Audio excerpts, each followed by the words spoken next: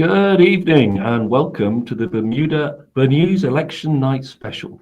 I'm Jeremy Deacon, one half of the team that presents the News Navigators podcast.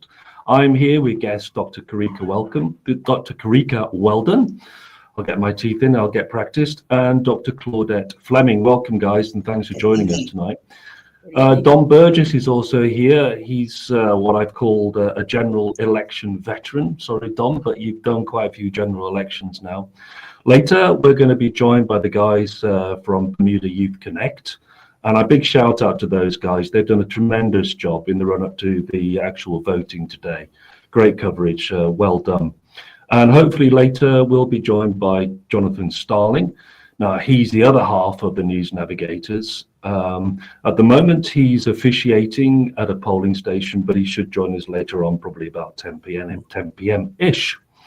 Guys, it's 3 minutes past 8, according to my watch. The polls are now closed. It's undoubtedly an historic night. Never before have there been so many candidates and, so many independents in particular. First of all, Don, you've been out all day going around polling stations. What are you hearing from people?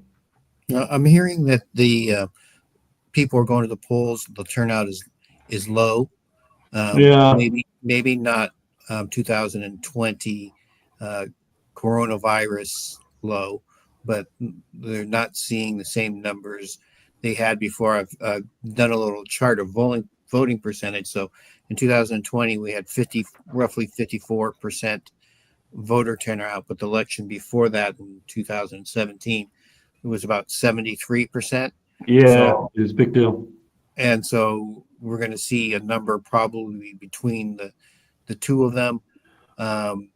Most of the candidates were out there. I did go to one polling station, and the PLP candidate was not there when I showed up, and nobody was there representing the PLP, and that was against Ben Smith, and Lauren Hayward Bell was nowhere to be seen. So he hasn't got much of a chance, I wouldn't have thought, but yeah. Yeah, but I'm going to make the assumption that the OBA are going to win that seat, but it wasn't a good look. So. Wasn't a good look for the people who were looking to vote for her to show up and not have anybody from the PLP there. I must admit, I'd spoken to some people throughout the day, and in particular just before we went live, and I'm hearing very much the same story, that the turnout does look as if it's going to be quite low. Now, traditionally, guys, I don't know what you think, but traditionally it bodes well for the PLP, bodes badly for the PLP, and better for the OBA in these circumstances. Would you agree? Yeah, I mean, I've actually had a chat with a few, and I know that some who were instrumental in, the building of the PLP have decided to not vote. They said they're sitting this one out. So, hearing it straight from the horse's mouth that they'd rather just not be involved. They're so disengaged with what's happening and upset, really, with where things are, that they just decided not to vote. What do you mean when they say they're upset about where things are? What do you think? Is that the way the economy is growing? Is that the grocery bills? I think, what the PLP or what it was built on, the principles and the tenets of who the PLP is, that is something that a lot of Bermudians agree with. And even myself, I haven't lost my love for the foundational principles of the PLP. I just don't agree with what is happening currently with those who are in charge. And I think that's a similar sentiment that a lot of people feel, that if we had the, Dame Lois Brown Evans and, those who have set the trail around now, that they would not be impressed with what they're seeing. I want to come back to you because you've made plain your lack of support for the PLP. Claudette, what are you picking up? What are you hearing from people as you've been out and about today and in the run up to the election? I think there's been, it all depends on the perspective from which you come from. I think I'm in a very strong PLP constituency with Michael Weeks. Right. It's very, very likely that Michael Weeks will return. So, and that's been historically so. So I'm not hearing those types of things. So PLP has been well represented in our district, at least. But I think overall, the amount of candidates indicates that there is a level of dissatisfaction, and that cannot be ignored. I'm very encouraged, whichever way people are voting. Bernews has done an outstanding job. I felt like I've been right there at every polling station. I can feel the temperature of the candidates. And I think what resonated for me was that all the candidates stated, without exception, that they had gotten onto the doorstep at some point. There was one gentleman who started out saying, I was on TikTok, or, I was in social media, but, eventually I ended up on the doorstep. That's important because Bermuda is still an aging population. The majority of folks are over the age of 50, and they're not online. And with all the great interviews that even Youth Connect, who will be joining us later, did, some of our older folks missed those discussions. So it's important that the candidates felt encouraged that they were on the doorstep and they got to speak to people. So I'm feeling like optimistic. I don't really know how it's going to go because this, as you said, Jeremy, it's an anomaly, right? Really is, yeah. It is an anomaly, but we'll see how it turns out at the polls. I tend to agree with you. It's generally not good for the party that's coming in when there is a low turnout. However, the spoiler is that there isn't a really united opposition. And so will that diversification in terms of the opposition go in the favor of the PLP? That's what we're going to do tonight. I think we have to really focus on that a bit later on because, people being spoiled for choice, as I mentioned earlier on, you just don't know which way it's going to go. I'm going to put you on the spot. In a minute, we're going to go through all the seats and have a quick look at all 36 seats. I think there's some fascinating ones. There's some ones that are very straightforward where the result's going to go, but I think we need to have a look at them all. I think that would be useful for our listeners and viewers. But before that, guys, I'm sorry, I've got to do the $6 million question. Who's going to win? What's the result going to be? Who's going to get how many seats? And I'll hold you to this at the end of it. Don't worry. Oh gosh. Okay. I think the PLP will still win. I mean, they're coming from 30 seats, right? So for them to 29 with Vance Campbell crossing the floor. Yeah. So they're coming from a high number. Yes, they already know they're going to lose some. But I think they will hold it primarily because of that point that was just made there's a split opposition, right? And so we saw this actually in, C36 with the by-election. The winner got about a third of the votes, but because it was split, 3 or 4 ways, then, they won. And so we might see a lot of that in these seats that got a lot of competitors, I think when we go through the seats, we'll certainly see some instances where that could be the case, at least in my opinion. Mm-hmm. So what's your prediction? I think I used this draft vote link like a few weeks ago that I had to pick each candidate. I think I ended up with 20 for PLP. Okay. Yeah, so it was quite close. That does include whoever the speaker is going to be as well. If I remember correctly, my OBA was about 10. Right. Okay, so you've got room for 6 FDMs or independents. Yeah, a bit of wiggle room. I think there are some strong candidates actually that might pull a heist tonight. Again, that's something we can look at when we go through the seats because I actually think Wayne Crockwell is one of those people. I agree. Claudette, your predictions. Yeah. Well, I don't have numbers, but it would be similar. I think the PLP will return to the government, but some seats will be lost.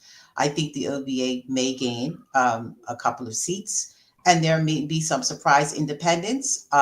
Wayne Crockwell is one that stands out for me. However, it remains again to the voters to see whether Linda Smith, who is another strong candidate, I know both of them well. They're known to their communities, so that's going to be a very interesting race. Word on the street in terms of Dwight, I can't remember his last name, Jackson, also seems to be a favorite for where he's running. Mark Bean, I don't recall that there was necessarily a strong PLP candidate, but we'll go through that there. But he has been well known, and that that would be a game changer for the political arena. Would be interesting. He, well, I interviewed him for my podcast last week, and he was predicting 4 FDM seats. Okay.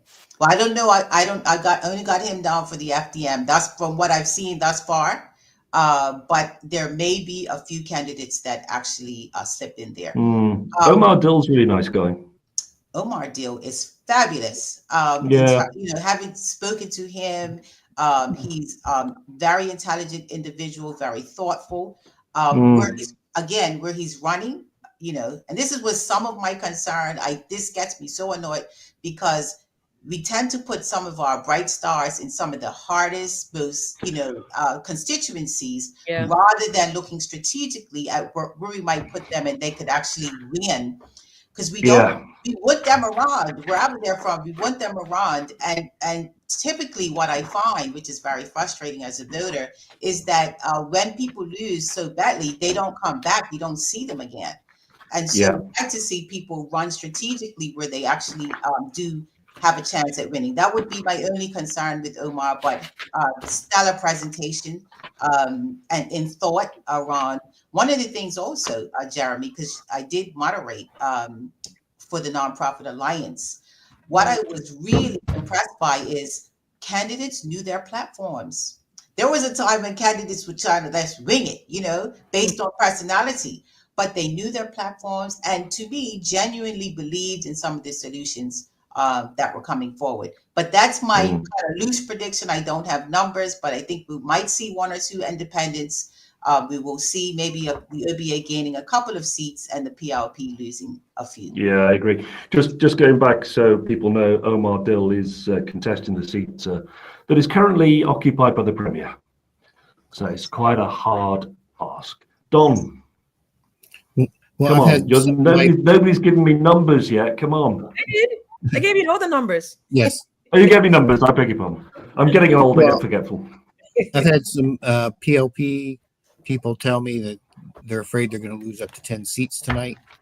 I don't know if that's actually going to be true because it's hard to tell with all the candidates running in the various constituencies and the split. And I think maybe the Premier's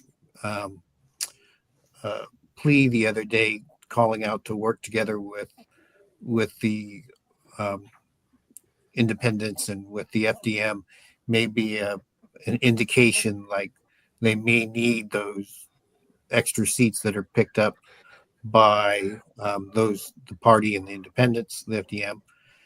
But part of the thing is like the numbers were so lopsided last election.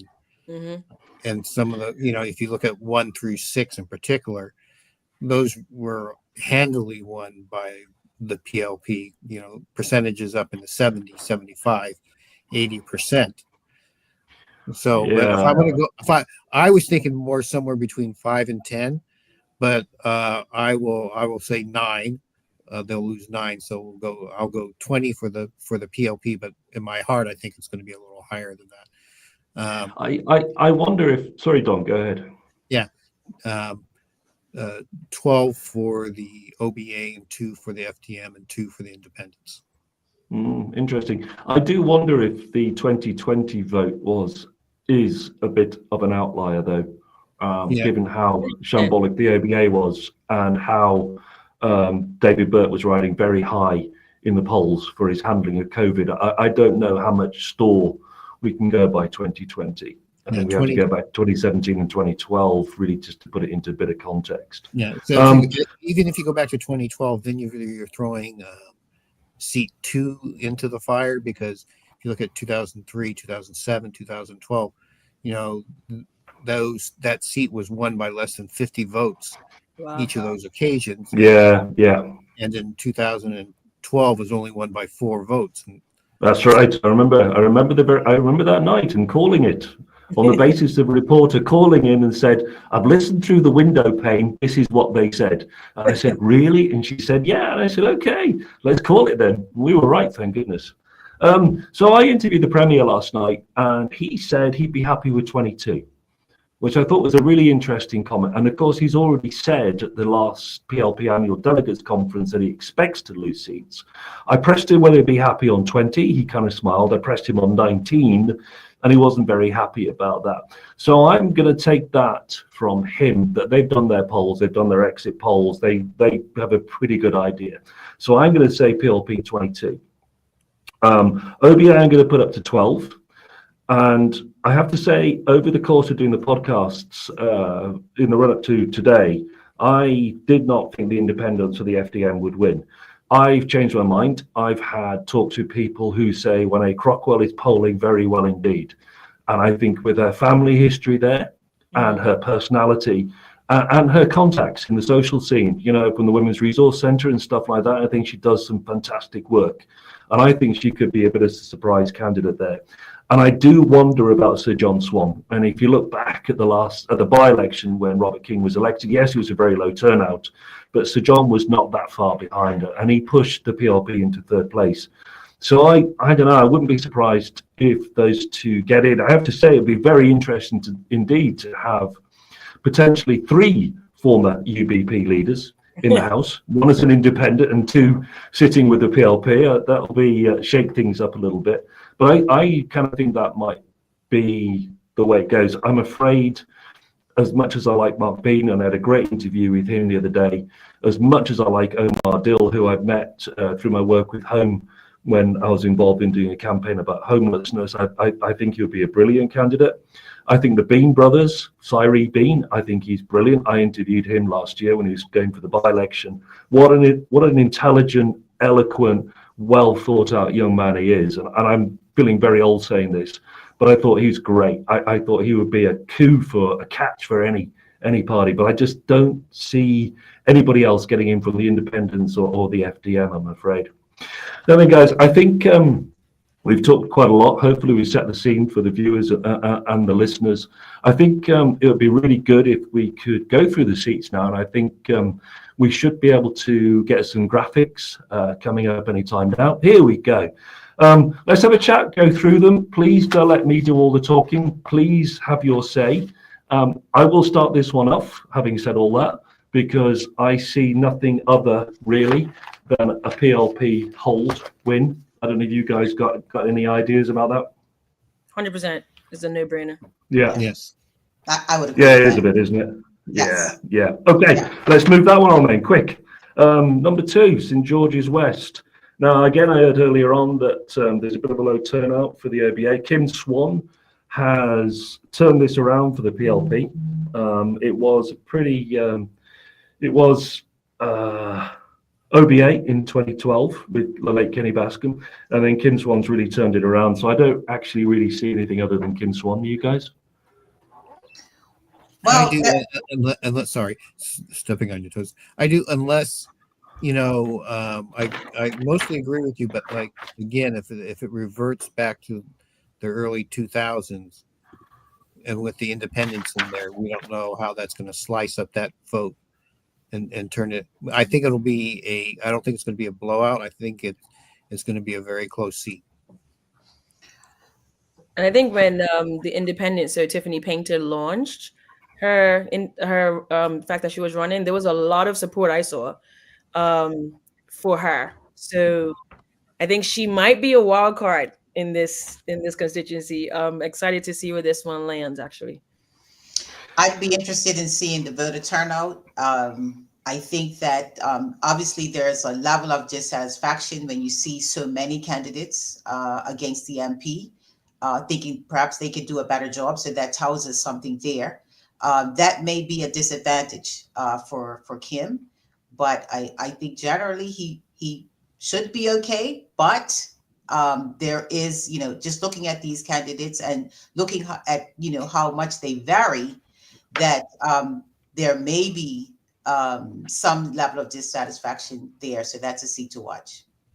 I think in 2012, Kenny Bascom defeated, he got 359 votes. Renee Ming at the time, I think, was 355. In 2017, Kim Swan turned that around. He got 690 to 360. And in 2020, although we said it's a bit of an outlier, he got 576 to 177. That's going to be quite a swing to get another candidate in, another party in. Good stats. I think just to also bring up, Mr. Sherlock is also, I think, a strong candidate. We'll see, obviously, how people like the FDM. I think actually that's, from what I've seen, the group or the party doesn't seem as organized, would be my take, and so that might harm. But he is from the area, and people probably know him very well. So I couldn't really call this one. I did like my own little kind of guessing, and I was between actually Sherlock and Paint. I wasn't sure which one I thought might take this one. We should have mentioned, actually, I think Tiffany Paint is another very strong independent candidate. Yep. So, excuse me, guys, my cold is catching up with me. So you think that's too close to call, do you guys? I think we'll be waiting for a while for the results. I think, Jeremy, you should start with the statistics first. Those were some phenomenal statistics in terms of a turnaround for Kim. So, given that information, he is coming in a little stronger than I originally said. Yeah. However, I would go back to that level of dissatisfaction with the very candidates that have come up against him, and what that means for him, we'll see in the final result. Yeah, I think one thing, in speaking to the candidates this morning and speaking to some voters off the record, a lot of people are not happy with the infrastructure in St. George's. The roads in particular were mentioned as an issue for him. It always seems like something's torn up and blocking the town. So if that dissatisfaction turns into votes, Kim might be in trouble. I can only agree with you about the roads. As somebody who lives in St. David's and goes shopping in St. George's on my bike, it's a pretty terrifying journey. Okay, well, let's watch out how that one goes. Number 3. It's like playing bingo, isn't it? I personally, I think this is a PLP hold with Levita Fogo. Yeah, I think I agree. Yeah, I don't see it going the other way. We'll be close. Agree on that one. St. George's South, Constituency 4. Now, I suppose I have to declare some sort of interest that my wife was the candidate here. She did step down. But I wonder how close this is going to be. Actually, this is the one that seems to vary election to election. We had Susan Roberts Holzhauser held it in 2012. She lost in 2017 to Levito, 652 to 429. And in 2020, Tinay was 655 to 223. But I just have a funny feeling about that this is one to watch. I disagree with you. I think this is going to be Tinay's seat.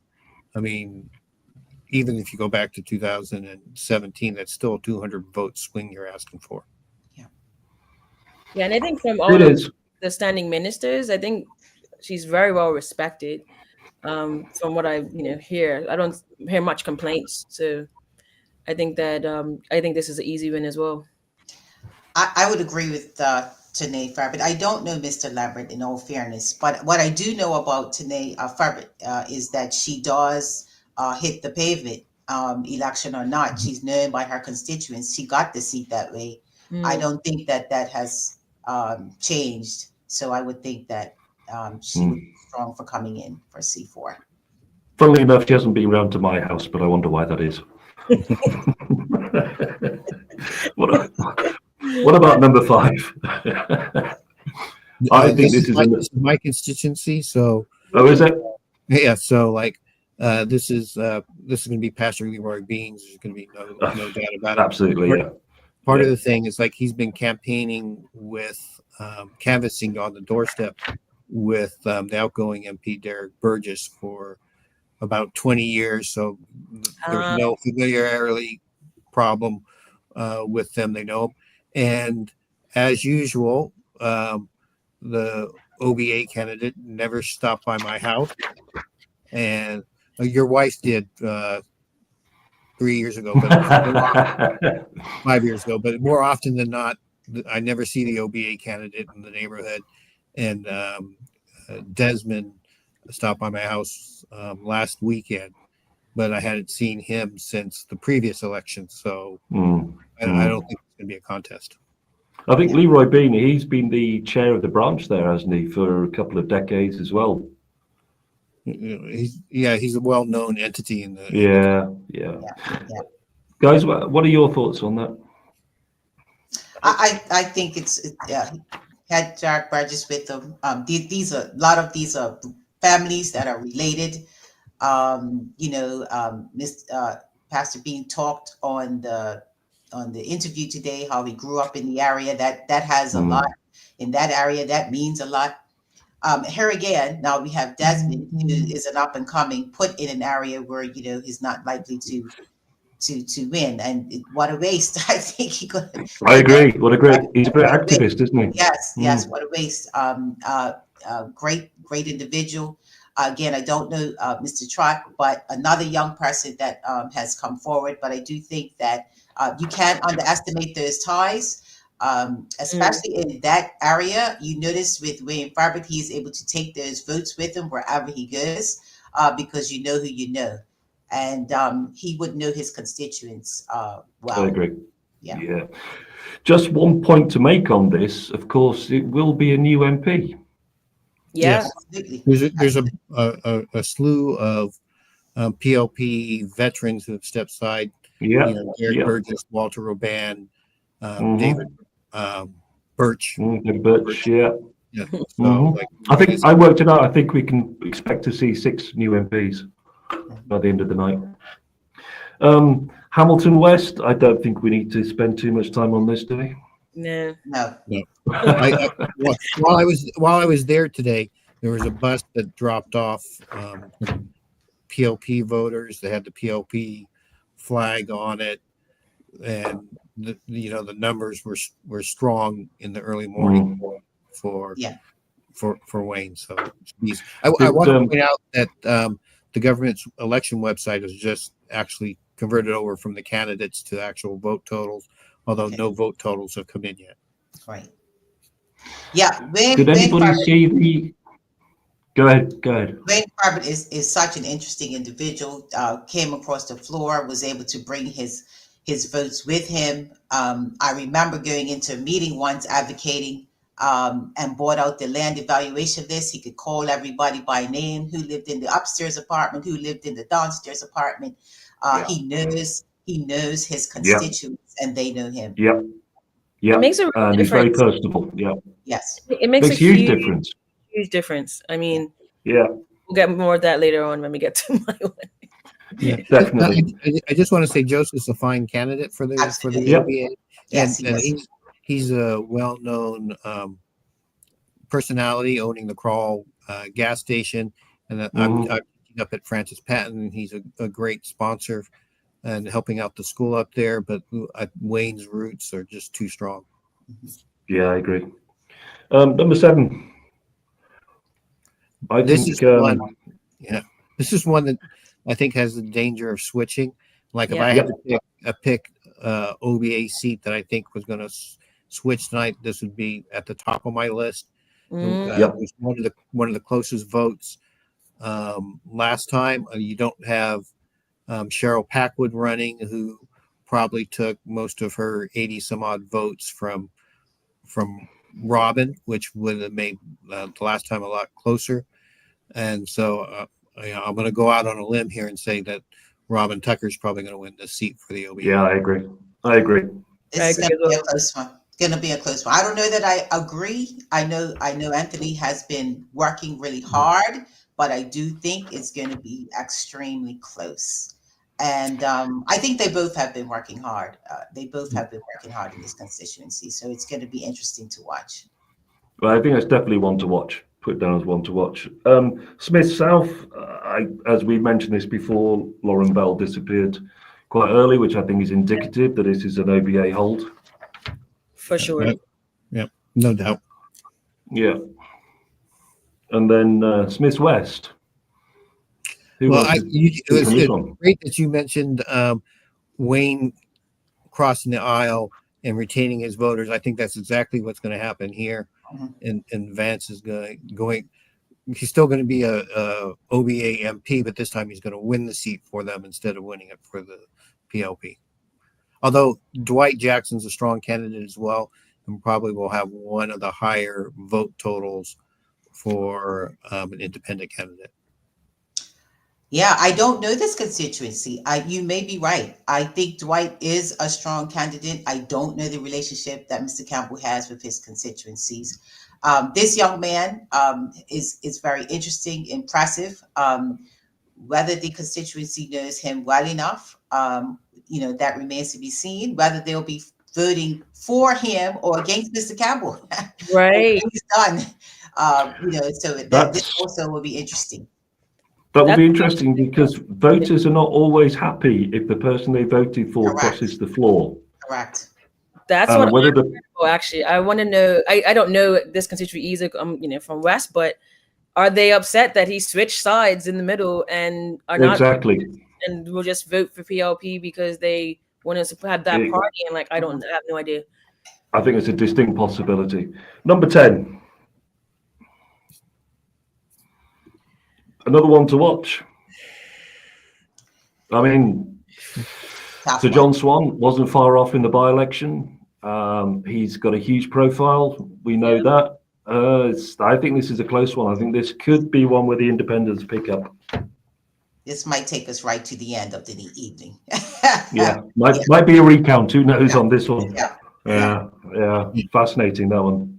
Yeah, I think the other possibility, because I could see any one of these three candidates winning the seat. I think Sir John could take enough seats from votes from Robert King that Lindsay slips in as the winner.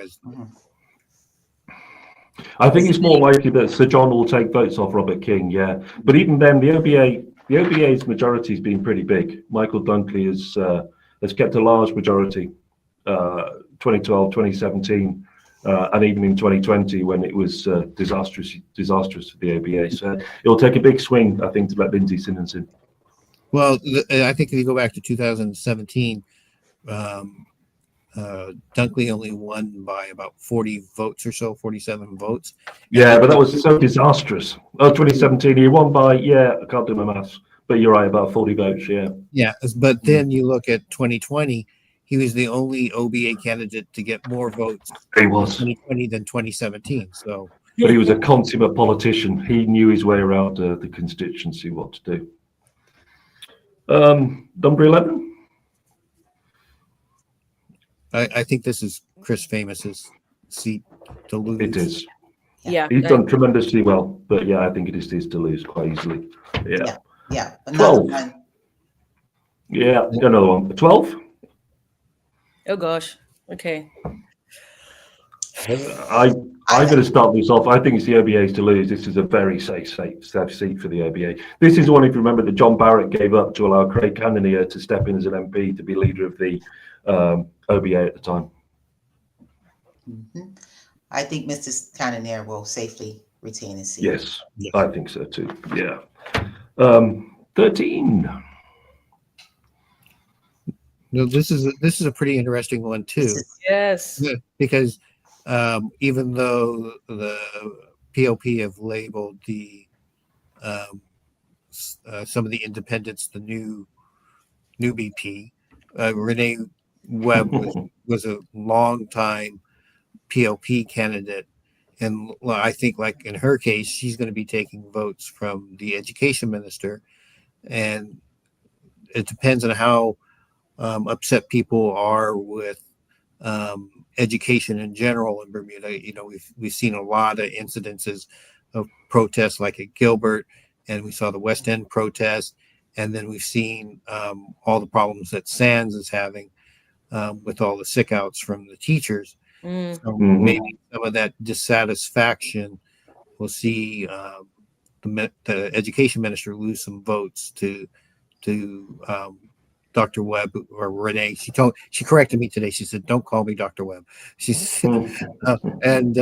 she is a well-known quantity, so I see her as a possible winner as an independent. Mhm. Guys? I'm interested in the level of dissatisfaction because what you talked about was national issues. I don't really know how the incumbent has been doing, on the ground. I know he's been out for a while, and then he's been very busy in the educational sphere. And so, as always, in most cases, that vote is reinforced on the doorstep. Has he had enough time to do that? And if he hasn't, will a vote for these other two be a vote against, not being able to have contact with him? I don't know. That's a question that I have. I think this is a hard one. Do you have any statistics on this one, Don? How did he do in the last election? He went very comfortable. Just a second, I can let you know. Okay. He was very comfortable. He's been very comfortable in that seat since he won it in 2017, and before that it was Glenn Blakeney. I think it's a PLP hold. Okay. Guys, we need to just move on a little bit because we've got to get through this before we welcome the guys from Bermuda Youth Connect. So what about 14? Oh boy, I think this Another is new MP, by the way, whatever happens. yeah. This is from Wayne Keynes, right? This is the seat he Uh-huh. gave. Mm, I think it depends. I mean, I think it's the PLP seat to lose, to be honest. I agree. Yeah. Yeah, and she's a good candidate, I think, for the Yeah. PLP. Strong candidate. Strong candidate. Very strong candidate. Yeah. Yeah, but Yeah. other known faces in other spheres. But a very strong candidate. Interesting enough, it was a OBA seat in 2012, but it's been flipped by Wayne Keynes. Mhm. So I think it'll stay that way. 15. And that, is another stronghold. Yeah. He was this It was before? Walter Roban's seat. Right. Yeah. Yeah. Yeah. Mm. Thank you So again, another new MP, Owen Darrell. Mhm. yeah. I don't see him losing. Do anybody else see him losing? No, I I think part of the don't reason. think it's because of him. I'll just say that on the record. I think it's because of his predecessor why he's walking into this seat so that he can be an elected minister and not an unelected minister. And I can say that Malachi Simons has certainly put a lot of work into the constituency for quite a long time, but it is a stronghold and it's likely to remain that way. I think so. Yeah. As I think, well, the next one, 16. Yeah. Absolutely. Yeah. We don't have to spend much time on that one. 17. 4 people. Will Rolfe have an impact? Jason Hayward nobody contested his seat in 2020, but Right. pretty safe PLP seat. I think what I want to say about this is the whole, Michael Fay entering back into the ring, as it were, and kind of really them focusing on that whole, situation when it happened and taking the stance of like what it is to be Bermudian. I actually think that's rubbing people the wrong way. Because again, I've been doing research and, our prostate cancer study, 40% of our men have at least one great grandparent or grandparent rather, that's from the Caribbean. So we say this very loosely, like we're Bermudian, but actually we're a mixture of a bunch of other things. And I think it's really starting to upset people, but I don't know if it's enough to, dent any of his stronghold in this seat. I don't know. Yeah, I personally don't. What about you guys? Don? Jeremy, what's the statistics from the last election? Let me have a look if I can read my writing. It I don't think was. anybody contested against him. I didn't actually do the 2012-2017 because in my calculations, this is a pretty safe seat for Jason Hayward. I think one of the things here is the Belco stuff, but I think he's been quite a good constituency MP. He has come out and publicly challenged the government over it, which I'd like to see more of from MPs. He was quite brave in doing that. So I think he will be quite well received. Whether the government itself will be well received over Belco is another issue, but I just don't see the other three being good enough to overcome what is a pretty safe seat for him, I think, still. Well, Rolfe can be a bit of a lightning rod, and he's very vocal about making sure our young Black men have an opportunity to have jobs and have opportunities in Bermuda. But then he's up against the Labour minister who does the same thing. So I don't know. Rolf's a bit of a Marmite character, isn't he? You love him or you don't. Yeah, I like Marmite, but I'm not sure anybody else here does. I want to just say as well before we continue that we have 2 seats results in so far. The first count for Constituency 12, looking very strong for Cannoneer. And 29 for Zane de Silva. Haven't got there yet, but they're basically about 75% of the vote. So there's a quite easy. I think we can probably pass on Zane because I think we know what's going to happen there, don't we? Yeah. 18. We talked about this briefly because of Omar Dill standing there, but I don't think there's any threat to the Premier. No. Yeah. Should have been running a different seat. Yep. Yeah, I have to say we marked on this before, but I remember when seeing where they were sitting, I said to I think it was Jonathan Starling in the podcast, why, what a waste. Anyway, I don't think there's a no-brainer. I think David Burt will still be there tonight. Pembroke West, number 19. I think there's a chance that Marcus Jones takes a seat. Yeah, it was a bit of a surprise when Mr. Adams took it the first time, and I think it could switch back. Now it's interesting. Again, yeah. Susie Arida. I mean, what will her presence do to the OBA count? I think that is that's an interesting. He might just, based on that. It's that's a tough constituency to have that type of a split between the OBN and independent. They would have been better to run one candidate there. So it's going to be interesting to see. That may be an advantage for Mr. Adams. Could be. So in 2012, Jean Atherton won 530 versus 275. She won again in 2017, 502 versus 379. Jashay Adams in 2020 polled 368 and Marcus Jones 307. But 2020, I still say, I've said before, is a bit of an outlier. So if you look at 2017 and 2012, that's a pretty solid majority for the OBA. So whether Susie could actually dig into that is another matter. I'm not sure. Turnout is going to be very important there, I think. Yeah, we also have some votes in for St. George's South. Tanae Ferbert, 141, and Clifton Lambert, 57. It's a clear win. Yeah, so I think we know where that's going, don't we? Okay. Yeah, and Neville Terrell, 121 votes, and Warwick South Central to Montel Curran, 29 votes. Still early. Okay, guys. So the results started to come in thick and thin. We're going to find out if our predictions are right soon. C20, no brainer. Michael Fay. Michael Fay. Yeah. my erstwhile partner in the podcast who deserted me because he wanted to fulfill a lifelong ambition to be an MP. I mean, for goodness sake, why do you want to do a lifelong ambition like that? Anyway, so 21. Curtis Dickinson. Yeah, definitely. But interesting 22. Again, the amount of candidates. And not bad ones either. Mm-hmm. Not bad ones. 22. Scott Pearman. Scott Pearman. Yeah. Mm-hmm. It's interesting that the boundaries changed a while ago, made his slightly less than a totally safe seat, but still a safe seat, I think. Padgy West. 23, I think Jarian's safe there. Yeah. What's the vote count again from last time?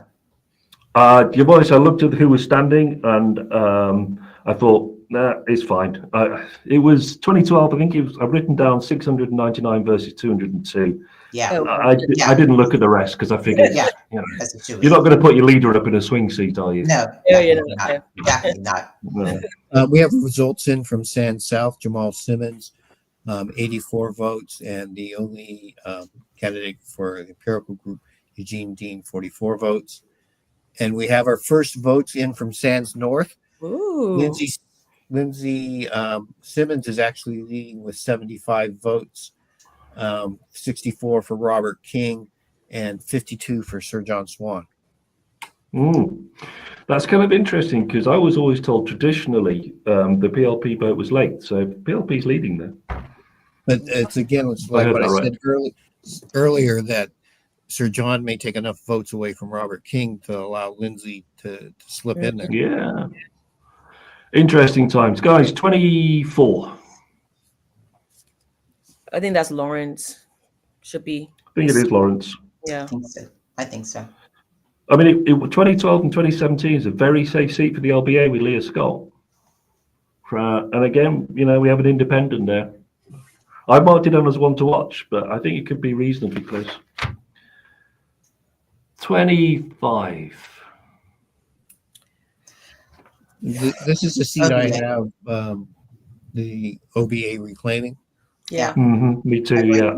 Agree. One of the closest ones from the last election. So I think Mr. Dakuda will have a chance to be an MP, a solid chance. From what I hear, he's worked very hard in that constituency again. And again, guys, this will be a new MP. Yes. We've got a lot. It's really interesting. 26. No brainer. Yes. Yeah. Easy. We'll be Neville Tyrrell, you mean? Yes. Yeah, just to be clear. No change. No change. And we No. see that by the first early vote where Mr. Tyrrell's almost 100 votes ahead already in the first count. Already.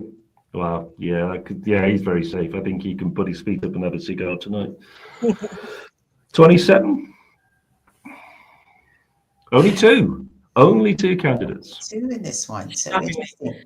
I think so. This is an interesting one. You're getting close to my territory in Warwick now. Paul Wilmot has been the chair, or was on the executive at least, of C27 for some time. He's been canvassing with Colonel, again, coming from a stronghold. I don't think this is going to flip at all. But of interest, Dion Smith was actually on the executive with me in C28 for PLP. So Okay. sides and gone to the other side. So I think that may hurt him, in my opinion, because which side are you on type of thing. I don't think Colonel's seat is going anywhere in terms of a different party. Yeah. No, we have I our don't. first votes in for Smith's West. Vance Campbell, 99 votes. Shamari Talbot Woolridge, 70 votes. And Dwight Jackson, 31 votes. Okay. Really close. But the other interesting thing, and I think this is something we're going to see in several places tonight, Vance Campbell has less than 50% of the vote, but ahead. Yep. So it speaks to a low turnout, I guess. Well, It's a three-way split. Yeah. It's the same thing what we saw in C36 in that by-election. The winner got a third of the vote, but because the other two didn't beat them, they won. So we agreed on Paul Wilmot, and I get a new MP. Yes. 28. Oh, how wonderful. This is your man, Karika. This is your man. This is where I'm born and raised. Gavin Kennedy's going to win, is he? I mean, I don't know. I think, the MP has been there since 2017. He flipped the seat. Prior it was OBA. It wasn't a big win in 2017. 2020, I was, like, as I said in my statement, I was actually canvassing for the current MP. And there was some dissatisfaction in certain pockets. So I know that does exist. And I don't know if that was remedied in the last term. But we shall see. I know a lot of people that I have spoken to haven't voted or they have swapped. So the numbers are going to tell us what is going to tell us. Any other thoughts? Mr. Kennedy put a very strong case forward, was very visible, outspoken. I don't know about this one. I don't have a prediction for this one. I've called it one to watch. Jeff Sousa in 2012. He won pretty handsomely, 589 to 340. He won again. He lost marginally in 2017, 518 to Dennis Lister's 530. And in 2020, which again I think is an outlier, he won 498 to 329. I just wonder if I think that could be closer this year. We'll see. We have some results in from Pembroke East. Owen Darrell, 94 votes, or 63%. Willie Ferguson, the independent, 18 votes, 12%. And Malachi Simons, 37 votes, 25%. And Don, these are the first quarter votes, aren't they? We're talking about. Yes. Yeah. Okay. And 29. I'm going to have to give some shout out to the people at Parliamentary Registry, because they've changed their system this year. So the latest results now are coming up at the top of their election page, so you can see right away, what's happening, what's the exact latest. You don't have to go searching down through the column anymore and look across. So I'll give them props tonight. Cool. 29, I think we know, don't we? No brainer. Yeah. Zane stays.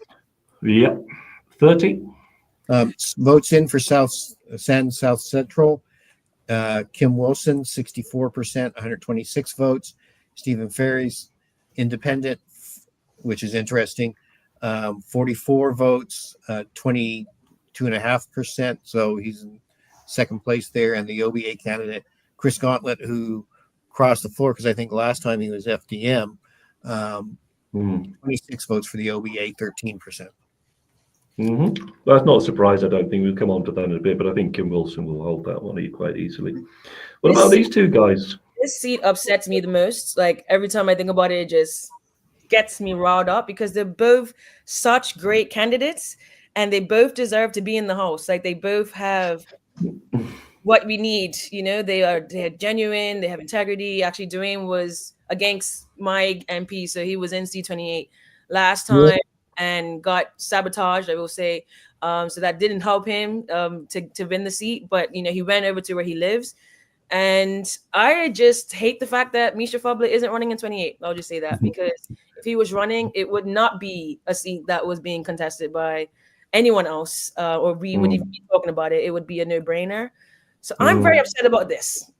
Very, very upset. So who's going to win? First count in for Warwick Southeast, which we just talked about. Tariq Smith, 73 votes in the first count. Lawrence Scott, 72. And independent Warren Francis, 22. Okay. So one vote advantage there for Tariq Smith. Wow. This is going to be fun. So my money is on Dwayne Robinson, because 2012, 2017, 2012, it was an OBA seat. 2017, it was an OBA seat. 2020, again, an awful time for the OBA. They lost by 86 votes. And what I've heard is the MP that's left hasn't left it as a stronghold. So Misha came in late because Dwayne's been there since the last election and he's been stomping the ground. And he's come over late and he doesn't live there because he lives in C28 and he just got the short end of the stick. Just drives me nuts. I don't want to talk about it. Another interesting vote as I jump in. Sands North Central may not be as a safe seat for the PLP as some people are predicting. Dennis Lister, the incumbent, 66 votes on the first count. Christopher Bean, independent, 55 votes. Good candidate. OBA, 24 votes. Mr. Durant and Eugene Brangman as an independent, 2 votes. So we'll be watching that one tonight. Early days. Now, guys, we're gonna move on, because the next one I think we need to spend a little bit of time on, because I think it's one of the most interesting seats. Yes, all women. Who first on this one? 4-way women seat. Yep, I know. Crystal Caesar, obviously the incumbent, but 1A Crockwell. I think Any when thoughts? it personally, I would be not shocked if she took it. I've also heard, from anecdotally from some in C31 that they've had some interesting different interactions with some of the candidates. One of whom was Crystal Caesar, who told them they should never talk bad about the party. Why would you tell someone you're trying to get their vote? That type of information. So I think 1A will take this personally. Claudette? It's pure speculation. Don't know this constituency, but I think Renee has come across as a very strong candidate. I do know that, there are some strong OBA supporters, but maybe with a little bit of dissatisfaction with the OBA. But I also know Linda Smith very well, former chairperson of Age Concern, another strong candidate. And so, we'll see. It'll come down to how well the incumbent feels, how they feel about the work that she's done. Again, whether she's been able to go onto that doorstep, because we've been hearing that over and over again. And this is another case of whether so much going on that's non-PLP, will that be an advantage to the PLP? As an indication of that, Devonshire Northwest number 14 has just come in. Alexa Lightbourne is leading with 66 votes, but 44% of the vote. David Rogers has 41 votes, and then Kyle Bridgewater 27, and Noel Young 16. So the vote is being split. There probably will not be, whoever wins that seat's not going to win the majority of the votes. 32. I think 32 is pretty straightforward. Let's have the stats on that one, Jeremy. What's that, sorry? Can we have the stats on the last election for this constituency? I didn't actually write these down because I did look at them, and Scott Simmons has, always done very well. The PLP's always done very well, and so I moved on quickly because I thought it was a pretty safe PLP seat. Just quickly, Smith South, Ben Smith 130 votes, Lauren Bell PLP 66 votes, and Pembroke East Central, Michael Weeks 98 votes, John Seymour 20. Did you call it Warwick? Sorry, Karika? Warwick North Central, the first count. Paul Wilmot taking that very clearly.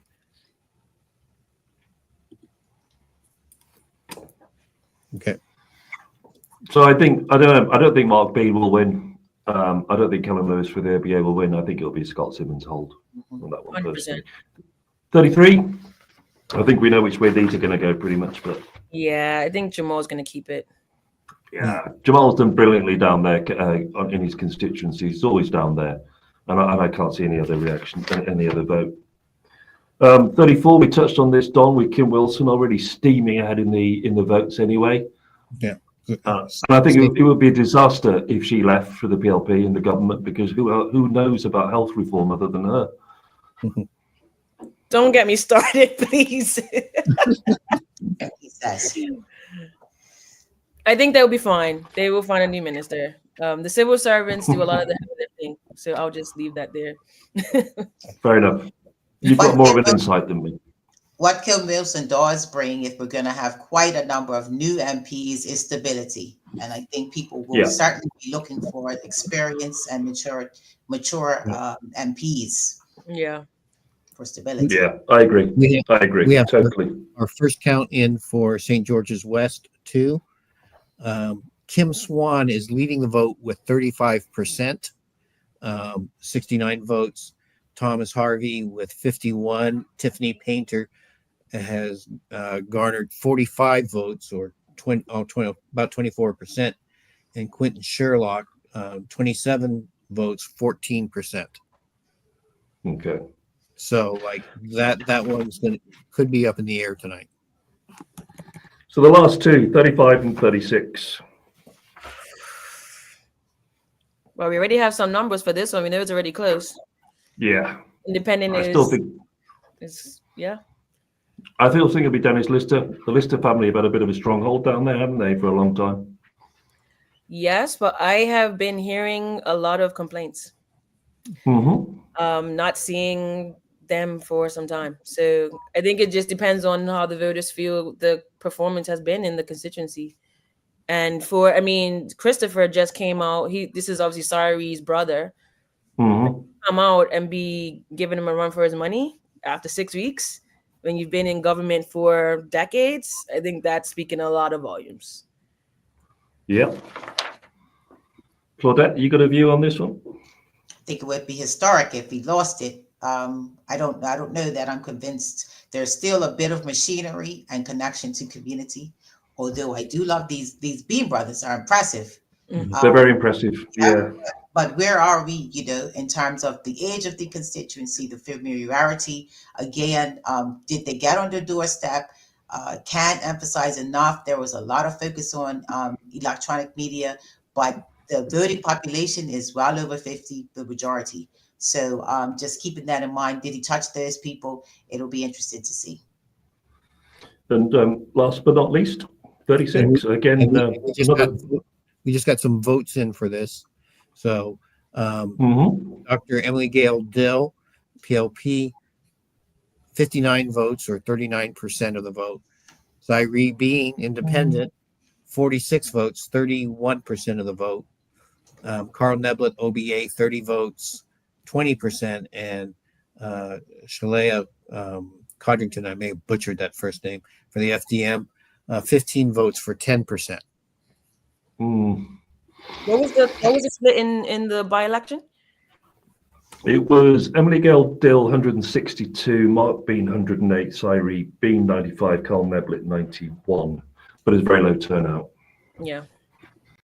I think if you go further back, it was 2012, PLP took it by 8 votes, 27, OBA 297, PLP 577, and 2020, Kathleen Simmons, when she stood there, 431, Mark Bean came 185, so it's pretty PLP. Yeah. I said, Zyree B is one to watch though for the future, I really think. Yeah. Overall, the vote total so far tonight, and we only have about 1,900 votes in. PLP 51%, OBA 32%, Independents 11.5%, FDM about 3.8%, and EMP 1.2%. So the PLP still winning a majority of the vote, but under the Westminster system, they may end up with more than 51% of the seats. Yeah, and there'll be a big debate about that. Guys, we've got a little bit of time before we welcome the Bermuda Youth Connect. One thing I did mention at the very beginning of this is the rise of the independents. What do you put it down to? Voter dissatisfaction, easy. People want change, yeah.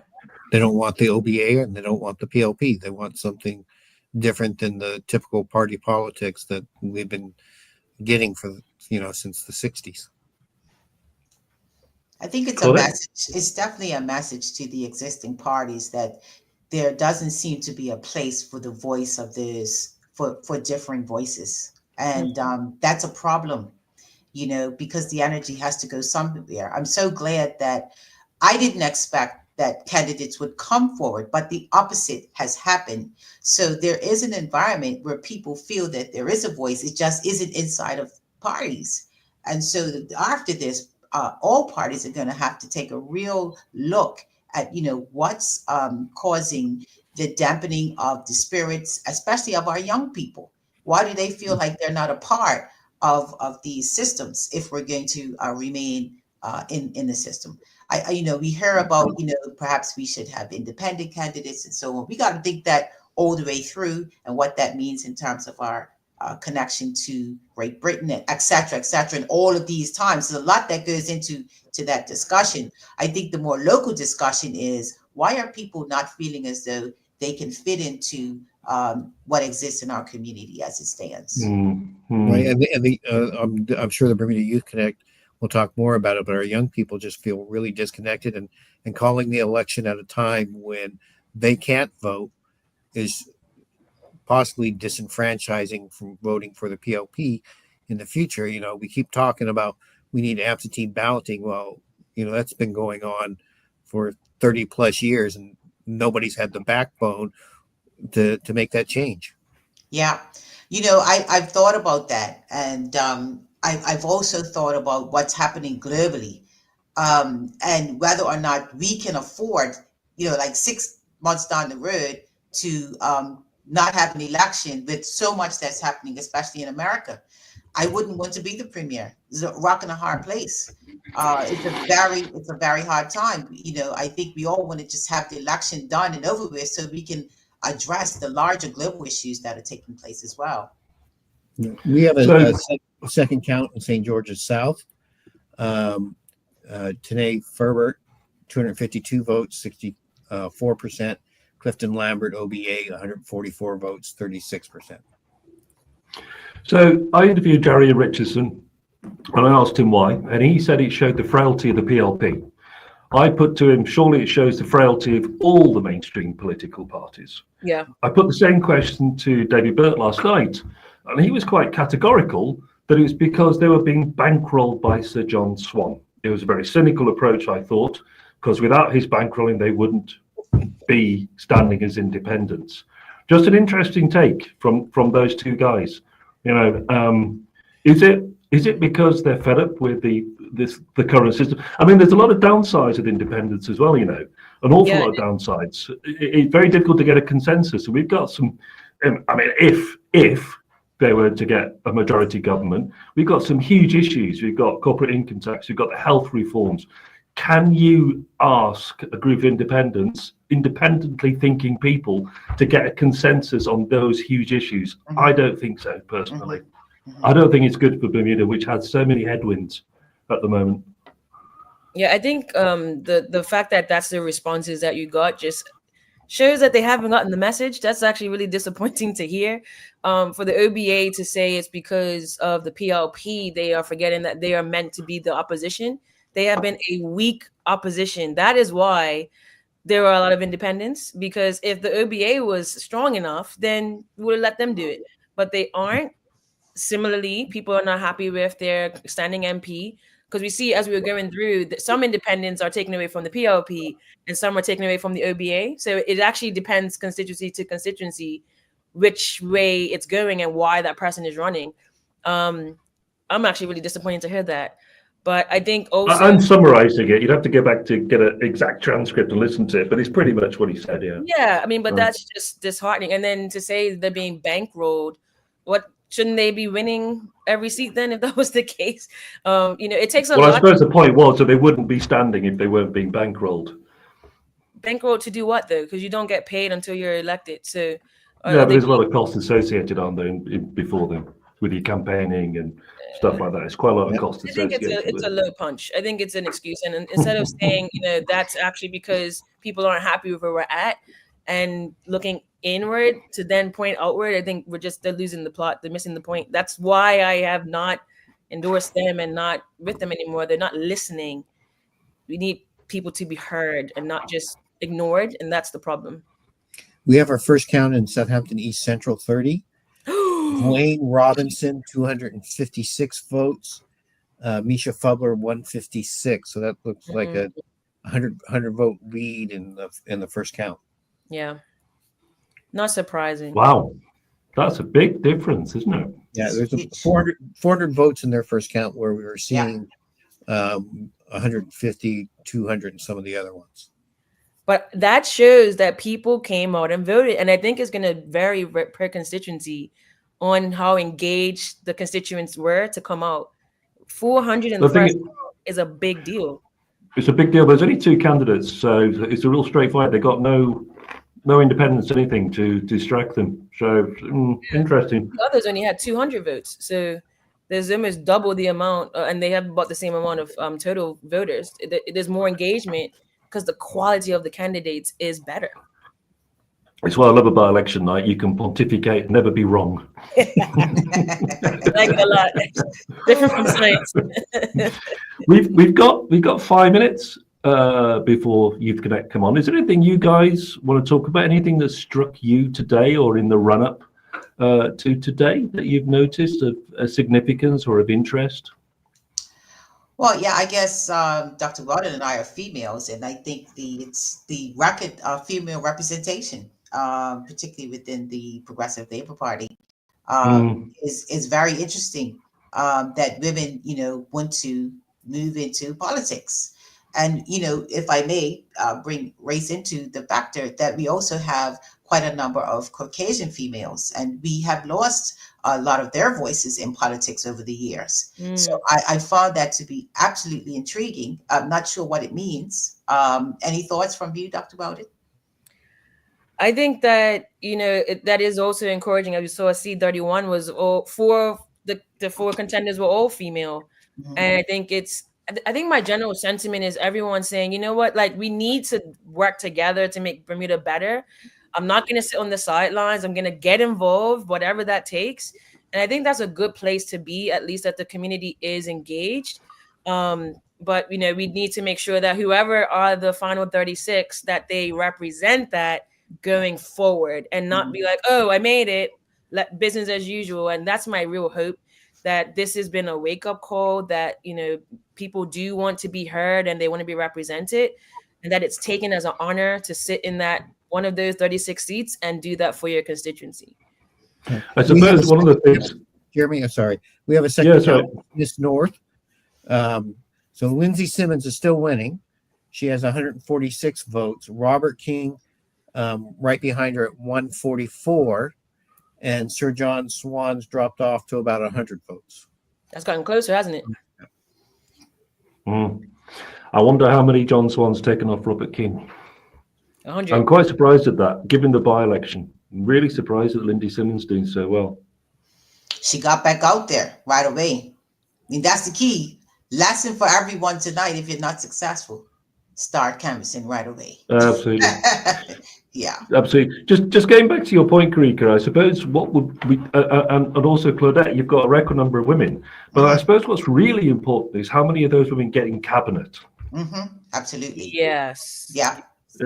They can stand, but if they're sitting on the back benches and they're not promoted, fine, but that doesn't equate into great success, does it? Well, I don't know if I would go that far. I mean, we need women in the House too, whether they're in cabinet or not, right? So cabinet, the decision makers then. Yeah, absolutely. But there's still representation at the parliamentary level. So I think that's just as important. But point taken that we need to see some equity in terms of the cabinet positions as well. But I think also with all of the resignations, we've seen a lot of the male ministers falling off. So actually the balance is kind of going in the right direction, I suppose. Well, we've seen two, haven't we? Walter Roban and Colonel Birch. So hopefully, if the PLP win, hopefully they'll be replaced by two women. Yeah. Right. We'll see. The proof is in the pudding. Proof is in the pudding. Just quickly before we go to break, Curtis Dickinson in the four-way for Pembroke Southeast, commanding 146 votes, 58.5%.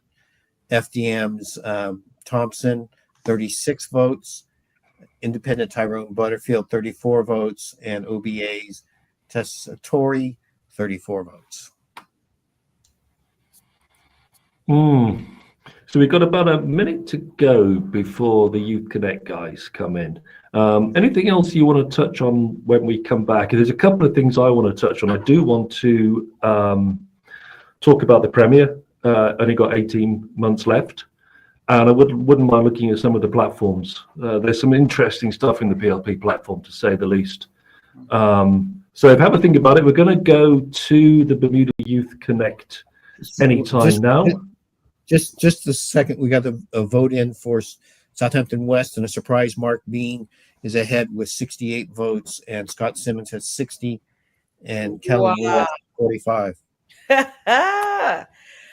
Here we go. Well. I'm going to rip up all my notes and start again. All right, guys. I think we can have a break, and we're going to welcome the Bermuda Youth Connect guys. I think yes. There we go.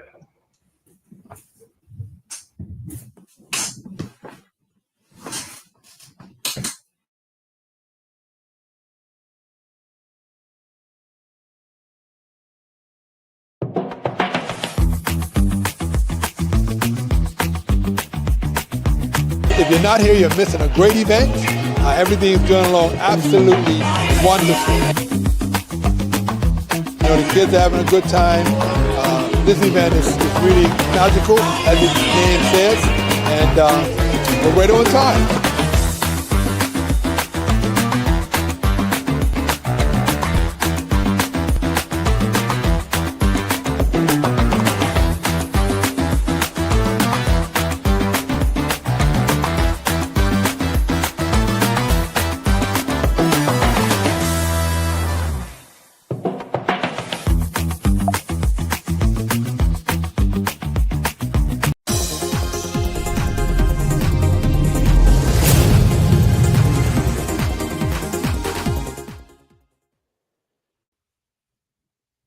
Happy general election, everyone. Everything that we've Happy- done has brought us to this moment. I'm really excited that it's election night. It's been a busy 6 weeks for us, hasn't it? It sure is. It has. Busy past couple of days, busy Interviews. 6 weeks. Flying It's been a students lot. home. It's been a lot. Yeah. No, But I we know did you it. guys weren't there. Yeah. I know you guys weren't there, but it was a very good day today going to every single polling station. The energy was a bit sporadic depending on where you were, but I think the consensus was that it was a low voter turnout than anticipated. But nonetheless, we're very thankful that Bermudians did come out to vote today. Yeah, I can speak to What was C29, which I voted in this morning. So yeah, very low voter turnout, but I don't know how to feel exactly because this is the second time I voted. And during 2020, it was COVID, so I'm not sure if social distancing had to do with the amount of people it looked like voting at once. But yeah, it was a bit slow at 29 as well. nice? Well, Now, what I'm not about in you, Bermuda, Haley? but I want to ask you. Well, I'm not there, but I want to ask you guys what the like the general vibe was. Like, did it feel? I feel like this is an exciting time for a lot of people because it's one monumental, one of the largest elections, and there's just a lot of choice that people have. So I feel like people should feel empowered by their options this year for sure.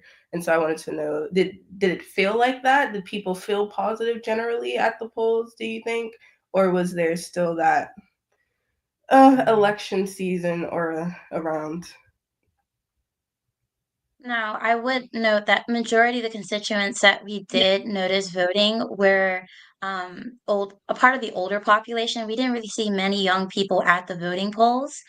And I will say it was a slow trickle that we had noticed throughout the day. We did ask a lot of the candidates what the flow was like, and they did note straight on 8 o'clock when the polls had opened that there were lines. So I think depending on what time of day you were there, you could probably witness something a little bit more different than what we had noticed throughout the day. But I think in general, I think a lot of people kind of felt a bit underwhelmed. Really? That's interesting. I mean, like from the outside looking in, at least on social media, it seems like people, well, it depends. On one hand, you have some constituencies where there are a lot of options. You have like races with Misha Fubler and Dwayne Robinson, where like people feel like it's a really hard decision to make because there's such quality candidates. In other cases, you have groups of people and they're like, I'm still not pleased with my constituents or my candidates in my constituency. So I get the hesitancy from some people and the optimism from others. But it looks like some more results just came in. At least I just refreshed and I see Southampton East, so constituency 29. Zane De Silva has 300 votes and Dion Smith has 95 votes. That is not surprising to me at all. I think Zane De Silva has that seat pretty secured. And then if you look at Smith's West, and I'm trying to, let me open it fully, but it looks like Vance Campbell has 203 votes, which is the OBA. Shamari Talbot-Woolridge has 152 votes. So just looking at between the two of them, that's actually pretty close. So 50% of the vote to Vance Campbell, 38% to PLP, which is Shamari Talbot-Woolridge. And then Dwight Jackson coming in with 45 votes as an independent. The independents, this is interesting. Definitely. Yeah, Veronica, I see you nodding. Yeah. What are your general thoughts about the independents in this election right now? Honestly, it's been very, very interesting. I mean, right now I'm looking at Sandy's North Central 35. Christopher Bean has 100 votes to Dennis Lister's 138. I mean, obviously this is the first count, but as a first time independent running as a young person, I mean, even to get a couple votes is good, but you're giving Lister a little bit of run for his money right now. Obviously it's this first count, but I mean, that's impressive. It is impressive. Most Proud of you, definitely. Christopher. Because, yeah, it's just showing up out there. And I think, again, I don't know what that shows. When we interviewed them a couple of days ago, I think it was a really great discussion amongst the three. We interviewed Mr. Dennis Lister, Christopher, and then Rodre as well. And all three seem very passionate about their community. But like Karika Weldon was speaking just previously, she talked about how on the ground there was some sort of level of dissatisfaction just because, Mr. Lister might not have been as active as he was previously. His role as Speaker in the House also plays a big role in that, just because he plays the role of the statesman. He's supposed to be a neutral party, and so that interferes with his ability to be out canvassing throughout the year like other candidates may be able to. So we might see the effects of that, but again, I think it's really still early. My prediction is that Mr. Lister still keeps his seat, but I expect Chris to come in strong second for sure. For sure. And then the other Bean brother, of course, Sire, Sands North 36 has 46 votes to Dr. Dill, who has 59 votes. So, I mean, once again, the young people are showing up and actually getting votes in. So that's impressive. Love to see that. Oh, look, I love, we Yeah. have the caption on the screen. So 59 to 46. And I'm sorry, I just want to get you guys' thoughts because we interviewed everyone for the by-election. The by-election was super close. Syrie came third, I want to say. FDM's Mark Bean came second. So I think this is definitely a race to watch as well because I think Syrie, Definitely. one, of course, we can't look at the by-election and say confidently this is what the general election is going to look like just because, it's going to be a different turnout of votes. We have a different FDM representative coming in. But I don't know. I think there is a possibility that Syrie could really pull this one off. I think that he's put in a lot of work in the community. Definitely. And so And I do we'll think see. in the by-election, the presence of Mark Bean, the FDM candidate, played a role in Syrie placing in the way that he did as third, because they do have somewhat of the same similar voter base. So I think the shift from Mark Bean from 36 to I believe 33 could also play a role in Syrie contending well within that constituency. Absolutely. I want to pull up, we also got some numbers from what I think will also be another interesting race. Pembroke West Central, Constituency 18, with Honorable David Burt, Nikki Garrett, and MR Dill. David Burt right now has 56% of the vote with 113 votes. Nikki Garrett has 44 votes at 22%. Mark Dill coming right in behind her at 43 votes with 21.5% of the vote. I think this was an interesting one to watch, but I was watching the panel earlier, and I think it was Karika again that said, or maybe not, but someone said that, we have this national dissatisfaction generally with, the premier, but not exactly sure how that translates on the local level. And his constituents may still support him. And so we'll see, because I think the FDM definitely came out strong with this strategic placement. And so I don't think they would have done that without, having some sort of confidence that they might be able to pull this seat. So we'll see. But right now, again, it's the first count though. But right now, he has over 50% of the vote, in MR. So at 21%. But it's a long night, so Teray and I did visit their constituency today, and the atmosphere was very interesting. The premier pulled out all the stops. He had a heat warmer, he got a cotton candy machine, so it was very much a comfortable setup, in my opinion. Not surprising. He had some cotton candy for me. Well, yeah, it's not surprising at all, actually.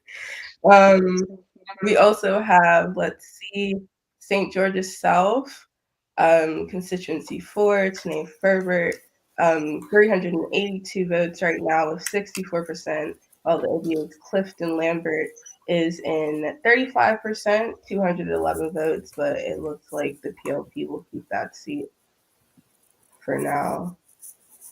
But again, it's just the beginning of the night. First count. I think there's a lot of room Definitely. for things to change. Hello, Teray. Welcome. I'm not embarrassed. But we've been going through the most recent updates from as they come up on the parliamentary registry so far. Don't think we've called this one out recently. The Ward Northeast 25. Oh, is that what it just put up? Nope, this is C5, so I'll read this one. But PLP with 110 votes, Desmond Crockwell with 37 votes, and Lateef Trott OBA with 37 votes. And so you see the FDM and OBA kind of on a similar scale. I expected it to go this way. I don't think the PLP is losing that seat. Same for C2. Oh, interesting. PLP has C2 is quite 69 votes. close. Again, this is just the first count.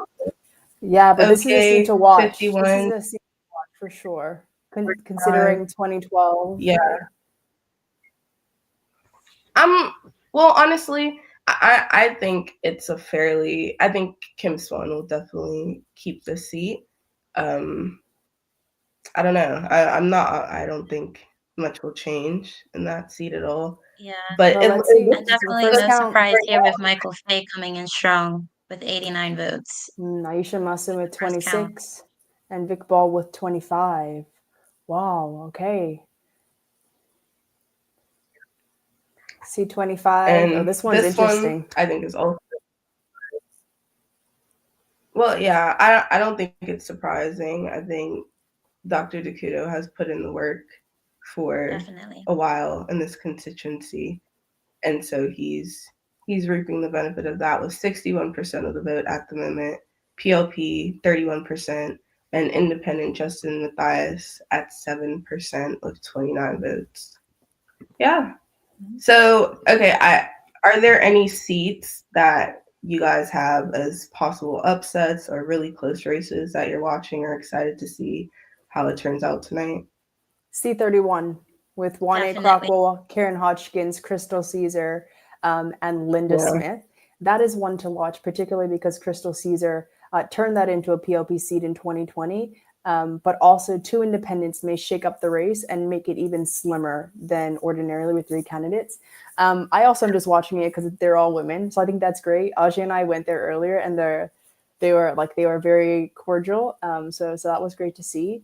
So I would say C31, also C36. I think is going to be interesting with Cyree Bean, Emily Gale Dill, and Shalea Codrington. Okay, we have first count. Oh, first count for C36. We have Emily Gale Dill with 59 votes, Cyree Bean trailing behind with 46 votes, Carl Neblett with 30 votes, and Shalea Codrington with 15 votes. I mean, we did a panel interview with them. What are you guys' reactions? Ajay, what are your reactions to that first count? Well, I mentioned this earlier, and I think that Mark Bean switching over to C33 is going to benefit Cyree in this run due to the fact that they have a similar voter base.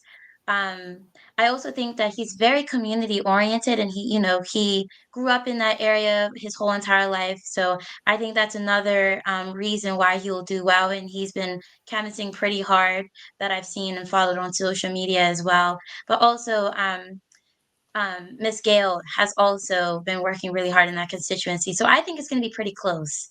And I think it's too soon to really say for sure who would really win that seat. Yeah. Well, speaking first count for C1, Renee Ming with 117 votes, James Perry from the OBA with 50 votes, and Harry Matthey with 3 votes. That one's not a shocker, unfortunately. Mm-hmm. But back to what you were saying, Ajay, about C36, I think that's definitely one to watch, and you're definitely right in that Mark Bean being in that race kind of took, I think, votes away from Cyree. So it's going to be really interesting to see what the results are, particularly the turnout, because that was also something that we heard on the ground, that their overall was just generally a low voter turnout, which is quite disappointing, but it's going to be interesting to see the breakdown.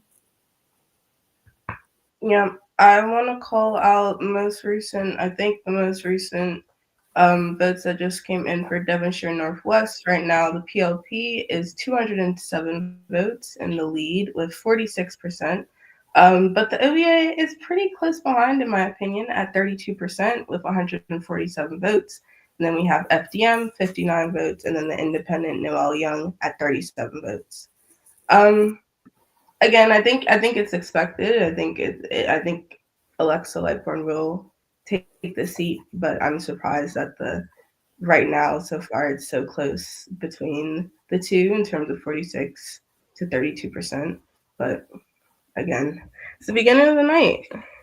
Yeah, these are all first counts. These are exactly. I'm not making any predictions on the first count, but there are some seats that are very obviously not going to switch. Mm-hmm. Yeah, then right But underneath speaking it of is Southampton. Oh, go ahead. No, go ahead, Veronica. Okay, so Southampton East Central with 30. That is Dwayne Robinson with 399 of the votes, and then Mishka with 250 votes. What do we think about that? We've interviewed them as well. Just that's my constituency. That's my constituency. We went there actually. So I think the gap is unsurprising because they're two great candidates. Honestly, it was a difficult choice for me, but you said 350 to 299. 399 to 250. So just a two-man race going on there. Wow. Okay, 61% to 38. Oof. So that's a pretty big gap. It is, but first counts. First count, so yeah. We shall see. First count. And then just an update, because we shared this one earlier for constituency 2. Kim Swan, I think he's going to keep the seat. 41% with 157 of the votes. Thomas Harvey, 93 votes, 24%. Tiffany Painter, 81 votes, 21%. And then FDM's Quentin Sherlock at 51 votes and 13% of the total vote. So, yeah, I think the split is interesting for sure because there's 4 candidates running, but Kim Swan has held the seat as both, and then Pat, please correct me if I'm wrong, but both as a UBP member and a PLP member, and has held the seat all the way through. So I don't think that's going to change this year, but we shall see. Yeah, and I mean a great transition because I think we're going to bring back on Dr. Fleming and Jeremy Deacon and Dawn for further conversation, particularly to talk about those splits. Mm-hmm. Hi guys. Hi there. How you doing? Just want to say, guys, you've done a fantastic job. really good. Great to see you engaged. You know, I've been a pro for 40 years. I love what you did. Good. Lots of kudos. Really good stuff. Really good stuff. That means a lot coming from you. No, not coming from me. Guys, I wanted to jump in. How upset were you as young people at the timing of the election when he called it, January the 8th? Because it disenfranchised so many young people, didn't it, who were students overseas? How upset were you? What were your thoughts looking back on how you felt at the time? Considering January 8th. I just want to answer at once. That's how upset we were. I think that it was more shocking than upsetting for me initially, just because when the press conference was called, we're all in our group chat, PLP press conference.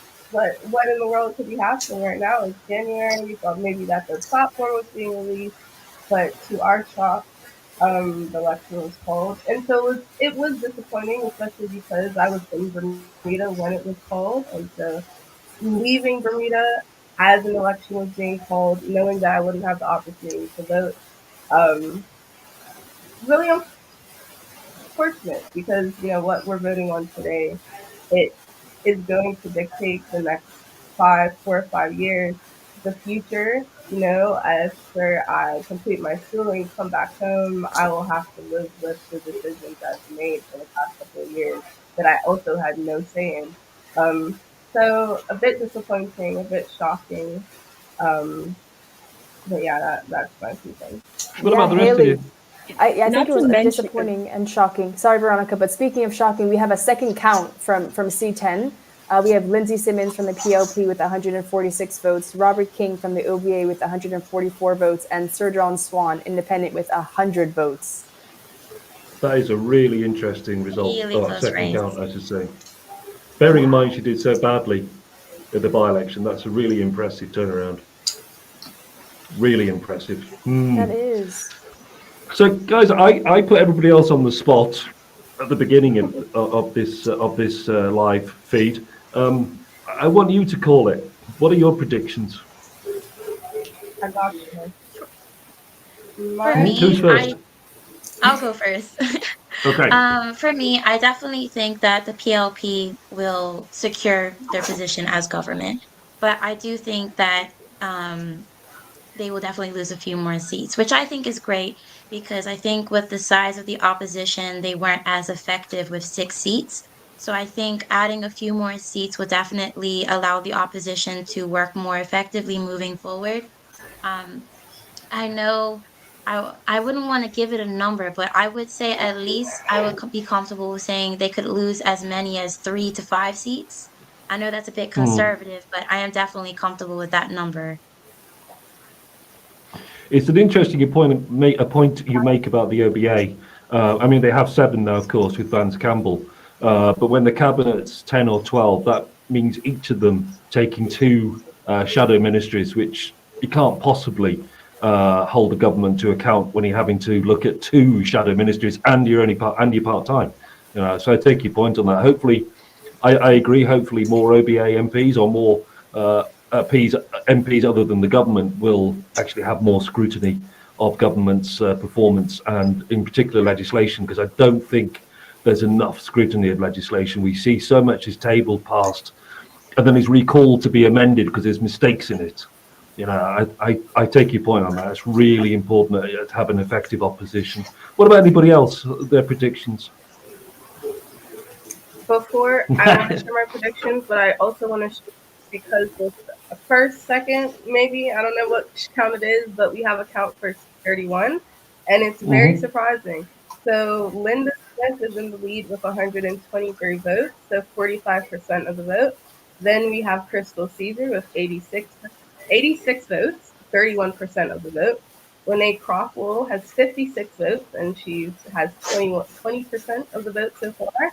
And Karen Hodgkins has 8 votes, just under 3% of the vote. So right now, Wow, OBA's Wow. Linda Smith that is leading, shocking. but it's something that I considered in my predictions just because I think that the independents, their voters that they may pull from the PLP's votes, and I think that might leave the OVA a little more open to, really maintain their voter base that they've held in past elections. So I'm not too shocked, honestly. But again, it's very early, and I think things could change. But it's definitely a close-ish race, at least between the It's, OVA and PLP so far. it's an interesting one there, because I've always told traditionally that the OBA supporters will come out early and vote, and those tend to be the first count. And it'll be interesting to see if she can maintain that lead, Linda Smith. My guess is that Crystal Caesar will catch up. I'm disappointed that Renee Crockwell hasn't got a better showing. I know, I know that I did a little blog post about it, I think, when she announced her candidacy, and I said this is the most interesting thing to happen at this election so far. It was brilliant. I definitely What do you agree. think, Claudette? What's making an impact for you so far with these interim results, as early results?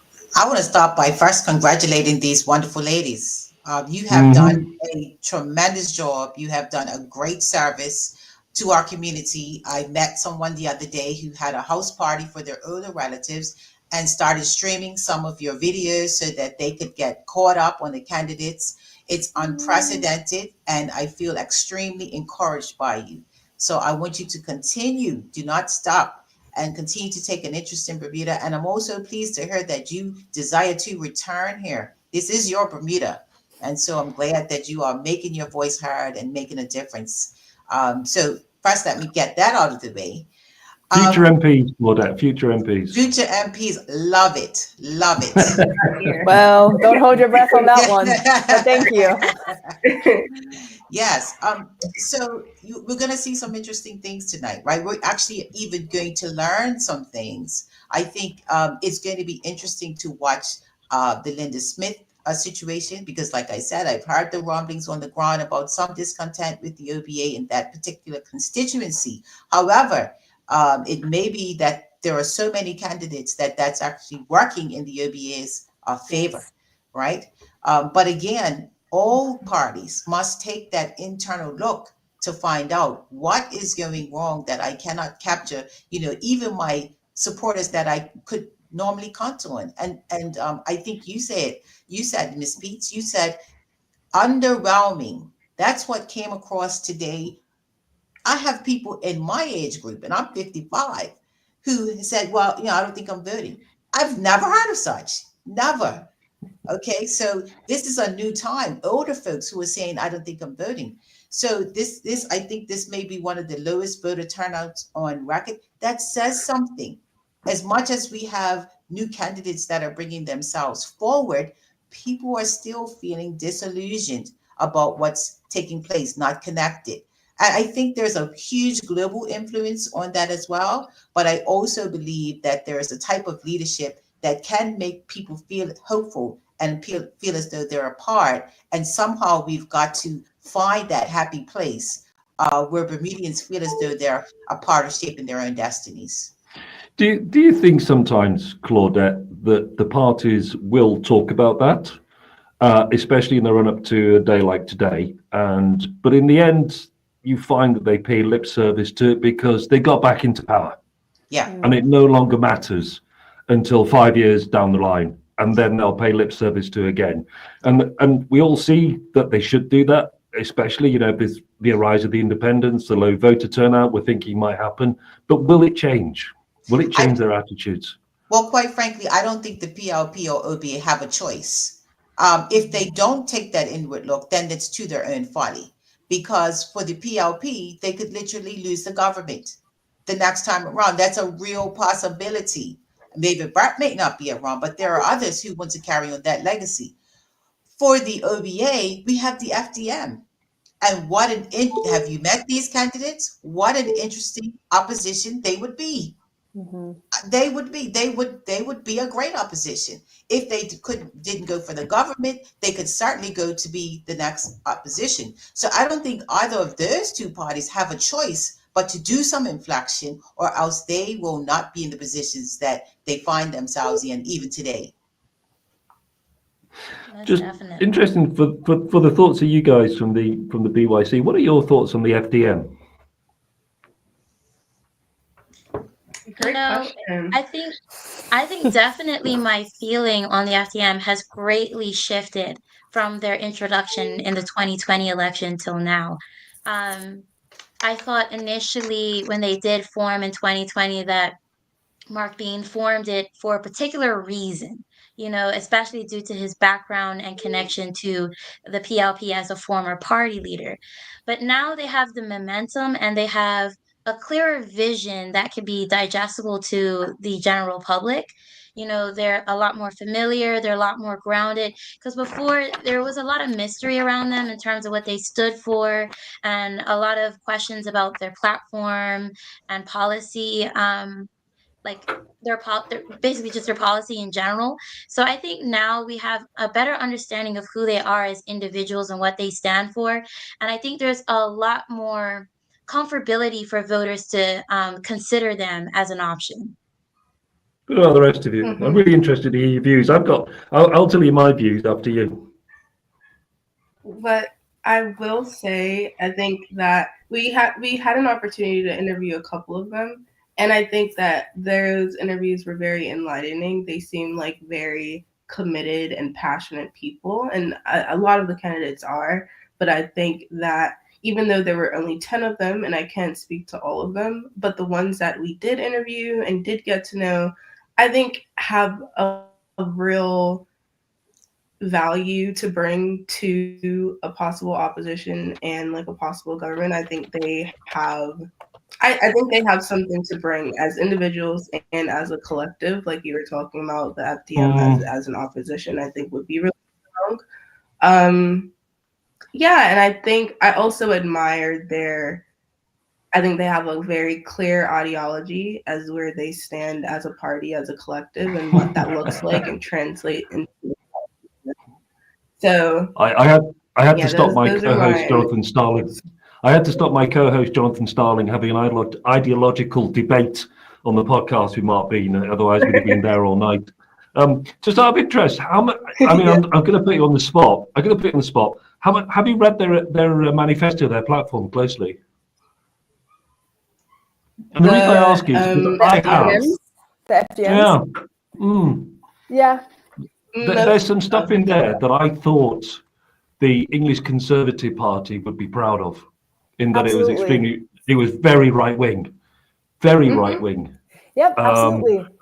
Are you okay with that? No, I think generally the political parties in Bermuda tend to be center right, but the FDM has clearly taken a more right wing approach. I mean, For sure. They consider themselves like libertarians. Libertarian, yeah. Exactly. So I think that was a bit disappointing. But I want to respond to your earlier question about my thoughts about the FDM.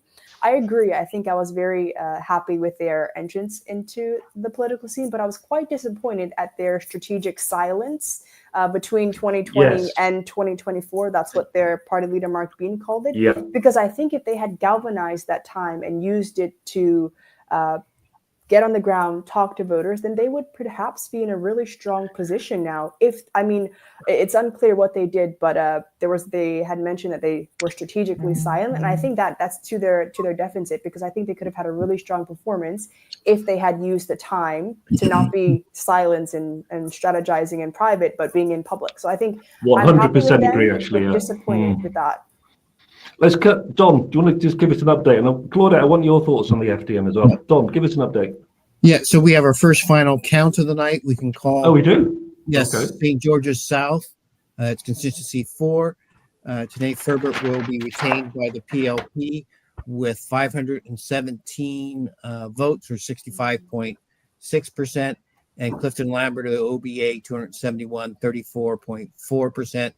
And that was with 788 out of 1,360 voters. So the PLP have picked up the first seat of the night. It's a PLP hold. Don't listen to my predictions, guys. I said that was one to watch. Claudette, what are your thoughts on the FDM? Well, the FDM, they got some interesting folks, and interesting ideology, interesting folks. I love the diversity.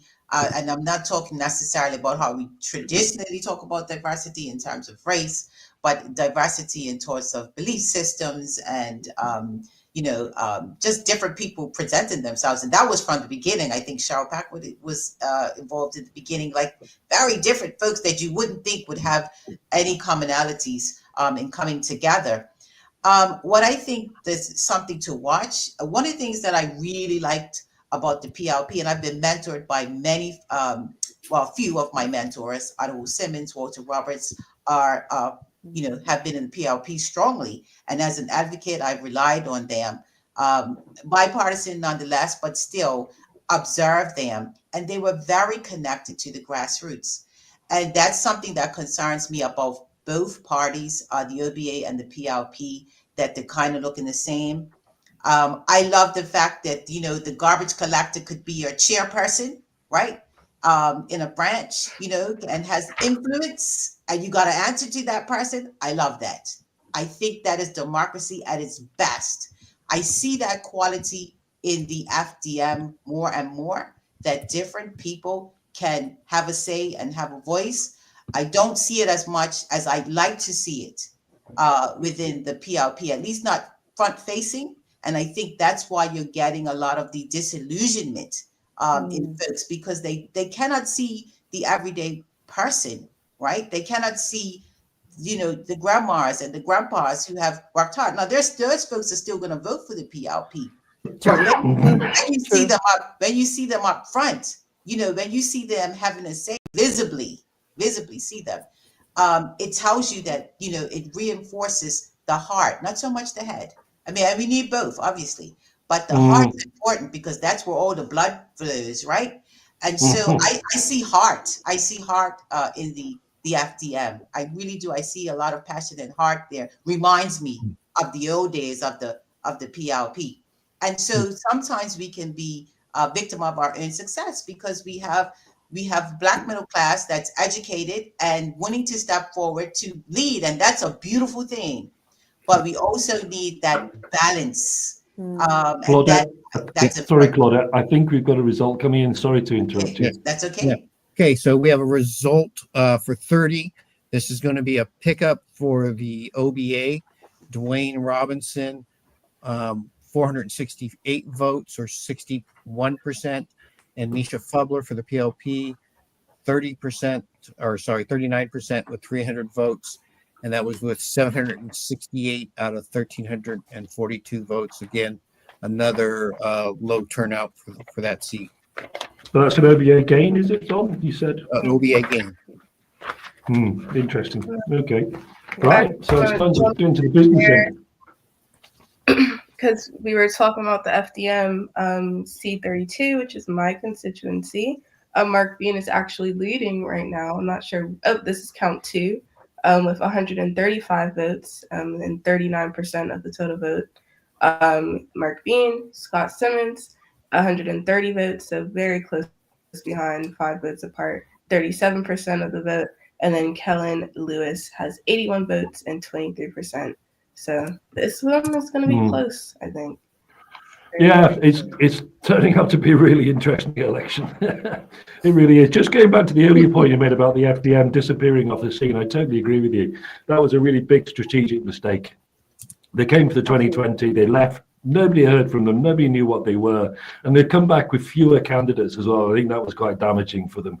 And that's probably because they just disappeared off the scene and we didn't really get to hear about them or what they were about until the last 2 or 3 months. And that's too late to pick up momentum, I think. I really do. I'm hogging the conversation here, guys. I want you to butt in and tell me what else you want to talk about here. I've got a whole list of things I want to talk about, but it's not really about me. I would like to You did want to do predictions.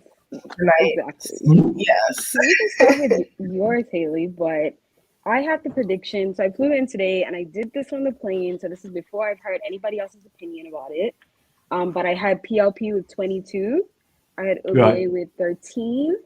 And I had independent or FDM with 1. I was really hoping that one was Ms. Crockwell.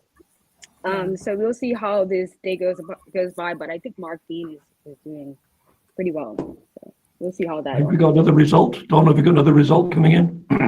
Excuse me, guys. I'm really struggling in my throat. I do apologize. It's Southampton East 29. Zane De Silva retains the seat for the PLP with a commanding 77% of the vote with 453 votes. OBA's Dion Smith, 135 votes, 22. But here's the depressing part for democracy. 1,209 voters registered in that constituency. 588 voted. So less than 50%. Wow, this is low voter turnout all across the board. I mean, we saw that and we heard that from candidates on the ground as Ajay and I were kind of visiting the polling stations. But to hear it translated, I think is a different level, it's a different magnitude. So I'd be very curious to compare these numbers to the pandemic numbers of 2020, because I think that just shows a lot of local resignation, which is to be expected, but also a bit disappointing. Well, you would think. Yeah, I mean, 29. I would have thought. Go ahead. Yeah, 29 is my constituency. I'm looking at 2020 now. Zane had actually 630. And at the time, it was Daquan Scott who was running for the OBA. That was 78. But he was a new candidate. And it seems like every election, OBA puts someone new in. And I feel like a lot of the parties don't really appreciate developing a relationship with voters because, I mean, Zane De Silva has been winning since when? I mean, this is only my second election, but I know very much that 29, my parish is very green. So I think the OBA needs to invest in putting someone in there who will start to build relationships with our community. But yes, last election, it was 630 to 78. So that's lower than today, obviously. Yeah, I think you look at Dwayne. Pandemic. Yeah, and they can look at Dwayne and use that as evidence for what you're saying, Veronica, of having somebody develop long-term relationships, because Dwayne has been canvassing in C30, I think, for the past 2 years. So it's clear that although that seat typically went to the OBA, it's clear that it helps having somebody on the ground over long periods of time. I guess maybe it may just be the timing, but also this is an established party. It's not the FDM, it's not the independents. They operate as a very established machine. So it's fine to have those high expectations of the One Bermuda Alliance as the functioning opposition. So I hope they do carry that lesson into the future. It's a great point, Veronica. Actually, I was talking to this about this very point to an OBA MP, and he was saying, yeah, they do not have the consistency that they would like to have in the constituencies, and I can't remember them ever having that consistency either. And I think one of the things that the OBA also forgot about when it was in power, it was governing, but it forgot about the party. And I think as a result of that, its grassroots support, its local branches, etc., just disappeared.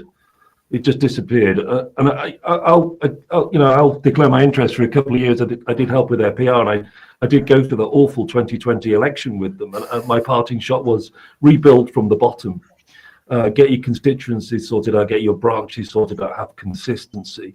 And I think they always struggle to do that, to be honest. And I'm not really quite sure why. My wife's going to beat me up when I get home for saying that, by the way. So anyway.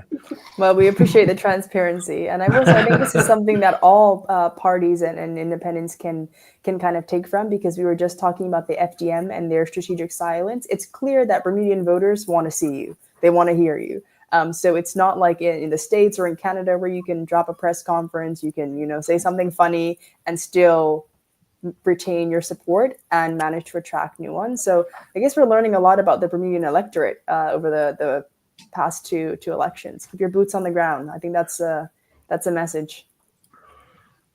I agree. I'm really intrigued by the low turnout, because you'd have thought the independents' presence would have generated a bit more excitement. I'm disappointed by that.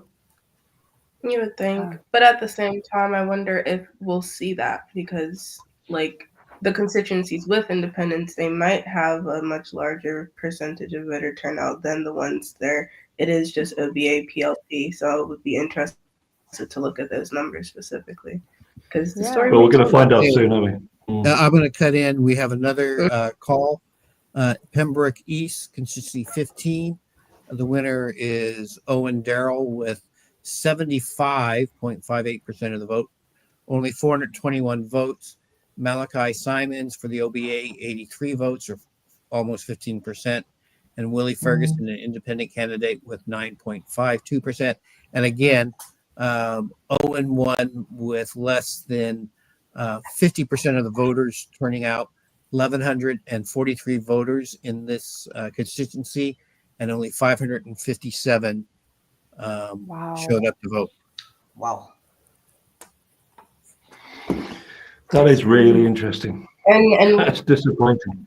What is the seat count right now? OBA PLP, how many seats have each one so far?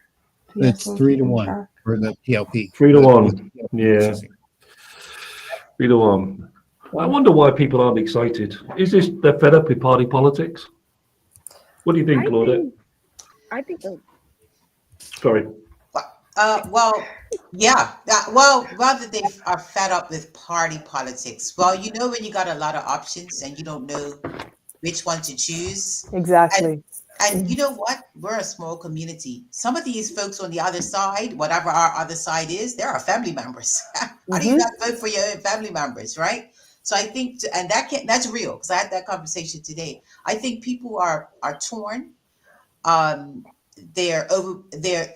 The turnout's underwhelming, but the situation is overwhelming. Right? I love that. Right. So so you know what? I'm just gonna stay home. And this is across all ages. And I heard that this was so, but we're seeing now in the numbers. We don't normally see older people staying at home. That's not something that they do. But they've done it. And so we have to pay attention to this. We have another seat to call, Warwick South Central. That's seat 26. Neville Tyrrell retains the seat for the PLP. with 78.4% of the vote, 505 votes, and Montel Curran, OBA, 139 votes or 21.5%. And this one just barely made it over the 50% line, 1,279 votes total in the constituency, but only 644 voters turned out to vote. And so the PLP have 4 seats at this point, and the OBA 1, but it's an OBA gain.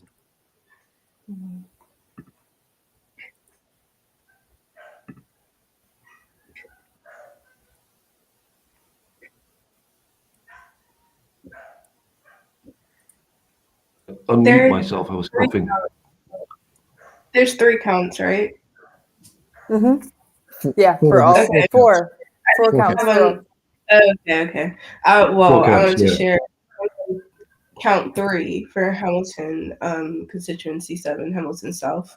Robin Tucker is right now in the lead with 50% of the vote and 292 votes, compared to PLP's Anthony Richardson at 227 votes, 39%, and then Amon Gibbons, 9%, 10% of the vote with 57.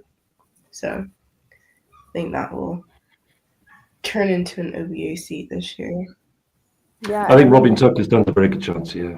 Yeah, and also it's in the OBA's benefit that she does. Otherwise, they'd have a very slim representation of women in the House. So the OBA, I guess, should want to win that seat. Absolutely. I want to go back to something else that you said, Jeremy, about like the independents causing a lot of excitement. I'm also curious if they caused a lot of confusion or a lot of resignation. Definitely. Whereas because there were so many options, people were like, okay, I'll let the cards fall where they may. I've heard that a lot from young people, particularly because they just don't know what's going on. We lack a lot of civic education, and they're thrown into what is a very unprecedented election and just season and told to participate. So I think, yes, there was excitement, but also beneath that, I'm sure there was a whirlwind of confusion and not knowing how to navigate it. Yeah. I think you're absolutely right. I think there was too many choices for people that didn't know where to vote. Speaking of new women MPs, we have constituency Devonshire Northwest to call. That's seat 14. Alexa Lightbourne retains the seat that was held by Mr. Keynes with 300 votes or 47.47%. David Rogers of the OBA, 32.4 with 204 votes. Kyle Bridgewater for the FDM, 11%, and Noel Young Independent, 8 and almost 9%. So it's a PLP retaining the seat, and they now have 5 seats to the OBA's 1. I think we predicted that Alexa Lightbourne would win that. I don't think there's a huge surprise there. But again, getting less than 50% of the vote. Again, the trend that's coming through here. I wonder if that's going to stay all night. I think it probably is now, isn't it? Yeah, it must be. We heard that across every poll that we went to, that it's been slow and there's a very low voter turnout. So I'm sure it will. It's interesting, actually, because in the past, it's always benefited the OBA or previously the UBP, and it's not this time by the looks of things at all. And I wonder if the independents are having an effect and taking the votes off the OBA this time. I always did wonder about the John Swan effect and his UBP background, bearing in mind that the OBA was part UBP. I did wonder if they'd be attracted to the independents. Jeremy, I think Veronica had a thought. Veronica, do you recall? Okay. I think it was about We're bringing in Dr. Decudo, Dr. Decudo from the OBA. We have a special guest tonight, and would like to bring him on. Hey guys, how are you? Thanks for having me on. Can you hear? Hi, Doug. Yeah. Hi, everybody. Yeah, glad to be on. I've just been very pleased to win the trust of the voters in constituency 25 with 529 votes. Out of 800, and I just want to say thank you to them. I want to say thank you to my wife and my family and all my supporters. The work is just starting now. I can't comment on anything national because you guys know more than me, but pleased to be dialing into your show. Thank you and Congratulations, congratulations. Doug. Congrats. Yeah, thank you all. Any questions or leave you to it? Oh yeah. one do you thing we're make of picking the, up. Oh, sorry. I was going to ask, what do you make of Oh, the no. vote? My question, yeah. You know, I've been working in the constituency for 3 years, so I think that the efforts have paid off and the people have seen that. And frankly, the other candidates have not. So it sounds sort of back to basics, but that I think it works. But what do you think of the vote trend across the nation? The voter turnout's about 50%. I think it's a reflection of the attitude of the people towards the current PLP government and the results, or whatever the PLP government was this morning. I don't know what today looks like, so forgive me, I can't really comment on that, but I do know people have been very upset with the status quo. So, But you say that, Doug, but alternatively, the OBA is not exciting enough to get the voters out to vote for you as well. There's a flip side to this. you know, I can only speak in my constituency, Jeremy, and I think my numbers have showed that they have come out pretty strongly for me. Doug, I'm curious, when you get into the House, any first priorities for you? You know, I think it's really going to depend on what position we are, or for the opposition of the government. We'll be going into the budget cycle probably, and if that's the case, I'll be focused on either, you know, making sure we have a good budget, depending on which position that we're in, which again, I don't know.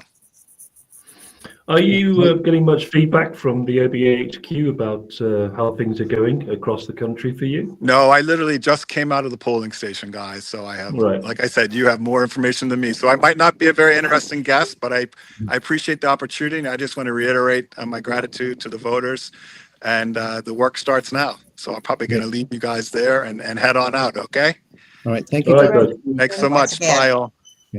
I want to point out that's not an officially called seat yet by the parliamentary register, but assuming he's not going to go on air to lie to us, that would be 5 votes for the PLP seat for the PLP and 2 for the OBA.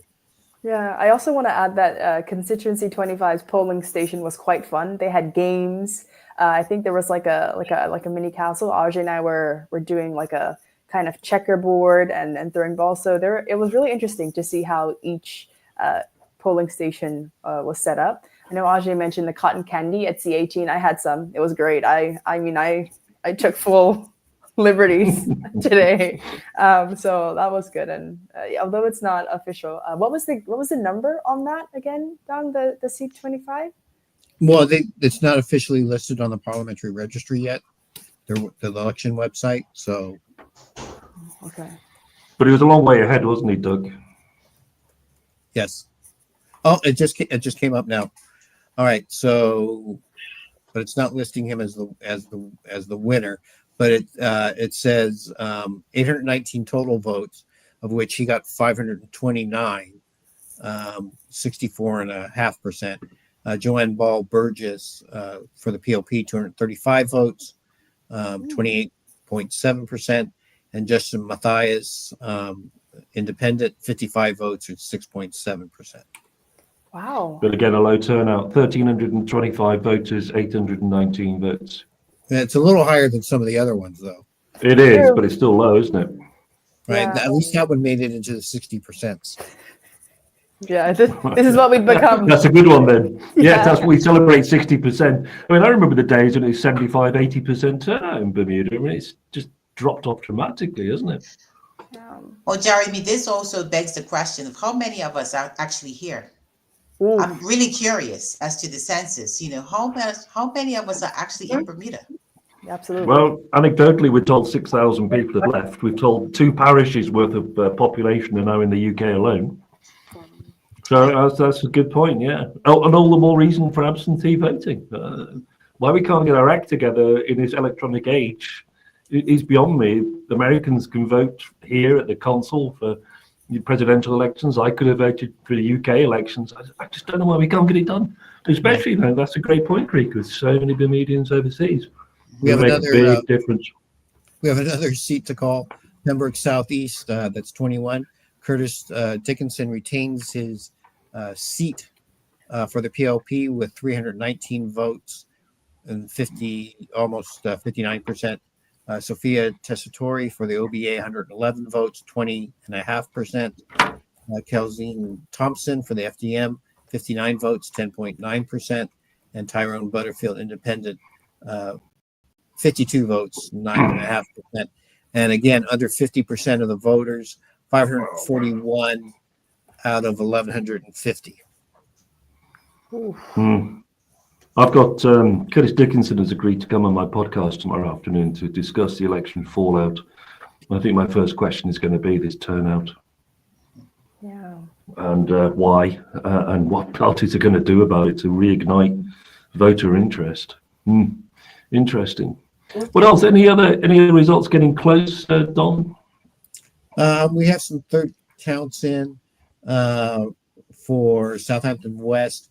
Not a surprise, Scott Simmons has pulled back ahead over Mark Bean, 218 votes to Mark Bean's 181. That's on a third count, and Kellen Lewis 120. So at this point, no independents and no FDM are winning any seat, or ahead. Sorry, are ahead in any seats. Which I think might stay the same. Guys, I was lucky enough to, like I say, to interview the Premier last night. I'm sorry, guys. A little bit. And I don't know if you guys have had a look, and the Bermuda Youth Connect in particular I wanted to talk about. I don't know if you guys have had a look at it, but there's some really interesting stuff there about, for instance, reviewing and amending consent legislation to equalise the age of consent regardless of sex or gender. That was a really progressive platform promise. And I asked the Premier that, does he think that that's a problem for the PLP? I always gauged Bermudians as being quite conservative with a low C. I mean, were you surprised to see that kind of stuff on the platform?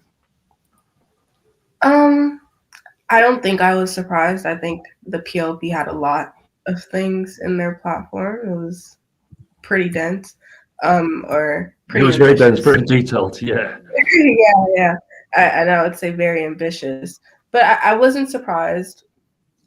Only because out Bermuda, that was one of the things that they included in their part in their manifesto. And I'm probably not calling it the right thing, but so I wasn't surprised to see it because it was called for, and I know that the PLP has a committee that creates their platform, but I think based off of the Attorney General, and then as well as like her not, I don't want to say personal convictions, but just how she presents herself and what she advocates for. It seems like that would be really in line with. I think it's reasonable to call for an equalization of the age. I think that's a fairly. It was interesting on the back. Yeah, we have a winner declared in San South 33.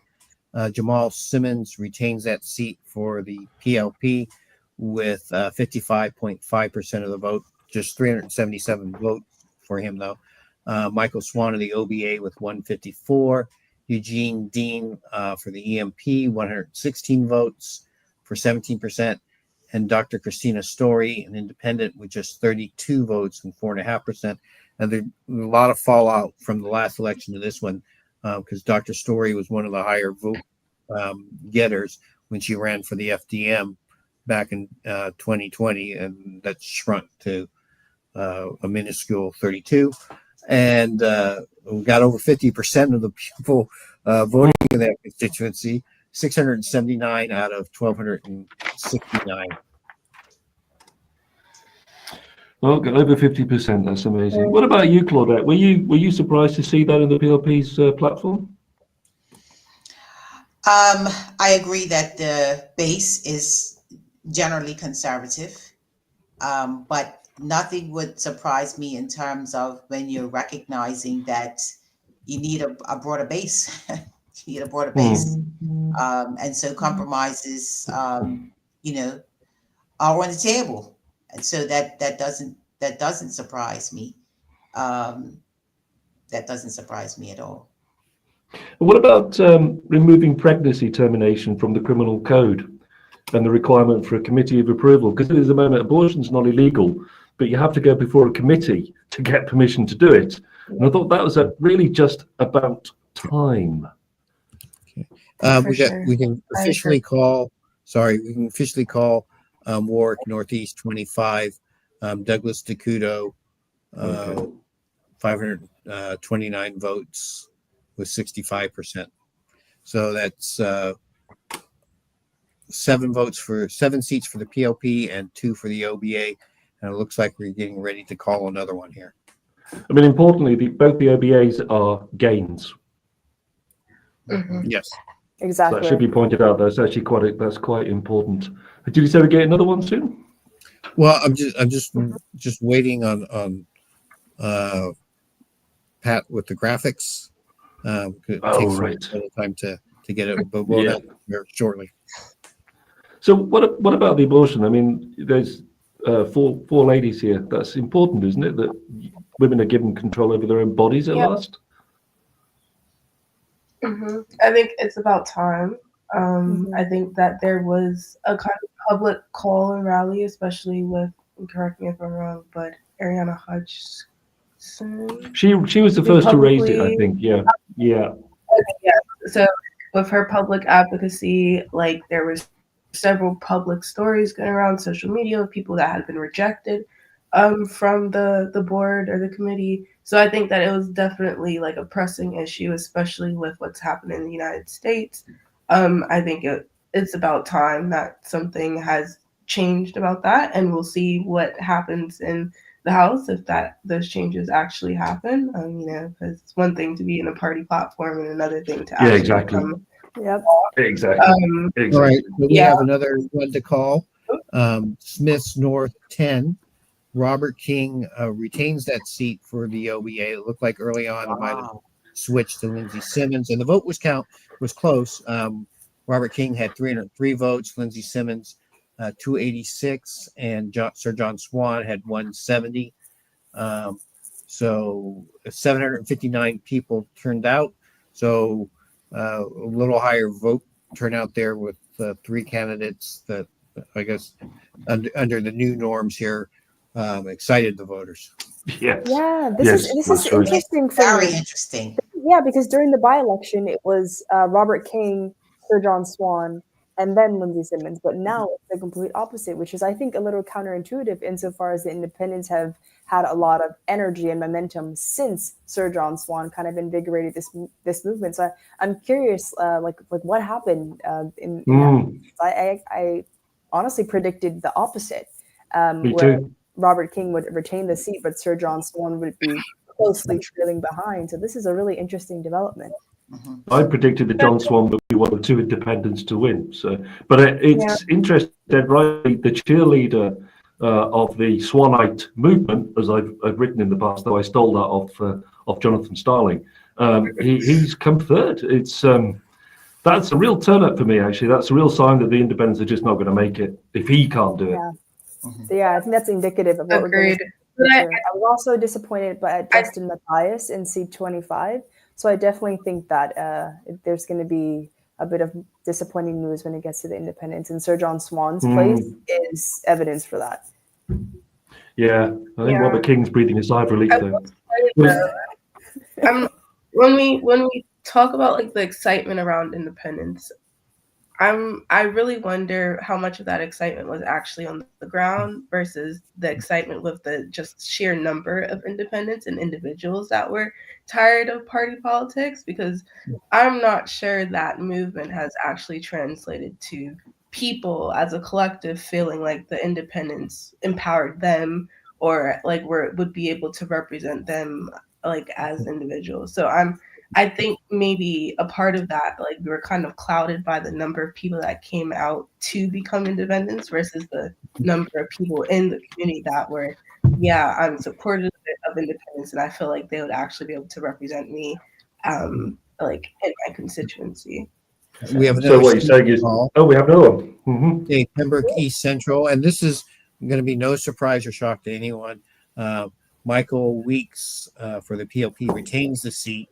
with 443 votes out of the 543 that were cast. So he only missed out on 100 votes, but with 81.5% of the vote, and again, less than 50% of the voters saw any reason to turn up to the polls out of 1,137. And at this point in the night, the PLP have been declared winners in 9 and the OBA 3 with 2 pickups. Long way to go yet. Yep. I want to get back to Sir John and what this means for him. Yeah. It takes a time for a movement to kind of take off. And I usually look at things in 10-year cycles. Not everybody has the patience for that. But I think it's generally around 10 years, you got to make your inroads.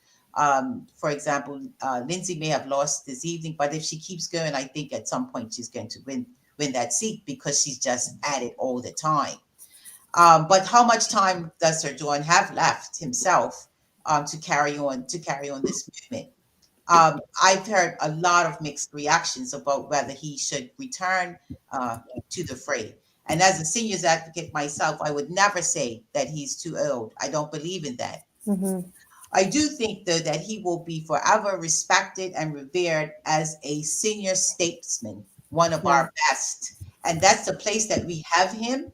And I think it's been difficult to see him in another space than that. See him back. Some people would, out crying, oh, please don't let him go back. He shouldn't have to work again. I don't think he sees it as work at all. He doesn't. No, right? he doesn't. I think he loves it. But we revere him as a senior statesman. And I think that works for him at times and may also work against him. I'd love to see him have a place. I know he's a national hero, but I'd love to see him have a place where he can hold that role and be of influence, because he's one of our greater leaders in terms of international relationships. I think he's almost unparalleled in that respect. He understands. He will still walk down the street, wave to everybody, spend time talking to you. You can get in front of him. He understands the old way of politics. But it is a new day. It is a new day. And unfortunately, what he may represent to people is a time of the past. And that's unfortunate. But where does he fit today in the future? Maybe it's not here. Maybe it's continuing in this 10-year cycle to take these independents along and not giving up on this idea of having independents run. So if I'm hearing you right, you think if the independents keep at it in 10 years' time or 5 years' time, they might create even more of a movement? They may. Do you think how likely is that when they haven't got a party apparatus behind them? It is. I've seen how hard these guys work in canvassing and the hours they're going to put at night and the weekends. You haven't got a party apparatus behind you. It's very difficult to do it by yourself. So this may be a little controversial, but I saw them as a party, because they came together with their ads, right? So, I mean, eventually they might just end up as, a group again. There are other strategic things that they could have done after the fact and can still do to consolidate. So I see that may eventually happen. But the point, that's not the point we make. They want autonomy in their thinking. They don't want to toe the party line. They want openness. These things can still be captured in the current system. We just don't envision it, just like we couldn't envision COVID. We've never seen it before. It didn't mean it didn't happen. So it can happen.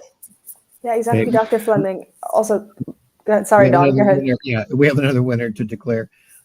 Cabinet Minister Jason Hayward is retained by the PLP with 294 votes, or 54% of the vote. Sophia Cannonier, the OBA, 132 votes, 24%. Ricardo Nesbitt from the FDM, 64 votes, 11%, almost 12. And independent Rolf Commission, 52 votes, just under 10%. 542 people showed up to vote out of 1,121, so under 50%. And really at this point, we have the PLP with 10 seats, the OBA with 3, with 2 of those being pickups. Yeah. So you were talking about the independents there, also, John. Yeah, I was talking about the independents because I do agree. I think they had a lot of energy, and something that I think I was disappointed and wanted to see from the independents was call for more electoral reform, because they've been very vocal about rejecting party politics, but they've been less clear or less vocal about broad electoral reform. Because I think their big strength was that we have our boots on the ground. We want to represent the constituents where we live, the ones that we're close to. I know we spoke to a lot of independent candidates during our form interviews, and they all said they wanted to run where they live. And I think that there's something in that can be parsed and turned into policy. So if they do stick at it, whether as independents or as a party, I think it would be in their best interest to think a bit bigger, not necessarily reactionary to party politics, but think about broad electoral reform. I think there's a really big political time right now for that, and I think that could help them in the long run, insofar as I think there's just a lot of generally institutional distrust where people want to see change in movements. And I think if the independents or anyone else can be a voice and also a kind of navigator of what that electoral change looks like, they would be very successful. I'm afraid I'm a terrible cynic. And I think that if the independents don't make an inroad in terms of a seat, or if the percentage of their vote remains very low, the parties, the traditional parties won't pay any attention, and it'll be business as normal. I really do. And I think, coming back to your point, Claudette, yes, we could all have a vision, but unless somebody is pushing them, unless you get 3 or 4 independents in who've got a good share of the vote, what's their incentive? What's their incentive to drop the party politics? I don't think there is any, unfortunately. I think you're both right, but I am a pint half empty man, I'm afraid, and I don't see it happening like that. Right. Although I mean they are getting like 9% of the vote, which is more than the FDM's 4%. On a very low turnout, so I don't know how many votes that actually equates to. Yeah, I mean, I think a broad sentiment on the panel generally is that consistency is important, whether we're talking about the OBA and them being consistent in their placements. The Bermudian electorate wants to see the people they want to vote for. So I do think, I take your point, Jeremy, and I do think there's something there, because the parties have no incentive to acknowledge that party politics is over. They have no incentive to acknowledge electoral reform. But I do think that the sentiment and the seed is planted in the electorate's mind. And if they are strategic and forward thinking, I think it could be done. So we'll see. So without party politics, there are no parties. I don't know where the incentive comes from, but we'll see. Yeah, we have 2 seats to call. Christopher Famous in 11 retains the seat for the PLP with 58, almost 59% of the vote, 421 votes. Jeffrey Fiala of the OBA, 38%, 273 votes. And Wayne Williams, 23 votes as an independent, and a good turnout for them, 717 total votes out of 1222. And then we also have Constituency 2 to call for the PLP, with Kim Swan retaining the seat fairly easily, although less than 50% of the vote because there were 4 candidates. He had 334 votes, which is 44.5%. Thomas Harvey of the OBA, 179 votes, 24%. Tiffany Painter, independent, 147 votes, 20%. And Quentin Sherlock of the FDM, 89 votes, 12%. And they were over the 50% mark, since that seems to be our line tonight. 749 votes out of 1306. And so far the seats called, PLP 12, OBA 3 with 2 pickups. Asha, you voted in C11. What are your thoughts? I'm not, There's also C36 sorry. that just got called on. I'm not quite surprised with the outcome. I know, especially with speaking with many of my neighbors within my constituency, Chris has been a very avid MP, very active in terms of grassroots, in terms of ensuring that all the needs of our constituents are met. He's very active, very mobilized, and I'm not really surprised with that outcome. He's held this seat since 2017, so I'm not really surprised with that. He did tremendously well, didn't he, to get a seat ahead of Bob Richards? I think he worked tirelessly there, didn't he, to do that. Definitely. He's a nice guy as well. I like him. We have our moments, but I like him. I just wonder, I'm looking at the percentage of the votes. PRP is on 49.74 so far of the percentage of the vote. I wonder if we're in danger here, having a government elected with a probably fairly significant majority with less than 50% of the popular vote. Yep, that's what it's looking like. Yeah, That's what it's looking like. Which would be really interesting. I honestly, I never even thought to look at this, but I wonder if that's happened before. Don, do you have an insight into that? Is there anything that says on the electoral registrar site if that's happened before? Well, nothing that I've ever seen, because I would say, like, if it had happened before, it would have been when the NLP split away from the PLP back in the 80s. But I don't have that information available right in front of me. No, I've never even crossed my mind to look at that, actually, because I was kind of expecting a high turnout with people being excited. Obviously not with the independents and the FDM. And we have 2 more seats to call, one for the OBA, one for the PLP. Neither one going to be total surprises. Michael Fahey in Pembroke Southwest, 403 votes, or 73% of the vote. Aisha Musson, 87 votes, 16%. And Vic Ball, former OBA, 62 votes, or 11. And they had 552 out of 1,080 voters, so slightly over 50%. And then 36, Emily Gay Deal retains that seat with 42.5%, so well below the 50% majority marker. Independent Cyree Bean, which I think we're going to see a lot of. He lost here tonight, but I think we're going to see a lot more of him in the future. 206 votes, 32% of the vote.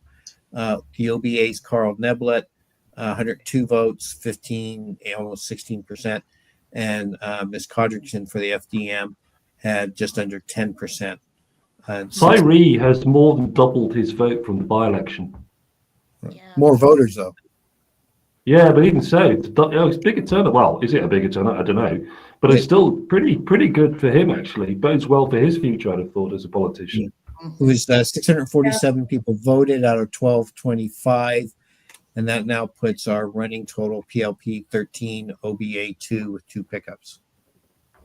OBA is 4, isn't it? 4, altogether. Yeah, sorry, yeah. Okay. Where were we? We were talking about the independents. Anything else? Do you guys think that we'll see after this election a showing of this many independents again? I'm not sure. I think it really depends on what the next couple of years look like. But I would think that we may see some repeats in the next election for those people. I think it's going to weed out, those who are really, really committed versus those who just, showed up on nomination day. What do you think, Claudette? You've got a strong opinion on this. It's so hard to say. It's so much that's going on globally. I was so surprised that people were even interested.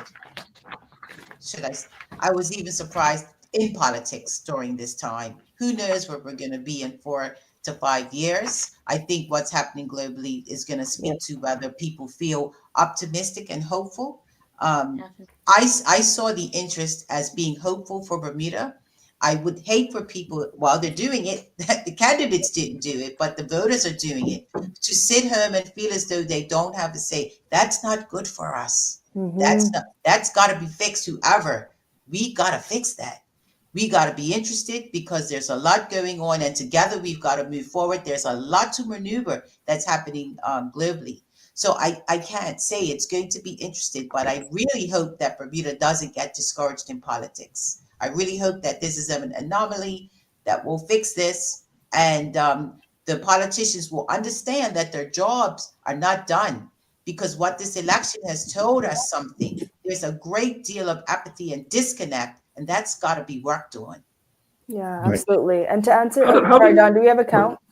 Yeah, we have a count. We can declare Smith South 8, Ben Smith commanding 75.6% of the vote. 605 votes to Lauren Bell's 195 or 24%. 800 voters turned out of 1,333, so over 60% for that seat. So PLP 14, OBA 5 with 2 pickups. How do you fix people's disinterest, Claudette? Well, I think Ms. Tall spoke to re-engaging and genuinely re-engaging and listening, Yeah. and not being, seen to be distant. And I know it's hard because you got to run the government and then you've got to stay in connection with your constituents. And we have, it's not like the old days where we had people who had businesses and they had time to do this type of stuff. You got working people who are trying to do these things. But I think it's clear that people want to be heard and they want to be seen by you and they wanted to be connected with you. They're not feeling very connected. And so that's the work that's got to be done, and we got to figure it out. Yeah, and something I will add And I as well think for all the young people and just people generally here watching is that in Bermuda we're very privileged because our votes do matter, I think, a lot more proportionally than other countries. We're talking about a very low voter turnout, very slim margins. I mean, there are some wide margins, but I think there's potential for very slim margins. So just even on a very practical, functional level, your vote does matter. Like you can genuinely have an influence. But I think Ajay wanted to come in on this topic. Well, we got Definitely. a seat to call. Sorry, Ajay. Sands North Central 35. Dennis Lister retains the seat comfortably with 346 votes or 55, almost 56%. Christopher Bean, independent, 168 votes, 27%, beating Rodre Durant, the OBAs, into third place with 101 votes, 16%, and independent Eugene Brangman, 5 votes for less than 1%. 620 people turned out to vote out of 1214, so just over 50%. So the PLP need 4 more seats to win government. Yeah, they're at 15, and the OBA have 5, and we've got a couple close ones to announce shortly. How many, Don? I don't know if I'm putting you on the spot here. How many more PLP safe seats are there to pull? Oh, quite a few. I So don't know off the top of my head. So we're no, I agree, but I think we can say then that the PL's on course to keeping the government, can't we? I think at the moment. I'm not going to call it because you never know, but it definitely looks that way, doesn't it? So it's a question now of whether the OBA can catch up a bit and increase their share to give them a better shallow front bench. This is interesting. I honestly thought, wow, who can do predictions? I'm glad I'm not a pollster. I really am, because I'd have got it hopelessly wrong. So where do we go from here then? I mean, looks like the PLP's on course. It looks like they might be elected by a majority of the a minority of the popular vote. What next? What next for the PLP? What do they do? I think just before, because I know Ajay wanted to say something, but I do want to say I think there's a lot of work that will have to be done for political parties, independents, on engaging young people, especially because that's the group that, I don't know if we have the statistics, but I would assume they're probably the most disengaged, especially because one, overseas. And so even when they come back to Bermuda, I think the parties will have a lot to respond to because they have not had an opportunity for a long time to participate in these elections, one. And then two, with our aging population, in the most respectful way, at a certain point, those young people are going to become the older population. And so they're not going to forget what's happened so far. And so I think that the political parties have a lot of ground to cover to, one, restore young people's faith or interest in politics in general. And then also just, I think there's a lot of work to be done between now, the next election, and next election after that too. If I can break in, we have 2 more seats to call for the PLP, bringing them to 17 and on the cusp of forming the next government. In Constituency 5, Pastor Bean takes over the seat from Cousin Derek Burgess. with 473 votes, or 62%. Lateef Trott of the OBA, 146 votes and 19%. FDM's Desmond Crockwell was third with 143 or 18%, and 762 voters out of 1365 voted, and there were 2 spoiled ballots there. And then in constituency 5, Wayne Ferbert declared the winner. 480 votes to Joseph Maribel's 237. Mr. Ferbert had 67% of the vote. We had 717 voters out of 1294 in his, what he calls the Bible Belt of Bermuda, voting for him. And so with that, they have 17 seats. 17. 2 more to go, and they're obviously going to get that now. So, are you surprised? Anybody? No. You don't sound very happy. Well, I think it's a mix of things, right? I think it's the low voter turnout, but also because this is a not entirely disappointing result. We are more so interested in seeing how many seats the independents picked up, the OBA, their gains. But I think maybe our general sentiment of disappointment just reflects the public dissatisfaction right now, and also the resignation at the polls, which, particularly as a young person, is very disappointing. I see the PLP, we're outside PLP headquarters on the bottom left, so very jovial. They're dancing. They know they've won. I've just WhatsApped a few people to see if I can get any reaction for them. If I do, I'll bring it. I'd like to go to the OBA headquarters. I remember doing this in 2017. Actually, we did it live on Bernews, and we had the PLP having the big party, and we cut to the OBA, and there was nobody there. And I said, "Oh, that looks like a morgue." And I wonder if we're going to get something similar tonight. They must be very disappointed. But should they be disappointed? Do you think? We have some OBA seats to call. We have Craig Cannonier in 12, retains the seat with 70% of the vote, 527 voted for him. Andre Famous for the PLP, 106 votes, 14%. Miss Weeks, independent, had 14%, and Marilyn Steed had 10 votes, or 1.34%. 749 out of 1,312 voters for there. And then another, not a surprise, we have Vance Campbell in 9. 400 votes, 51% of the vote. Shamori Woolridge, PLP, 303 votes, 38.5%. And Dwight Jackson, the independent, had 82 votes, 10.5%. And a good turnout there, 785 out of 1,293 voters. So at this point, it's OBA now taking 7 seats. Yeah. So we're even I'm actually quite surprised to see the results of C9. I actually had Shamari Tolbert-Warridge down as a potential winner in this constituency.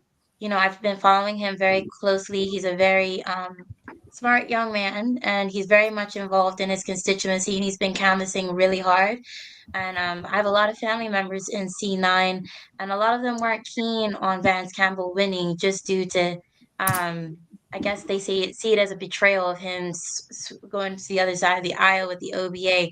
So I'm actually quite shocked with this revelation. Yeah, it seems like Vance Campbell came out unscathed from that entire debacle, which I knew took the political scene by storm. I also am quite inspired by people like Shamori Tolbert-Warridge and Sari Bean, and I think particularly if they stay at it, whether in this seat or in another one, they could be pretty successful. But I think there's 2 sides to that, Ash, because I know I spoke to some people who felt the same way, that it was a betrayal, but other people felt like it was a show of morality and Vance Campbell sticking to principles above party in a way that I think generally reflects the independence movement of, people before party, et cetera, et cetera. So I also share those sentiments. Yeah, I think part of the thing, though, now we've got 2 recent examples of people crossing the floor and not making any difference during the term when the following election. So maybe it's the person itself that the people are voting for, regardless of you have your base who won't switch, but there are a number of people who will vote for you just on who you are. So as we saw with Wayne Ferbert several elections ago. Well, just having a look at the registrar site, I think the OBA have got 2 safe seats still to declare, and they're ahead in a couple of others, and they're not far behind in 1 or 2 as well. I think they could seriously get up to maybe 10 or 12 by the looks of things at the end of the night. Would that be a good result for them? Do you think if they got that far, would they be disappointed? Well, you say 10 or 12, they just picked up their 8th seat. Okay. Scott Bierman in 22 with 518 votes, or 67%. J. Don Simmons for the PLP, 172 votes, 22.5%. And Rakai Bascom Emery, independent, 80 votes, 10.39%. 770 voters, 1,390 took part in the election, and 1,395 total. So that gives the OBA 8. Jeremy, I want to get back to the Dwight Jackson. That was a surprise, and that was a surprise. So it doesn't look good for the independents at all. Yeah. And so in some cases they are they're helping the PLP. In some cases they are in fact helping the OBA, but not themselves. And so that was I expected him to do a little better there. But in terms of your question, I think, of course, one party doesn't want to win. We do this for the win, right? Everybody does it for the win. Absolutely, yeah. That's why you're in it. Yeah. So, but they may be a little bit more jovial than the time when there was, complete, utter, devastation, because there are some seats that have been gained. But then, they're still in that 10-year life cycle that they have to make that comeback and do that work. Before they can, who knows? It might be the election cycle. We know that Premier Burt has said that this will be his last time, and it's going to be interesting to see who will take over. And because whoever takes over will have to deal with what we're seeing today, and ensure that it doesn't happen next election. But I want to come back to that Premier thing, actually, because I put it to him last night when I interviewed him. There was a lame duck Premier, and I think it's a worthwhile conversation to have. But I actually think the OBA would be quite happy if they get 12 or 13 seats. I don't realistically, I don't think they ever expected to win. I'm not giving away anything, that I've heard or anything like that. It's just, that was always my sense. And I think this will give them some impetus to push on. It'll certainly give them more presence in the House. It'll certainly give them more of a voice on the streets to do something. I'd imagine they're quite happy. And I imagine they're quite happy that they've probably seen off what they perceive to be a threat from the independents, because the whole campaign was focused on the FDM, the independents. They were clearly spooked by that. So I think they'll be quite relieved that they haven't lost a seat because of them. I don't know what you guys think. Yeah, I think the same. I think all the political, both the PLP and the OBA, were a bit frightened by the independents. I've seen a lot of ads recently about how a vote for an independent is a vote for a government that you don't want, or a government that you can trust, or a government that just is not viable because it wouldn't work in our current system. So I think they were spooked, and I'm sure they're quite pleased to see the general trend of the independents like trailing behind or not having results that we would have expected in a positive sense. But yeah, I think they were a bit frightened by the independents and are quite. I think the OBA was more frightened of the independents personally. But anyway, sorry, who was that? Yeah, and I think. Oh, go ahead, Don. Yeah, just to back up what you said, the 2 seats that the OBA have won, Robin Tucker won by more votes. I mean, if you added the independent Iman Gibbons to Anthony Richardson's total, he still wouldn't have surpassed Robin. And then, of course, the other seat here, if I can scroll back down to where I was looking at, Douglas Takuto. I mean, he won by 270 votes, so it had no impact on him whatsoever. Yeah, no, clearly. Yeah. And just looking at Robin's seat, I think the independents got 9% of the vote or something, so it's not really having an effect. Yeah, I wanna go to an audience comment because I feel like it relates to a lot of where we're talking about. Jody Covington says people are not torn; they are clear. They simply have not seen value in voting. Over 50% basically said whatever. I hope the PLP doesn't view this as a victory, and I think that's relevant here insofar as we're talking about the PLP retaining government, but in what way? You know, how many people are truly like validating them as the government? I think that's something you're going to have to contend with in the future. I think it's going to make it quite difficult for them, even if they get majority seats. If they haven't got a majority popular vote, that'll be held against them for a very long time. There'll be a bit of millstone around their neck. Yeah. It's an easy attack point for the OBA, you know, to remind them of that week in, week out. You made the vote, but you haven't got the popular vote. Come on, you've got to do something about it. And I think that's going to be a problem for them going forward. Yeah, definitely. But it's an interesting question. I know Jody, so it's good to hear from her, actually. Definitely. And if we could circle back to the conversation around the independence, for me, probably the most interesting thing that has come up in conversation is the role that this new party, the Imperial Group, has played in the conversation with the independents, the FDM, and the OBA, and their proposal to have a coalition government. And I'm interested to see what the next election cycle will look like, to see if this partnership between these three different groups could potentially happen. And that could be a potential recipe to form a next government and to challenge the current incumbent. Would it be a kind of loose alliance between the Imperial Group, FDM, and Independents, or something like that? Yeah, and also the OBA. Yeah, I don't think the FDM have shown anything in the last two elections.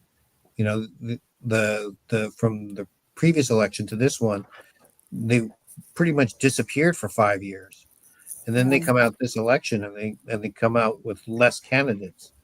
It's kind of hard to take them serious. If you're going to be a serious party, you've got to be there in the full election cycle, and you've got to come out with more than 10 candidates.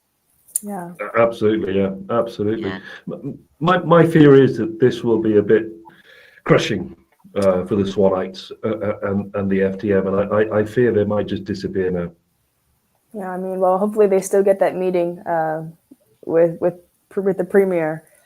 So maybe they will, maybe they won't. But you know, without any seats, do you think you'll feel pressure to do that meeting now? Or I keep saying I'm a cynic. I think he was handing this pretend olive branch. I really do. I mean, perhaps he may. I think you hold him to his word. We are the people who hold him accountable. Hold him to his word. It's in our best interest, the whole country's, that conversation takes place. Yeah. It is important, isn't it? Especially if he hasn't got the majority of the popular vote, that he does listen to other groups. He needs to be seen to be doing that. I think it would be a bit of a PR fail if he doesn't do that. And as I said, it will be held against him quite easily. Well, we will find out. We will find out in the coming week or 10 days. I don't know what you guys think. Talking about the Premier, he's not going to be here in 18 months. Is that an issue for the PLP? I posed the question on a podcast. I said, who are we voting for? Who are we voting for? Who are Bermudians voting for? Because they're not actually voting for David Burt now. Now, he said it's nothing to do with him. It's all to do with the party. Everything is the bottom up in the PLP. And I disagree, because everything flows down. It flows down from the leader, doesn't it? It flows down from the CEO. I don't know if you guys got any thoughts on that at all. I disagree with that viewpoint. I think that the grassroots still have some say, maybe not as much as in the past, but they still have some say as to what happens in the upper echelons of the PLP. So that way they are still connected. But you're right. You know, who is next in line? There are some good candidates that are that are still there. Curtis Dickinson, as an example. That'll be interesting. However, not necessarily grassroots front facing, but he actually is. But that's a longer story. He actually is having his history and his mother being a part, and he tells the story. But very conservative, coming across as very conservative, and whether that will, grassroots will be able to relate to that, or who he surrounds himself with to do that. Can he garner the the party, the everyday man in the party around him, and who will he have allies with. That's important. The allies before were not enough to change the outcome, and he challenged the premier. Those were not enough. So can he do that? But there are certainly qualified people, at least one, and there may be others that we haven't considered, that can take on that role. It's going to be interesting to see, because the premier is going to have to manage that, keep the party in order, right? Yep. Also manage the fact that there's an expectation that he's going to reach out to other groups of which he has no control. And how realistic is it in a space of how much time he has left? Less than 2 years, I believe it is. 18 months thereabouts, actually. Yeah. To balance all of these conversations. Now he is a very good politician, and he may be able to pull that off, but it is a tall order. It's going to be a very tall order, I think. Yeah. I mean, he mentioned Curtis. It'd be interesting if he did make a comeback, having been defeated once. I said at the time when he took the leadership that I thought that would be the death knell of the OBA, actually, if Curtis was elected, because I could see him taking so many OBA voters. I always thought Curtis would be the OBA's worst nightmare. Yeah, I mean, Ajay and I had a similar conversation earlier today, because we were talking about C20 with Michael Fay, Aisha Mussin, and Vic Ball, and we threw out, okay, what if Curtis Dickinson ran in that seat? Because it's typically seen as a very OBA stronghold, but I think somebody like Curtis Dickinson could really shake C20 up in a way that I don't think another POP candidate could. But to respond to the previous conversation, I think whoever the premier's heir is, they would have a lot of work to do to ensure that the POP is a viable option for voters generally, but also the youth vote, because it's no secret that the POP's base has a very long memory of racial violence and view race in a very different way that young people do. I think young people still care about race, but they don't necessarily view it or navigate it in the same way that the current administration and older generations do. So I think with their core support falling mostly along racial lines, they'll have a real difficult job attracting youth support if they continue to speak about race or not speak about race in the way that they do. Yeah, and just to echo what Teray said, and just like circling back to David Burt becoming party leader, he was very young at the time, and he was a fresh Youngest face. premier ever. So yes, and I really think, to kind of echo the sentiments that Teray had, it would be very ideal if they follow through and have another young, fresh face come to the table and lead the party in a new direction. Be interesting who that be. Now, I believe, obviously, Walter Roban is officially retired in about an hour as a deputy leader. And I believe the constitution of the PLP says that an election has to take place within 30 days of the retirement. So sometime in March. So we'll get a new deputy leader. I wonder if that'll be indicative of who might be the premier after David Burt. Yeah,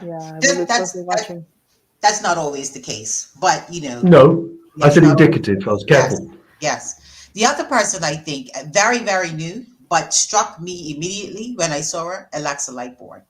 Struck me immediately as a young person who certainly should be groomed for that type of position. Brings all the right characteristics. I even voiced, okay, how is she going to do the door? Because she's very put together. And I've heard nothing but good things about her on the doorstep as well. Whether she can maintain that, time will tell. But she's certainly someone, I think, who can step into that line of grooming for that type of position. I thought the same thing, actually. When she was rolled out, I was like, she is an excellent candidate. And I'm a bit biased because I think we have the same birthday. But genuinely, I think she'd be excellent in that situation, particularly because the POP is kind of beating this gender representation drum. I mean, they're taking a lot of pride in rolling out 13 women in this election. So I think it seems fair to guess that the deputy premier or the next heir apparent would be a woman, which, I mean, I would love to see. I would wonder if it's a bit too soon for her in this cycle, whether she needs to be an MP for a bit longer and a cabinet minister and then step up. I think you're right. I think she's an outstanding candidate. I would worry if I were there to elect her that it was a bit too soon. Probably. That you'd lack a little bit of experience. But I mean, it'd be very interesting if she stood for the deputy leader. It'd be very interesting. I mean, to me, I always think it's Jason Hayward's to lose, actually. Yeah. Right. No, right now, I haven't called anything. The website seems stuck Oh, no. at the moment. The last two things that they have was the premier seat, and on the website they have 697 votes in out of 1190. So by standards tonight, that would be way over the number percentage wise of voters turned out, but it's only on count 3. And the premier is ahead at 63.7% of the vote, 444 votes, and Nikki Garrett of the OBA 140 votes, 20%, and Omar Dill of the FDM 113, 16%. The actual last count that they put up was count 3 for Southampton West Central. That's 31. 596 votes out of 1302. Again, it's only count 3 and there's no declaration. Linda Smith is ahead of Crystal Caesar by 12 votes. So that would be an OBA pickup if it happens. Janae Crockwell, only 120 votes as an independent, and Karen Hodgkins, only 14 votes or 2%. Yeah, so That we're would on be the a very good final leg. win. Yeah. Yeah, and the other More interesting seats thing is, people. as I'm looking at this, we've got 22,840 votes counted so far tonight. Last election, 26,074, and with 12 more counts to get in, basically, which would be about 200 votes per count, possibly. It looks like it's iffy if we're going to top the last election cycle's vote total. And just I as have to say, if we don't top 2020, that's appalling, because 2020 there were 5 seats that were uncontested. so there were no votes, and you had There were no votes. virus, so people stayed away. But if we go back to 2017, there were 34,000 people who voted, and the PLP garnered 20,000 of those 34,000 votes. I think we have to look at 2017, 2012 to be relevant. I think 2020 is such an outlier because of the shambolic nature of the OBA and everything else. Lost my train of thought a little bit then. I think we consider Debbie Burt's as a safe seat, which will take him up to 18. I just had a WhatsApp from a PLP person. Doesn't say very much. It just says the OBA camp remains positive. I suppose they're remaining positive because they are definitely going to increase their numbers. What does the OBA have to do to get more? I mean, it's reinvented itself once, hasn't it? I often like to think about what if questions, you know. And what if the BDA had not merged with the UBP? I kind of think the BDA would have got more traction, you know. Okay, we have one to call, Constituency Southampton West 32. And after a promising early showing by Mark Bean of the FDM, he didn't quite make it to the end, with Scott Simmons holding onto that seat for the PLP with 46.2% of the vote, 322. Mark Bean, 225 votes, 32%. And Kellen Jones, the OBA, 150. A decent turnout by this year's standards, 697 votes out of 1234. And so officially that's 17 out of 36. And the website seems to be going again, and we have another one to call in a moment or two, I think. Wow. So, yeah. So Scott did okay. He did okay. So, you know, Mark didn't make it as much of a dent. He took some of those votes, but clearly there was a clear win there. So there's a lot to be said, you know, about, you know, what do we do now with all these folks who are independent and still out there? Now, I'll tell you, one of my strategies would be I'd just be an unofficial opposition. I'd have my shadow cabinet, and we'd speak to issues no matter what, whether we're in the House or not, and keep going Yes, until keep the next going. election. Keep going to the next election. I mean, there's not too many things that we can take out of our friends, our president, in the place we shall not mention on the show tonight. But one Thank thing, you for that. one thing you can take out of his book is that he started without even being the official candidate right after the next election. If you learn anything, we should learn that, Yeah. and encourage these candidates to continue on. Yeah. I mean, you can say what you like about him, but he's a disruptor. Maybe we need a disruptor here. I thought we had them. I thought we had the disruptors. I thought we had the independents, the FDM, and the Imperial Group to disrupt the scene. That's what it seemed like. I mean, I think they're Yeah, it's a all good around. point. I guess I'm curious about like the moment in political time, and I think the resignation that we're seeing with the low voter turnout in comparison to the 2017 numbers is staggering and really disappointing. I mean, I want to say it's because the youth are off island, but I'm sure it's just a small fraction of that. But I think whoever, like the PLP, which is likely to retain government, seriously needs to contend with the current political landscape because people are apathetic, they're withdrawing, and more than ever, I think advocates are needed. And for all the people who are watching and were perhaps unsuccessful, I think the key is keep going. And I think that's the necessary message moving forward, because the PLP has a lot of work to do to maintain themselves as a viable option in the future. Yeah, we can call the election now. The PLP have picked up 2 more seats, and it looks like a third one's about to be called. So we have them at 19. We have in Constituency Warwick Southeast 24. Lawrence Scott winning with 49% of the vote, 346 to Rick Smith, who's briefly ahead with 262 votes to finish the night, or 37%. And Lauren Francis, an independent, 98. That's 706 people voted out of 1244. And in the education minister's seat 13, we have Diallo Robane retaining the seat with 351 votes, or 52%. Renee Webb, the independent, finished with 163 votes, or Wow. 24%. And That is Charlie surprising. Swan of the OBA, 162 votes, or also 24%. So I thought in that one that Renee would be taken away from. Dom, I think Pat's itching to cue a video. Yep.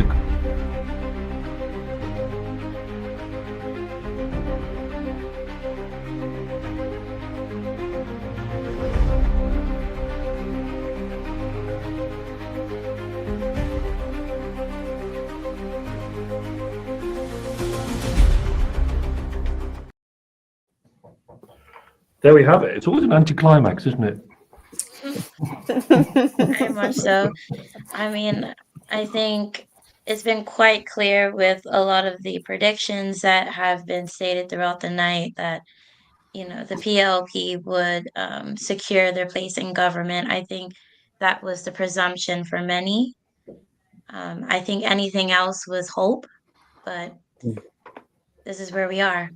And hope is worth holding on to. I will say, Ajay, I agree with you, but hope is worth holding on to. I mean, the PLP it's not a new party. They've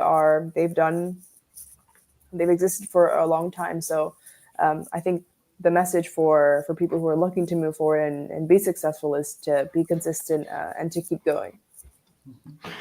The PLP's got a lot of work to do there, hasn't it? I mean, we've talked about it at length, the voter turnout. What can it do to say we govern for the people when probably they don't? Hold that meeting firstly. That meeting firstly, but unless you see something concrete for it, I'm not sure that's going to inspire confidence. They can't say they're the party of the people because they're not. They've got a majority, but they haven't got a popular vote majority. They're in a pretty difficult position, aren't they? I think to prove to the people that they are the right party. I mean, if you think about the PLP, right, so they're in power for another 5 years. So that'll be something like, do my maths, 27 out of 31 years. It's all down to them now, isn't it? How are they going to prove that they're the right party? Well, I think once you win, you don't have to prove it other than govern, because you have to govern all the people. And that's going to determine how people feel after the fact. I think the time for words are past now. The cases have been made. The voters have spoken either by staying home, or the base has supported who they have supported. Now they must govern everyone. And if they're going to get the government again, those folks have to see that has happened. When we look at those folks who have done really well, whether on either side, they've connected to the people. That's a clear message. Right. Connect to the people. That's how you start. Just to call 3 more seats. Levita Fogo retains the seat for the PLP in St. David's, 441 votes to Maurice Foley's 167. In Paget West, Jerry and Richardson will continue to reside with the OBA.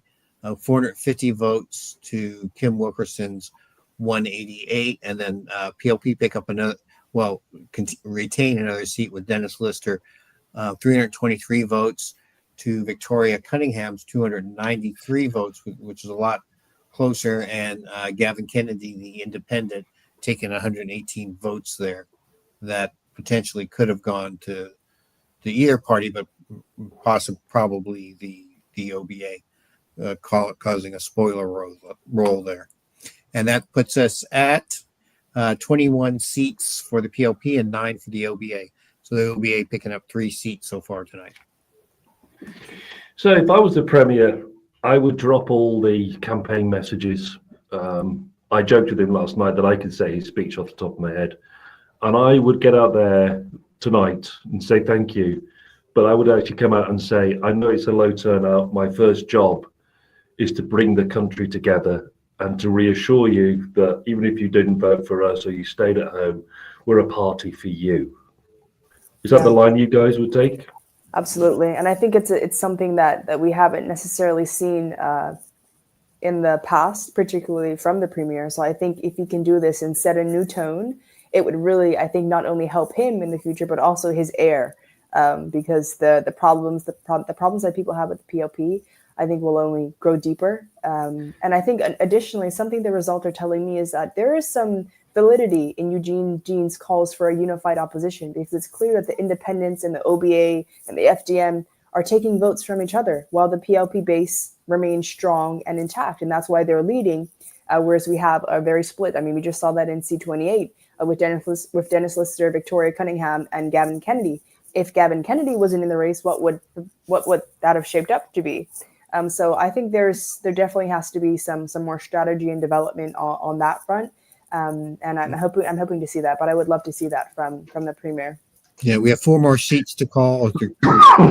Rolling in now, which will be 34 of the 36 seats.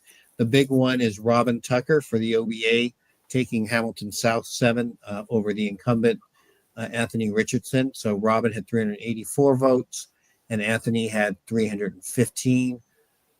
In St. George's North, Renee Ming won as expected with 432 votes to James Perry's 192. In Pembroke West, the PLP's Adams, 315 votes to the OBA's Jones, 236, so an 80 vote margin there. And Warwick North Central, Paul Wilmot wins the seat for the PLP and becomes a first-time MP with 442 votes to Dion Smith's 243. So we have a grand total of 24 seats for the PLP and 10 for the OBA. Wow. Jeremy, I think you're muted. I am. The Premier will be pleased. He told me last night he'd be happy with 22, so he must be over the moon with 24. So you think the PLP now, the Premier in particular, takes a more humble line, a little bit more humility? I think more of reflective or accepting of the general sentiments out there. I don't think it has anything really to do with humility. I think it's an acceptance of reality. The voter turnout is low. We had a record number, I don't know if it's a real record number, but we had 109 candidates in this election. That's evidence. That's something that there's a lot of dissatisfaction. So I think it would just be accepting the reality that there's a local resignation, and try to move forward in that way. Yeah, I have a question. Do you think the PLP will actually fully address the reality of this low voter turnout? They didn't in 2020. I think they took it as a mandate for their leadership, but I didn't see that in 2020. But I hope I see it now. I'm concerned that party politics will carry on as normal. I agree that the Premier's going to strike a different tone, though. I hope they do. I hope they do. But I fear party politics. You get so tribal, and that's the problem. And in your tribe, you don't really think about others. Yeah. Claudette, what about you?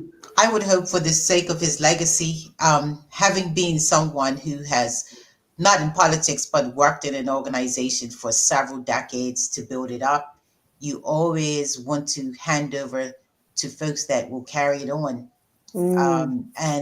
That becomes, a part of as you know, you're leaving, you're exiting this, because that's really the testament of your success, right? When the thing can stand when you're no longer around.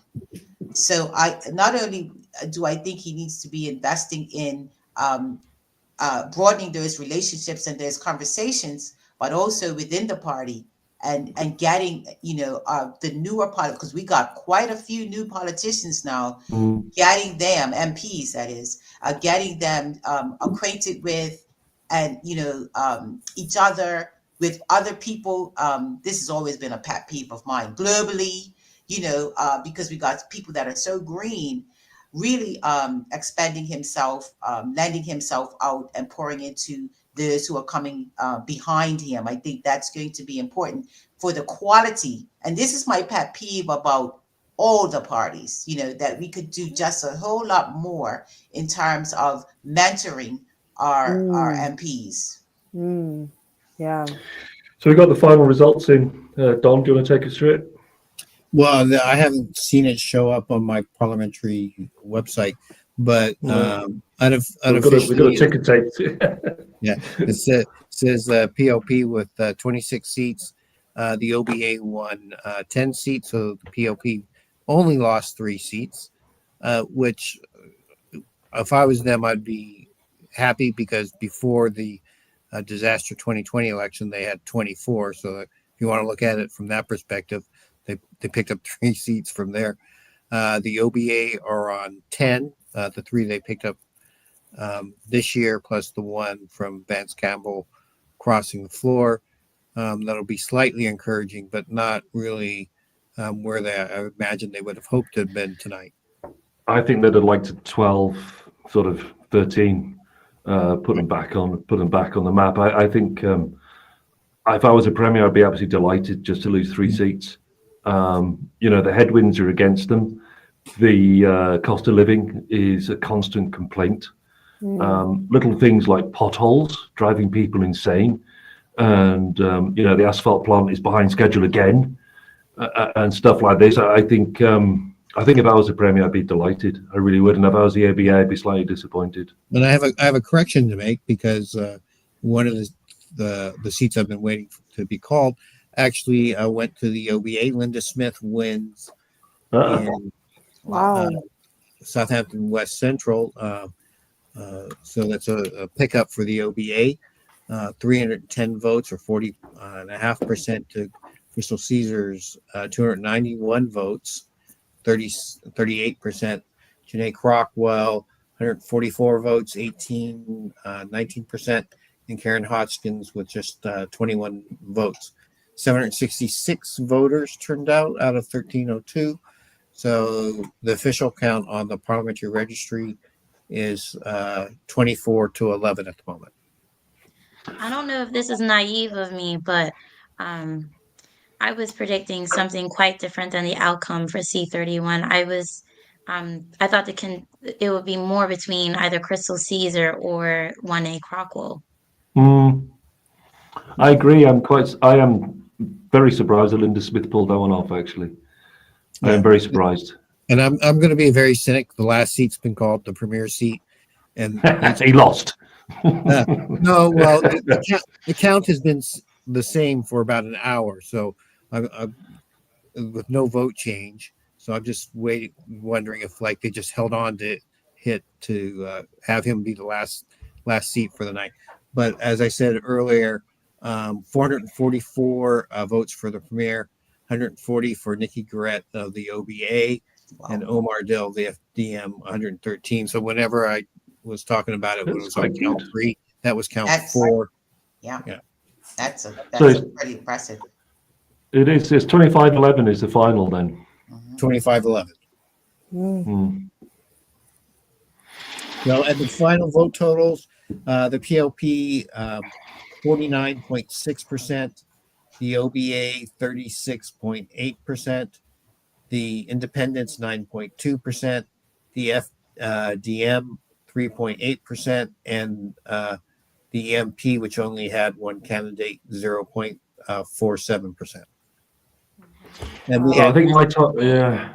yeah, there's 24,779 voters.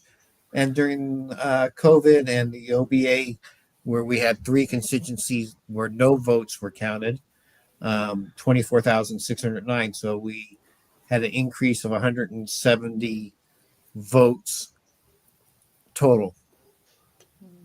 With all seats contested. Correct. Wow, that's unbelievable. We've got a graphic up there showing that.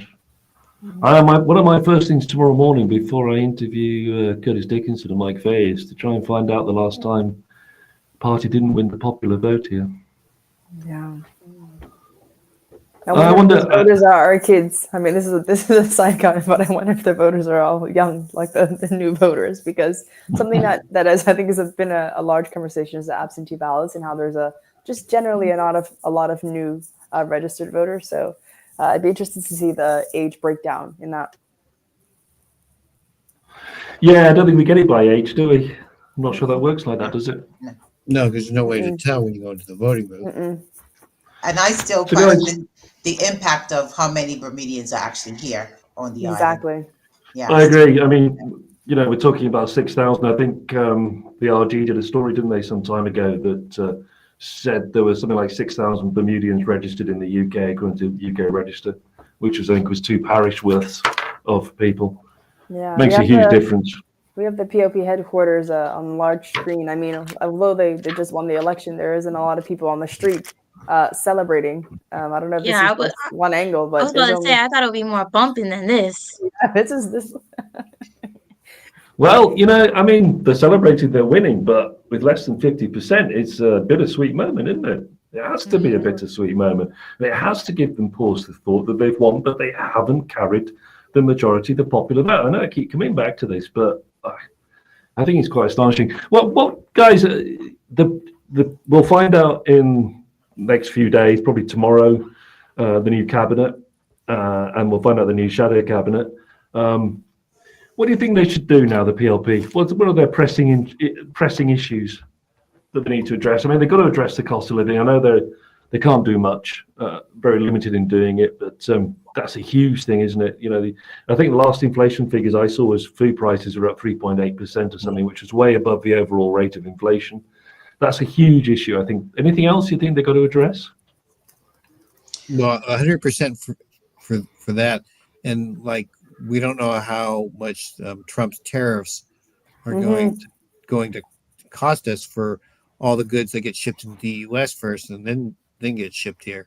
But egg prices, which we have no control over, with chickens being destroyed because of the bird flu, jacking those up.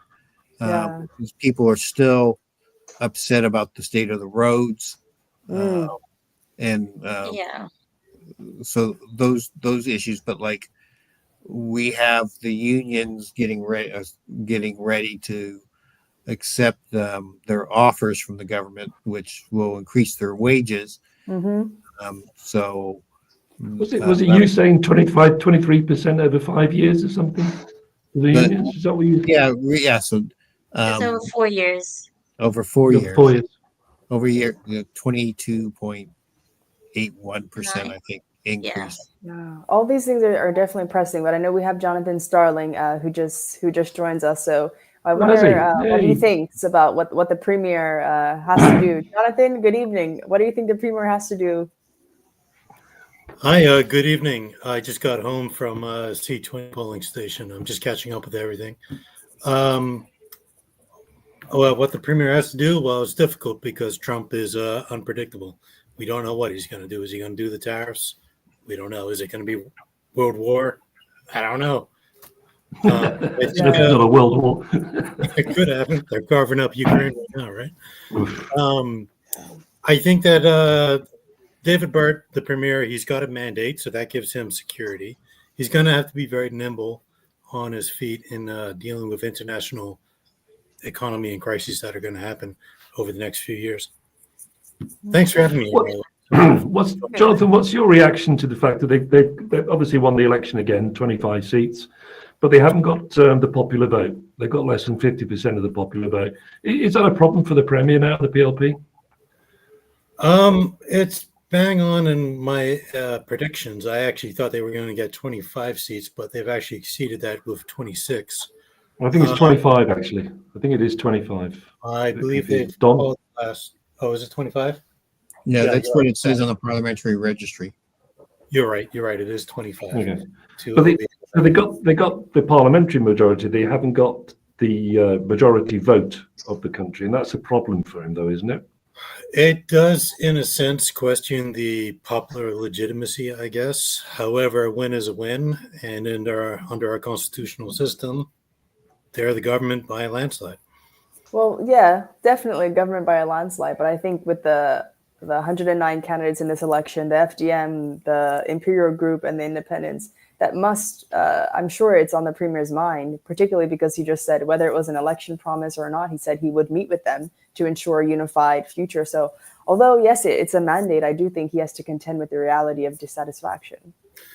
No, I definitely think that the PLP has to take a hard look at the data here. From what I'm reading, they lost about 33% of their vote.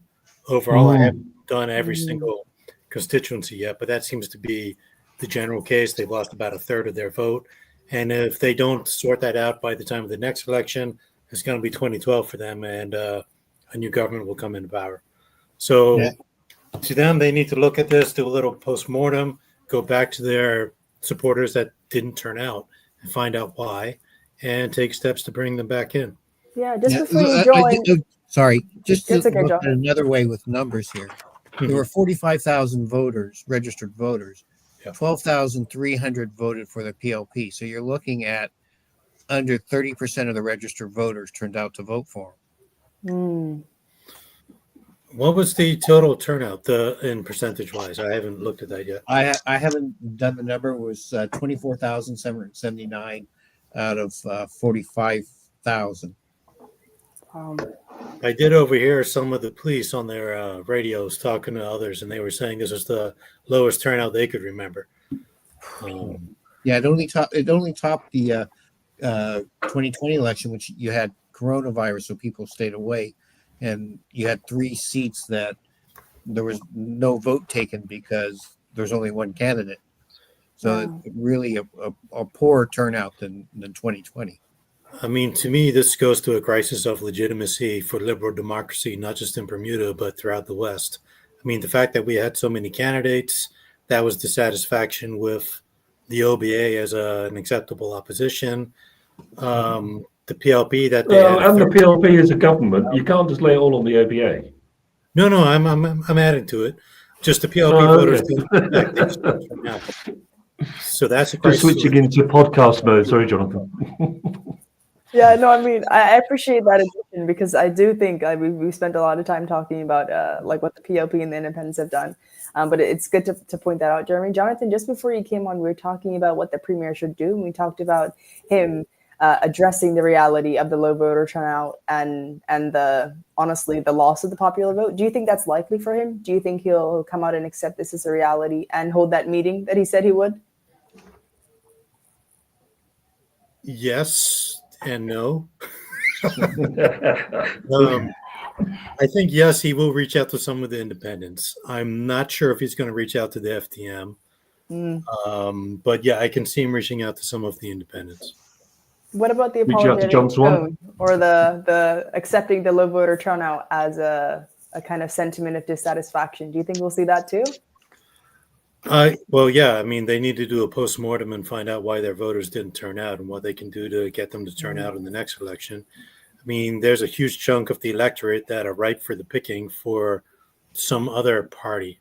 The fact that they weren't attracted to the OBA, the FTM, or the independents means that there is the potential for another party to emerge. Just what's on offer wasn't attractive to them. Yeah, so I can answer your question. So 54.9% of the voters turned out for this election, with the PLP having about 27% of the registered voters voting for them. Wow. So we're talking about the PLP not attracting its voters, but the OBA only got just over 9,100, got 9,133 votes. Yep. They've got to get their supporters back as well, haven't they? I mean, that speaks to dissatisfaction with them, doesn't it, as well? Massively. Yeah. They had a couple of mishaps leading up. Sorry, Don. They had a couple of mishaps leading up to the election that I think the rollout of a couple of candidates didn't go so well. I think the reintroduction of Michael Fay, I think, stirred up a lot of reactions in the public that could have kind of disengaged a couple of their, a few or a lot of their base. You were saying something, Don? Well, I was just going to say that the OBA was still reeling a bit from their disaster in 2020. I mean, if we're going to be honest, some of their candidates could have been a lot stronger than they were. I mean, having talked to several over the last few weeks, they didn't leave me with a leadership sort of role that, they were there and they were genuine and they were honest, but they were lacking, in my mind, they were lacking a certain quality to them. Some of them. Yeah, I would agree. I agree as well. I think that's definitely a sentiment that I've heard across the board with many constituents, is that a lot of, at least the word I've heard used, is a lot of the characters in the OBA are a bit questionable. That's such a Bermudian word, character. So this person is a character, because it usually means terrible things. Yeah, they're character, but sometimes they're embedded in the community as well, and they know the community inside out. So there's double-edged sword on too. There's a flip side to that as well, I think. But I think it's a lesson to both parties, isn't it? They've got to do better. Mm-hmm. You have to do better. The electorate is telling you.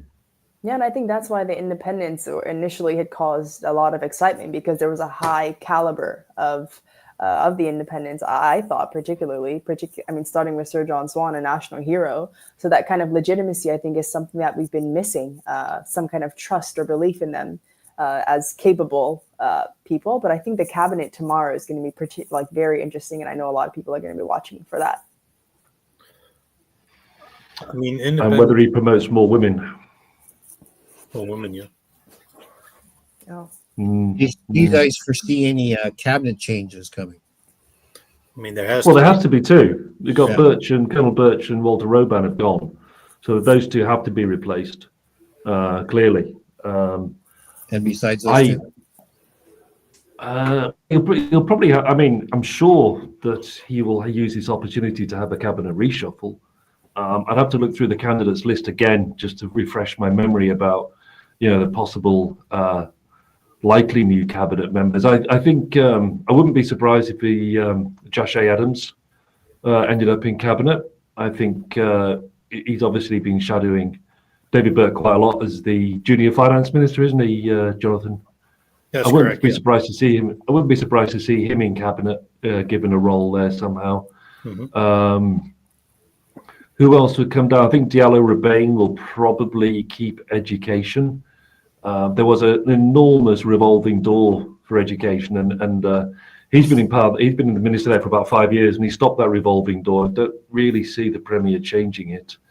Yeah, education is such a thankless ministry to have. So everyone has an opinion on it and doesn't necessarily like it. But when I talked to him today, he was looking forward, under the Premier's wishes, to serve again. I think it might be a bit early for Alexa Lightbourne. Jonathan, we were talking to her as a potential leader at some stage, but I think it's probably a bit early to see her in the cabinet, isn't it? She is excellent. Generally, they like to give them a little time to Yeah. speech and maybe a year or two in. But she is such a good candidate. I can see her becoming a minister right away. Yeah. Well, She's got that potential.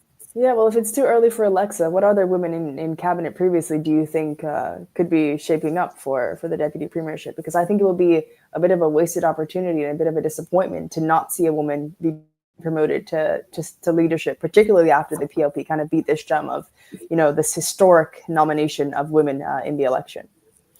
Well, I would say the most appropriate. I'm sorry, go ahead. Excitement. No, you're good.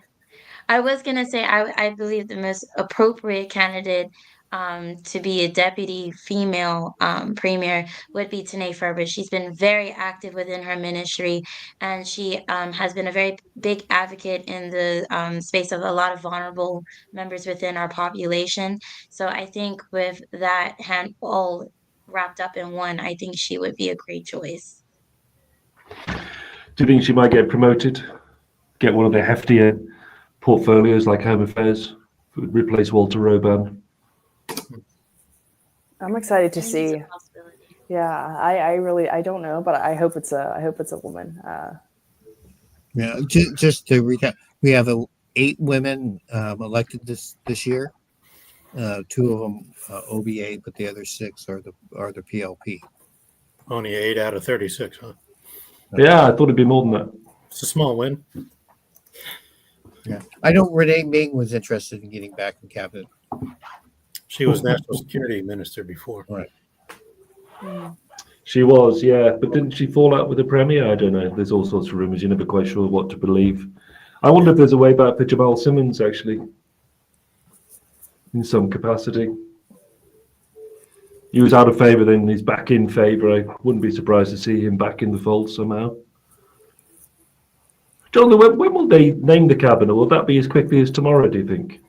It's possible. The deputy premiership won't be known until sometime in March, because the deputy leader of the PLP is elected by their delegates. So there'll be a special delegates conference in March. That'll determine the deputy premier. I would imagine in the next 48 hours, you're going to hear the ministry appointments. And also you've got the Senate appointments to consider. Well, that's true. I presume that Kim Wilkerson will stay as a senator, won't she? She'll have to stay as a senator. I hope that Misha Fubler goes back into the Senate. He's a great candidate. Which one's that? Misha Fubler. Yeah, I wouldn't be surprised to see him back. I do find, though, that both parties tend to use the Senate as some sort of training ground to become an MP, and they don't really have continuity there. So I wouldn't be surprised if he doesn't come back in, actually, in a way. But somebody's put in there as again for an 18 months training exercise. I don't like the way both parties treat the Senate, to be honest, but that's just me, perhaps. An interesting thing. Go ahead, Jonathan.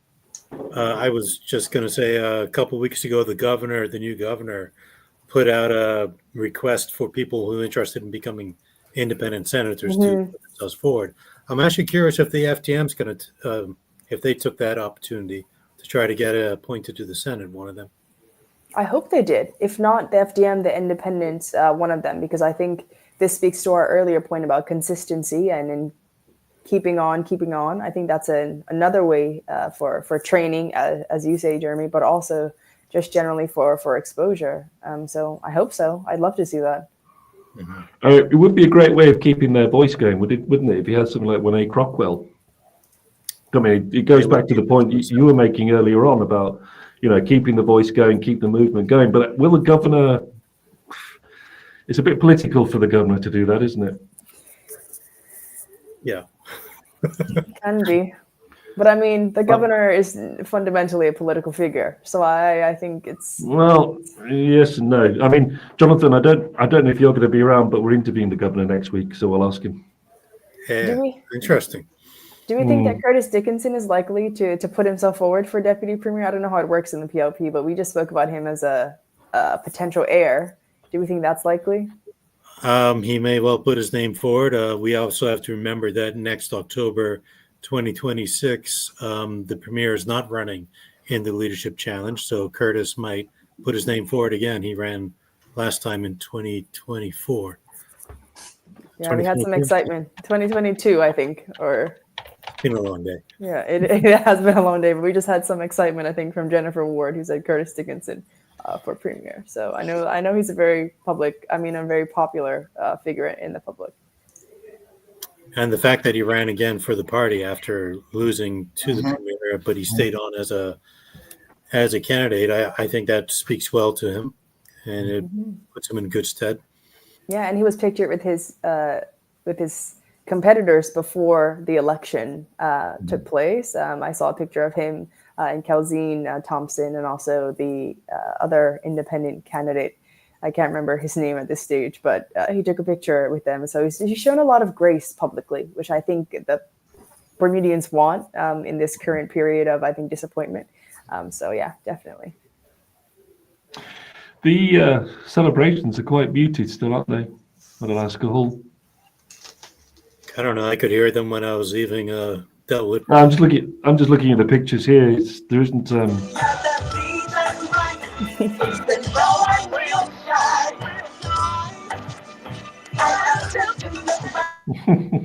They love music. I love that for them. There's always music at a POP function. Oh, it's great fun. Yeah, they know how to party. But I'm surprised there's just not more celebrations out there. You know, it does look a bit muted. I remember 2020 and 2017, and incredible celebrations, incredible scenes. I wonder what it's like in the OBA. Yeah, Jonathan, you're not emceeing, are you? That's why it is. Exactly.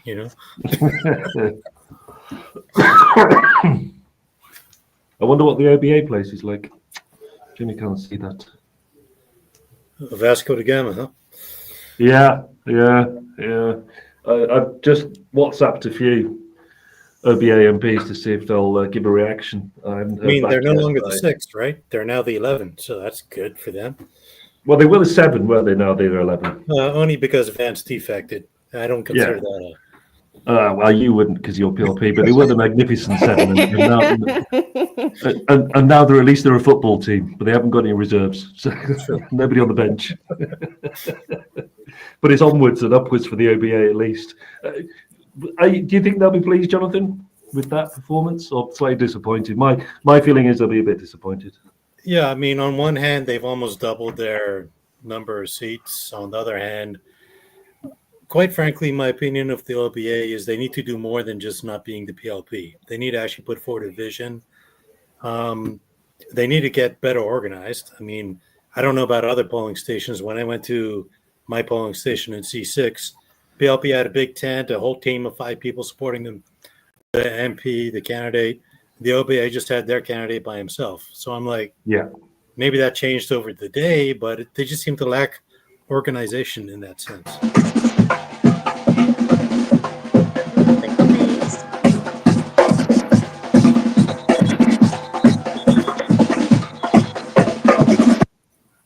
Hey, you. No, I think you're right, and I think it projects a kind of buzz from the PLP, and it doesn't project anything from the OBA. And perceptions are everything, aren't they, when it comes to politics? Well, I mean, in politics, I mean, this result just shows you the benefits of machine politics, and that's what do you mean by that? They don't have the team necessarily supporting them. Oh, the machine, yeah, potentially. I don't know what goes on behind the scenes. I genuinely don't know that. I think they've got a lot of work to do, though. I mean, 9,133 votes. Okay, low turnout, but that's not a big number of votes at all. They've got to do something to convince the voter to come out. I mean, we talked at length about their platform, and it was a bit shallow, wasn't it? It was a bit hollow, their platform. I think it had 8 points, but big strategic aims, but no tactics to get there. So it didn't really resonate, I don't think, with the voters in a way that the PLPs did. It was just very, very high level. Their messaging was all over the place too. Well, we can talk about the low voter turnout. I'm going to stick a pin into Ray and Ajay, but because you didn't allow the young voters and other voters overseas not to vote. No absentee balloting. you deliberately suppress the vote by not allowing that to happen and not fixing that problem that's been ongoing. I am Yeah. a bit optimistic that both parties, OVA and PLP, have pledged to fix that problem. So with both of them in the House, I hope that within the next election that this won't be another recurring problem. What I would hope is that people protest and demand this between now and the next election, because it only comes up after the writ is dropped, and you can't change the legislation at that time. So we really need to, be active and focus. I'm not saying you in particular, I mean people. For whatever is in the platform that you think needs to be done, we need to be actively participating, protesting for these things. Otherwise, nothing gets done between now and the next election. Yeah, I mean, I agree. I think that the public has a very crucial role in ensuring that things get delivered, but I also want to strike a balance insofar as the public is the public, and they elect these leaders as representatives to carry out functions in their platform. So while I do think that advocates should be consistent, I feel like in Bermuda, because of this period of voter apathy and resignation, we kind of demand a lot more from activists to kind of be at the forefront, when in reality they have a mandate based on their platforms. I think absentee ballots have been dropped by virtually everyone. I know the premier has said that this is the first time they've promised it, but this is a long-standing issue. So I think this goes beyond advocacy efforts. Quite frankly, a lot of members in the PLP, former Deputy Speaker Derek Burgess called for this when he was in the union. I know we mentioned that in our statement. So while I do agree we have to apply pressure, I want to strike the right balance that these are people elected to do a job, and it's a representative system. The public, they can't be kind of bearing the brunt of everything. No, and people are tired and exhausted of the cost of living. You come home, you're tired. It's hard to keep informed and active, but there is also that, the squeaky wheel gets the oil kind of approach to politics. It's a point I keep coming back to with such a low turnout. Not sure there's going to be a squeaky wheel. It just seems to speak to disillusionment, apathy in the process.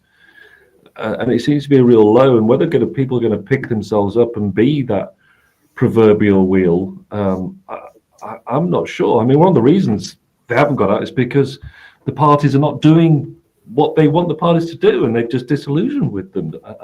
Again, I've said it all along, I'm a bit cynical. I think that governments get their money when they lead, and we shouldn't always have to pressure them. They should understand what the right thing is to do. And I think it's disappointing when you get something like absentee balloting that's been discussed for so long, but that's all it is. And I think governments fail the people when they don't address a minority issue like that. And it is a minority issue, and they fail the people for not taking it up and doing something about it. It always annoys me, actually, that this is where I think governments earn their money, MPs earn their money. That's what they're there for, to represent the people, and they're not doing it. They're not doing it. It annoys me. As you can tell, it annoys me. And I think it's right. I mean, I'm glad that it annoys you. It should annoy everyone, really and truly. And I think a lot of it is in my opinion, I think the Progressive Labour Party has operated relatively authoritarian. So I think they have a messaging that, they govern not necessarily for the people, but for themselves. And I think that becomes a reinforcing mechanism. So yeah, I mean, it frustrates me, and it frustrates everyone clearly with this low voter turnout and a really big show of apathy. But I suppose it actually comes back to John Swan's original point about why he backed independence. So there was independent thought. He didn't have the party politics, so they were truly representing the people. And there's something in that, I suppose, and that's in a way why he's so disappointed the independents didn't make some sort of mark, because it takes it away from that tribalism of that party comes first attitude or feeling or perception, I should say. I mean, I'm going to counter that. So the independent MPs that we had in the past, that was in a system of segregation and property votes. It maintained that only a certain economic class could afford to be MPs. So they were a de facto party in that sense. Anyone who opposed them were blacklisted, had their mortgages pulled. So, yeah, we had independent MPs nominally, but they were a de facto party of the oligarchy. Party, yes. But I mean, thankfully, the system's changed now. I'm not I mean, sure. we're still a very racialized and segregated society even to this day. Fair enough. Fair enough. Claudette, you're very quiet. I'm allowing Jonathan to have his turn. How Don't be so generous. hyped up. I'll listen more and let other people talk. I'm sorry. Well, our jaws are starting to ache. You're coming in fresh, so you can do all the talking for us now. I mean, it does say, I did see a note that we may be expecting a press conference from the Premier, which would be great to hear. Be really interesting to see what he says, what tone he does strike, which we've talked about before, which is going to be quite important. What tone do you think he should take, Jonathan? Well, I think he should be happy. A win is a win, but he should also acknowledge the low turnout, as has been noted in the voter apathy, and say, look, we're happy. I'm not going to, he needs to paraphrase this better. That's why I'm not a politician, right? He needs to phrase the joy of celebrate the win, but also acknowledge that people are hurting, that a significant proportion of the population simply didn't vote or didn't vote for the PLP. So he has to hit a balance between being celebratory and contrite and willing to listen and learn. I agree. I think contriteness is an appropriate word tonight, actually. Personally, I don't know if you got any more news on the PLP press conference. It's certainly all quiet from the OBA. I've not heard a squeak from them. Nobody's responded to my WhatsApp messages. I'd love to know what their thoughts are. It's a shame we can't get through to them, or they can't get in touch with us. I'd love to know what's going in through their minds. I'd love to know what's going through the minds of Mark Bean as well, and John Swan. John Swan must be very disappointed. Mark Bean, I think he was, what did he tell us, Jonathan? He was predicting 4 FDM seats, wasn't he? Yeah. I thought that was a bit optimistic. Well, it certainly was, as it turns out, with the benefit of hindsight. Yeah. I'm curious to know what's going to happen with Jarian Richardson, the leader of the OBA. Is he going to fall on his sword? That's a good question. I mean, I did pose that to him when I interviewed him last week, and of course he dodged it. Because I did say if he doesn't win or it doesn't do as well as they hoped, is there a long-term future for him as the leader of the OBA? And there was no question. There was no answer, I mean. It's interesting you would say yes if you were very confident. You've got to read between the lines, I think, sometimes with the politicians' answers.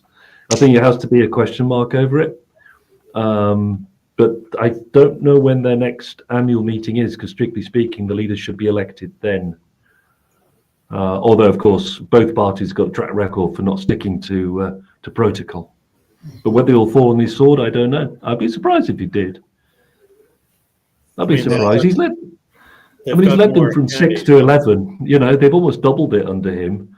They're a more cohesive party. We weren't impressed with the platform, but they are out there more often. They do have a better voice. He has improved their standing, I think, in the public's eyes and the voters' eyes. So I'd be kind of surprised if they ditch him after this. Yeah, and what roles will the newcomers have under the OBA shadow ministry? What's that, Don? What role will the OBA newcomers have as shadow ministers? Well, Doug DeCuto will be shadow finance. That'll happen straight away, I'm sure. He was shadow finance, but he's in the Senate, so he'll just carry that on in the House. Other than that, I don't know. What do you think? Well, obviously you want to give women a role. With Susan Jackson now retired, something for Robin Tucker or Linda Smith. Let their voices be heard. Robin Tucker would probably get it. She was a Senate leader, wasn't she? So I wouldn't be surprised if she was in the shadow cabinet. It would make sense. I don't know what role she would take. Wouldn't be surprised to see Dwayne there as well. Dwayne's worked very hard. Wouldn't be surprised to see him. And it'd be nice to give a bit of youth. He's still a young man. Give him a chance to express himself. He's done a pretty good job in the Senate, I think, representing different ministries. When I've listened to the Senate, does pretty well. We'll see. Do they have 11? How many are in the cabinet now? Is it 11 or 12? I can't remember. But they're going to be pretty much have enough for each MP to be a shadow, which will ease the burden on them and probably make them more effective in the House. to challenge things and get the legislation sorted out, looked at properly, etc. I think in the OBA too, it's what happens to the newer candidates who didn't get elected, because those tend to disappear, like beyond, like invisible, don't remember who they are unless they run again. And that's the consistency that's missing, the continuity. Well, we talked about that before a bit, didn't we? And it's noticeable that there is consistency with the PLP and a lack of consistency with the OBA, and I think that hurts them. Mm-hmm. Yeah, someone like Victoria Cunningham, who came very close to upsetting Dennis Lister, probably should get a Senate role. She's been in the Senate before. It'd be nice to see her come back. I agree. I was kind of wondering whether she would get elected. I thought she might push it quite closely. I think she'd be very interested in the Senate role. I think she's quite ambitious politically. Hope she doesn't meet me on the street and tell me off for saying that. But I think she is quite ambitious politically. So I think a Senate role would suit her. I don't know. Are there any other members of the OBA who lost who would be good senators? Who would be there? Linda Smith won. Robin Tucker won. Marcus Jones has been a senator before. He might come back into the fold. I mean, he had to be replaced in disgrace, though, didn't he? He certainly did, but has the electorate forgiven him? I mean, he did quite well. He didn't do badly. I mean, he got 236 votes to Josh Adams 315. Times moved on. I mean, it did leave in disgrace. I agree with you, but then some MPs doing some go back. Michael Fay is obviously going to be Shadow Justice Minister, I would say, Shadow Attorney General. I would imagine he would take that position for the OBA. Who else would come in as a senator? It's a really good question. I'm just looking through the list. Sophia Tessitore, I don't know. Would she be a good pick for Senate? She's young, she's a woman. Yeah, I think that would be a bold move from the OBA, one that I think they should take, because it would, I think, shake the scene. But I think, I don't know if I've forgiven Marcus Jones, for example, although I'm not in his constituency. I was quite disappointed by his Trump support. I don't know if that's still the case. So I wouldn't want to see him in the Senate. I prefer Sophia Tessitore. I think another good a good recommendation would be Jeff Fiala. You know, he has an extensive background in law and legislation. So I think he's somebody that's, for me at least, a no-brainer in terms of experience. I think An interesting mix. I think they do good to nominate some women, considering they have a slim representation in the House. So Sophia would be a good choice. Tessitore. She's one OBA candidate I hold in high respect. Yeah, and she'd be a good pick for them, a good look for them, a good PR move for them, I think, for that to happen. And I think she's been around the OBA long enough to take that role on. I think she's probably, been there a couple of years now, has she, for the OBA, I think, as a candidate, an approved candidate, yeah. So it'd be good. I mean, if we talked about training grounds, that would be a good training ground, for sure. So the FTM vote actually went down from about 1,400 votes to 950 votes this time. They had less candidates, I guess. They did, yeah, but I guess, we know they were hoping for a lot more, because he was hoping for 4 seats, Mark Beam, so that's a huge collapse for him. It's difficult to see them coming back. Do you think, guys, I mean, we talked about the PLP and OBA, but is it possible for the FTM to come back now? Well, for me, one, they'd have to be a lot more active than they were the last election cycle, because we didn't see anything, we didn't hear anything until right here at the end. And if they're going to be taken seriously, you can't just pop up every election. And two, the 2020 election, it was called shortly, and they had to pull together candidates. You've had 5 years to work on getting candidates to run for you, and you end up with less candidates. That's not a good sign, or not a good look either. You should be growing. Indeed. They should have had more candidates this time around. Well, that's what we talked about, wasn't it? They disappeared between elections, so they couldn't get any traction. I can see them going the way of the NLP, to be honest, the National Liberal Party, which was I can. beforehand. Yeah, I can absolutely. Yeah, I think will, and I think we'll. I have to say, I think we'll settle back into the two-party system quite soon, and quite easily. It's possible, yeah. Yeah, I think so. It's interesting. Just got this from the ABA. It's not from the leader. It's from the one of the MPs. The PLP received less than 50% of the vote, so the seat count is not reflective of the overall will of the people. Bermudians want change and not the politics as the usual way. Working together is what the message is. The Premier has already indicated his reluctance to collaborate. Time will tell. It's actually from Mike Fay. I think that's probably a fairly predictable comment, but it does again speak to the problem the Premier's got with not having the popular vote. I said earlier on, Jonathan, before you came in, I think that's going to be a bit of a millstone for him. Yeah, and I want to get back to something Dr. Fleming said early in the conversation, which is that the Premier not only has the future, like his future to consider, but also the future of the PLP to consider, and his legacy and his heir, whoever that may be.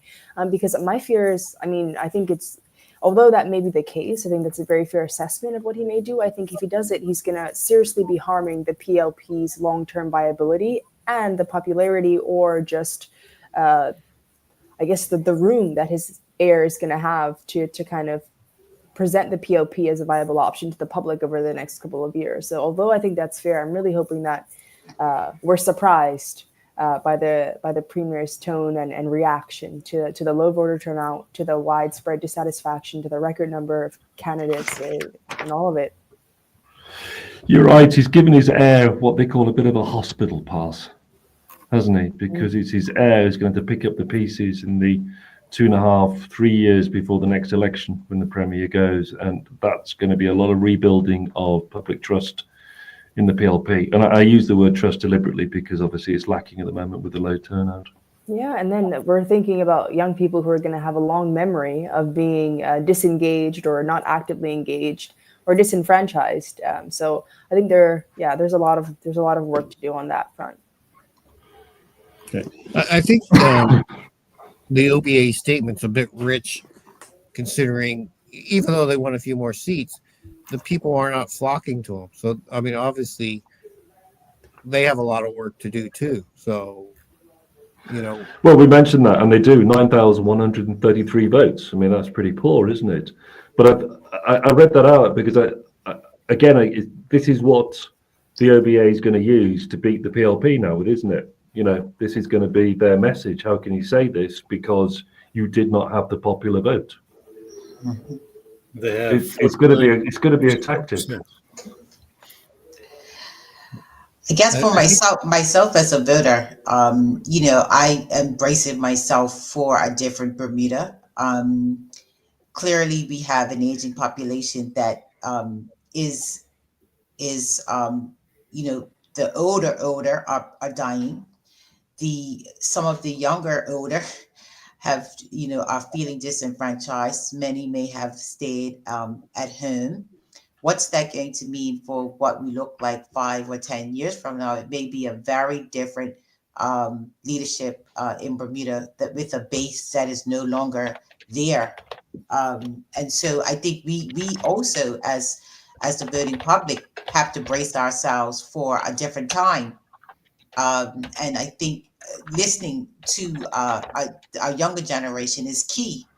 Not that we should not listen to the older, but somehow there has to be an opportunity, a table where we talk about who we're handing over our futures to, because that's where we're heading. And I think this is a critical moment for us. We're heading that way to something very different from what we've been used to in the past.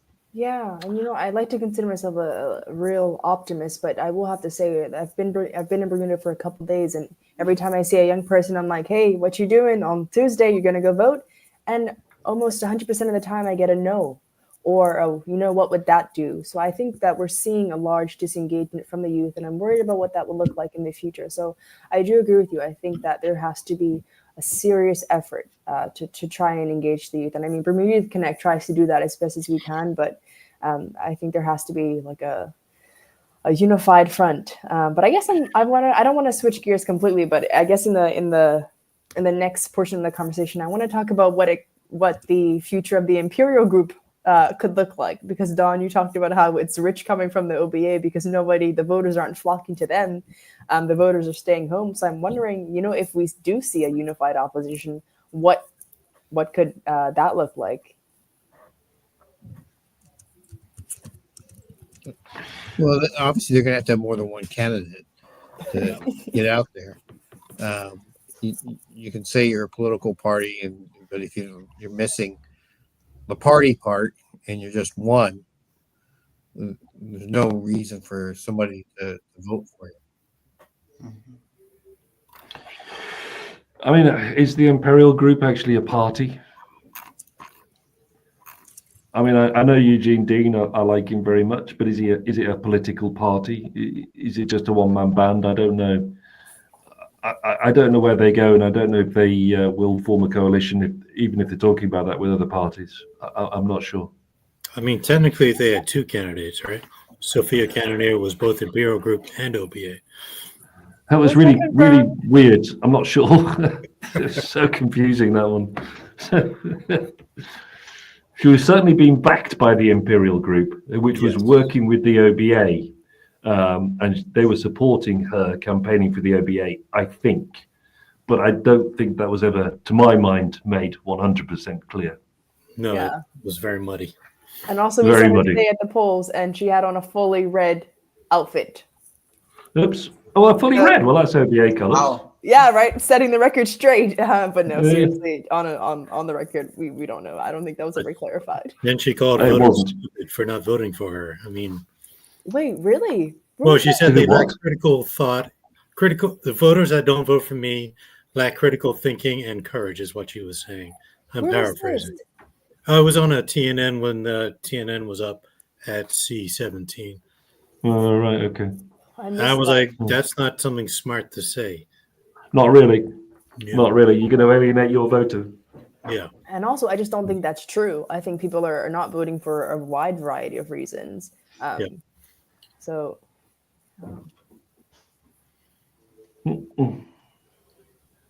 think we're all getting tired, aren't we? Such an anticlimax after you get the result.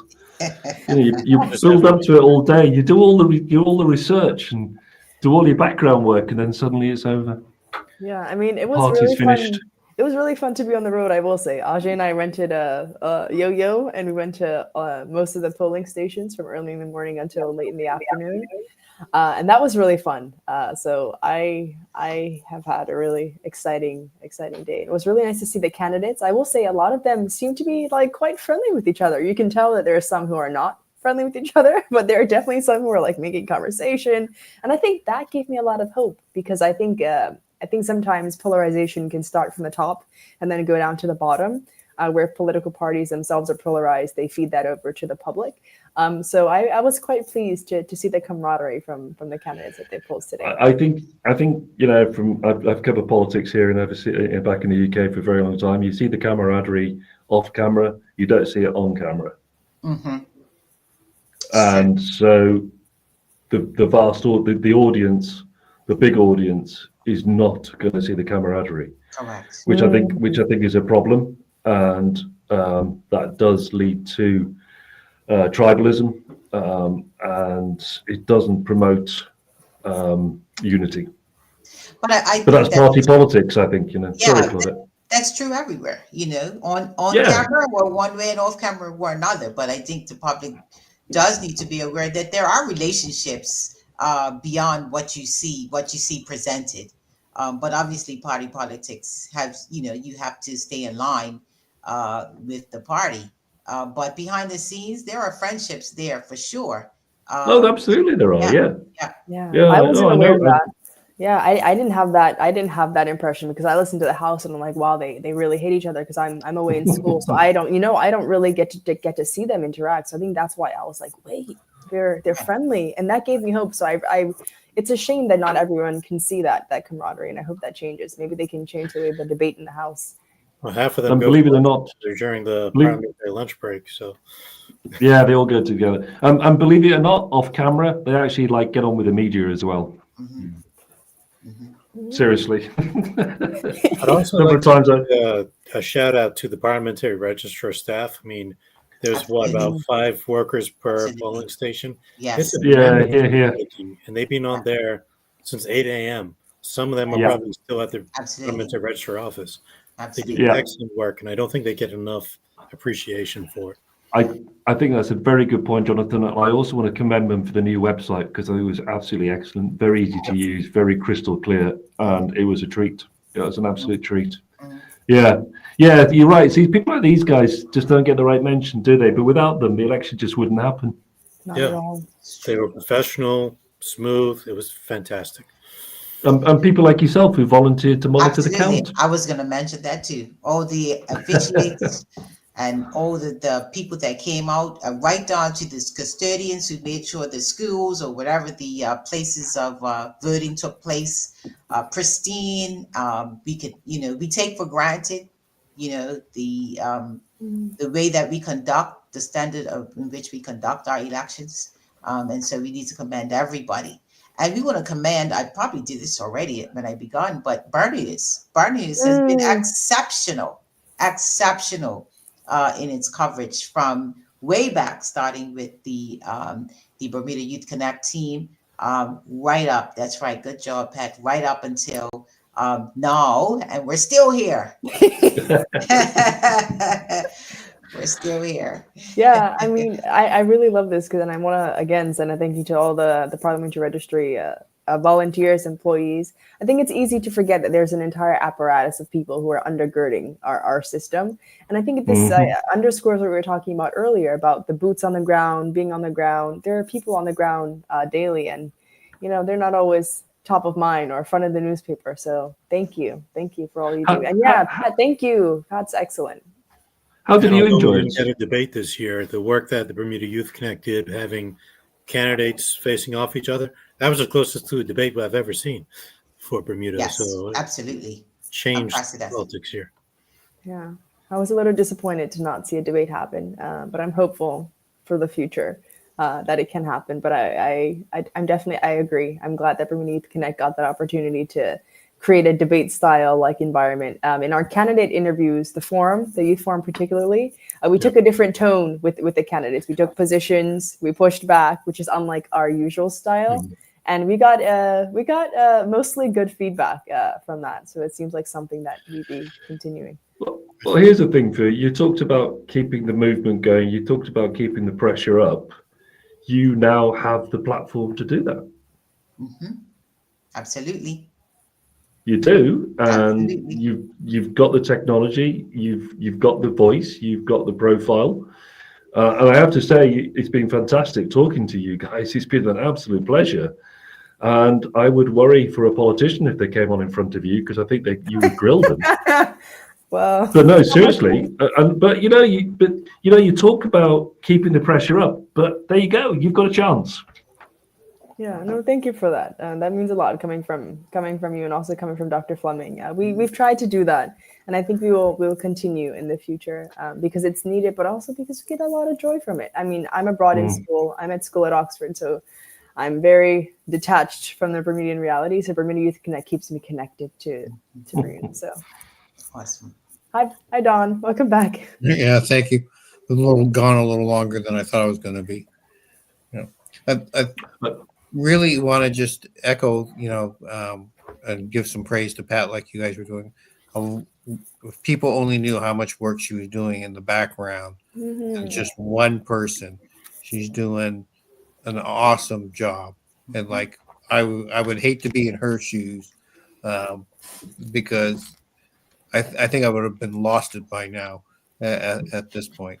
And I also want, since we're congratulating each other, I told Pat earlier this evening, to Ray, that how impressed I was with you and the outstanding job that you're doing and Bermuda Youth Connect in general. So hats off to you guys, because when I get ready to retire in a few years, and Jeremy's probably not too far behind, it'll be left too long, mate. Too long. Thank you, Don. That means a lot. So somebody saw the microphone being attached. Do you think we're going to get a press conference soon, or at least some statement from the Premier, a speech or something like that? I hope so. It seems like more people have gathered outside PLP, or maybe they just moved to one side of the street. So we're no longer seeing the full street, but only a half of the street, because before it was looking a little empty. But now it seems like the people are piling in. It does, doesn't it? We saw a microphone coming up. It'd be nice. Be nice if they did. And again, can't stress enough. Love to hear the tone. Love to hear the tone. Yeah, So, Jonathan, what do you think they've got to do? They've got to hit the ground running. What have they got to do?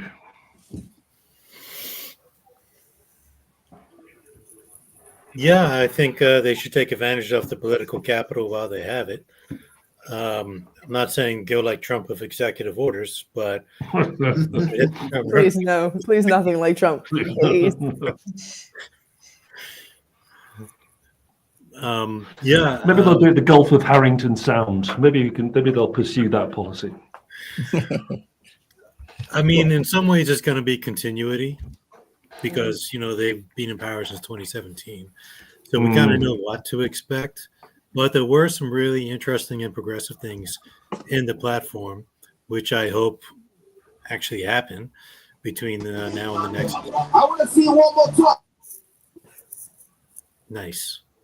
Yeah. But when we interviewed the Premier there, Jonathan, you made a really good point that they've been in power for such a long time. They've really not got any excuses to not to do something. I mean, you made the point about independence. And it was a good point, well made. Since 1998, they've been in power for all but 4 years. They've had all that time to pursue independence, but they haven't done it. They've got another 5 years. They've got a lot of time to pursue something, such as absentee voting, such as setting stuff up for students. Will they do it? I mean, I was in Scotland during the Scottish independence referendum, and when the Scottish government called for the referendum, the support for Scottish independence was about 30%, which is what the level of support for Bermuda independence is now. Because of that election, that referendum, and the support, the leadership that the SNP and the Green Party pushed for it, support for Scottish independence is now about 50%. So that's why I was saying to the Premier, I mean, I support independence. I know it's a minority position, but until the government is pushing for it, it's going to stick at 30%. And, let's do something. Let's do something quiet. And they've been in power long enough. They've got another 5 years. They can do something. So instead of paying lip service to things like absentee voting, let's see some progress. Yeah. I just wonder if we will. Yeah. And we can have a whole sorry. No, go ahead, Jonathan. I'll go in after. I was just going to say, I hope that we have a full-on constitutional convention and modernize our constitution. I like proportional representation. I don't know. Sorry, just looking at the screen. But yeah, that's all I was. Well, talking about the constitution, I mean, the Premier was talking about, and it's in the platform, of reducing the number of MPs. Are we going to see that? I think it's well overdue. I know you think the other way, but I think it's well overdue to reduce the number of MPs.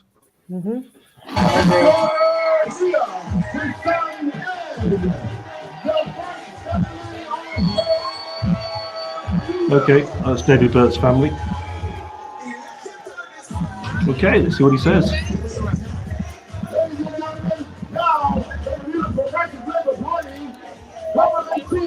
That you have found worthy to continue its mission on moving forward.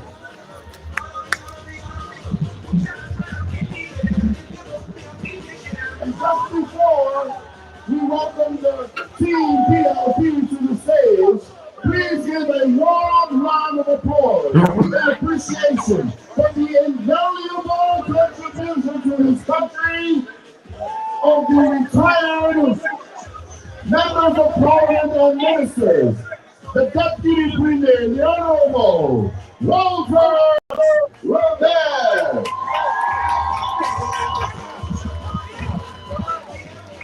The Minister of Public Works, who spent his last day in office yesterday, the Honorable Lieutenant Colonel, Minister of Public Works, David.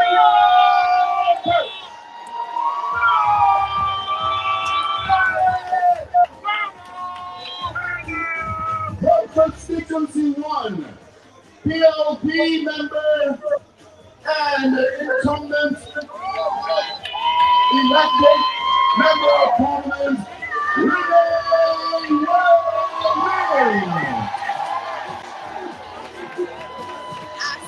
Constituency 2, Kim Ward. Constituency 3, Medina Bogo. Constituency 4, Minister Tanae Farmer. Constituency 5, a new member of parliament, PLP candidate, Constituency 6, the incomparable member of parliament and long-serving MP, Wade Ferber. Constituency 7, a hard-working former MP, Anthony Richardson. One of the hardest working administrators behind the scene of the Bermuda Progressive Labour Party, who you may not see very often, but goes home and work for this party, Lauren Dad. Constituency 9, one of the newest young political superstars. The chairman of the Young Progressives, the youth wing of the Bermuda Progressive Labour Party, from Constituency 9, Shamari Palmer Woolridge. Constituency 10, one of the hardest working senators on the island, Lindsay Simmons. And one of the most astute politicians who has always been underestimated but has always delivered, one of the most hard-working parochial MPs that the Bermuda Progressive Labour Party has re-elected, is Mr. Chris Bernews. Newcomer to politics, but one who is committed to the task. Please welcome from Constituency 12, Andre Faber. And of course, from my former constituency, my junior minister when I was active, the one, the only, the come from behind victory of Mr. Diallo Rabe from Constituency 13. The new, bright, most incomparable female of the Bermuda Progressive Labour Party incumbent government. Please welcome the one, the only, from Constituency 14, Alexa Lightfoot. From Constituency 15, the gentleman who has made a difference in culture, maintaining his commitment to awarding grants to non-profit organizations and charities so that they can do what they need to do to keep Bermuda culture alive. The one, the only, Minister Owen Darrow from Constituency 15. The most loved MP, the most humble MP, a hard-working MP who is definitely not lazy. Please welcome from Constituency 16, Michael Weeks. The PLP constituency for number 17, who the Premier has entrusted to maintain fiscal prudence so that your tax dollars are allocated in the way that they deserve to be to serve you. The Minister of Economy and Labor, the one, the only from Constituency 17, Jason Hayward. The constituency from my residence of Constituency 19, the compound behind Victor, the one incomparable only person that you will want to have in your corner, whether the chips are up or down, a most humble MP on Team PLP from Constituency 19, Joshua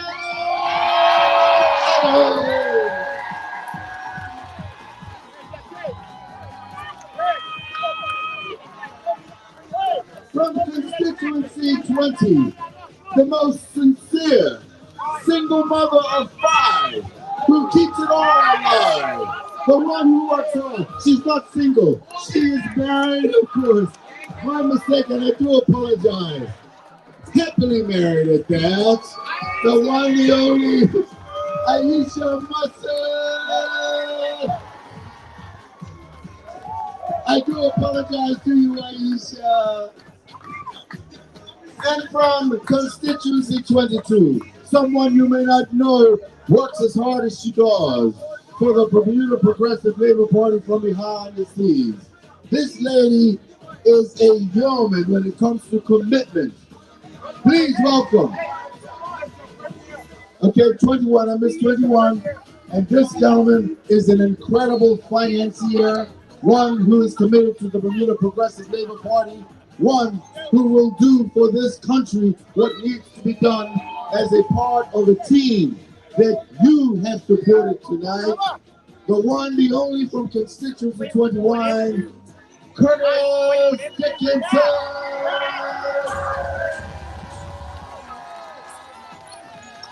I call him the financial guru.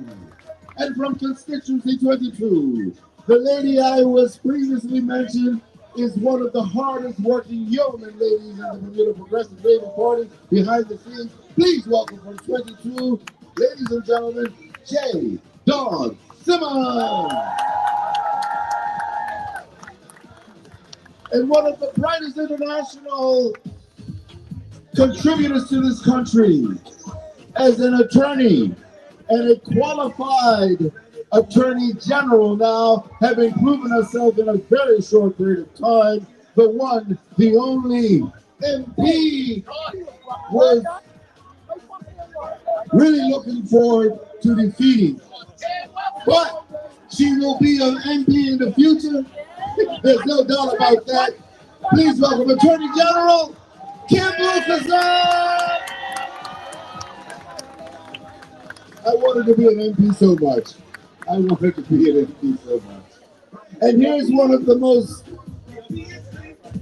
impressive ladies with a level of integrity that is unsurpassed. Someone who is going to be serving the Bermuda Progressive Labor Party for, 24, I'm sorry. Lawrence Scott, a hard-working entrepreneur. Please welcome to the stage from Constituency 24, the incumbent, Lawrence Scott.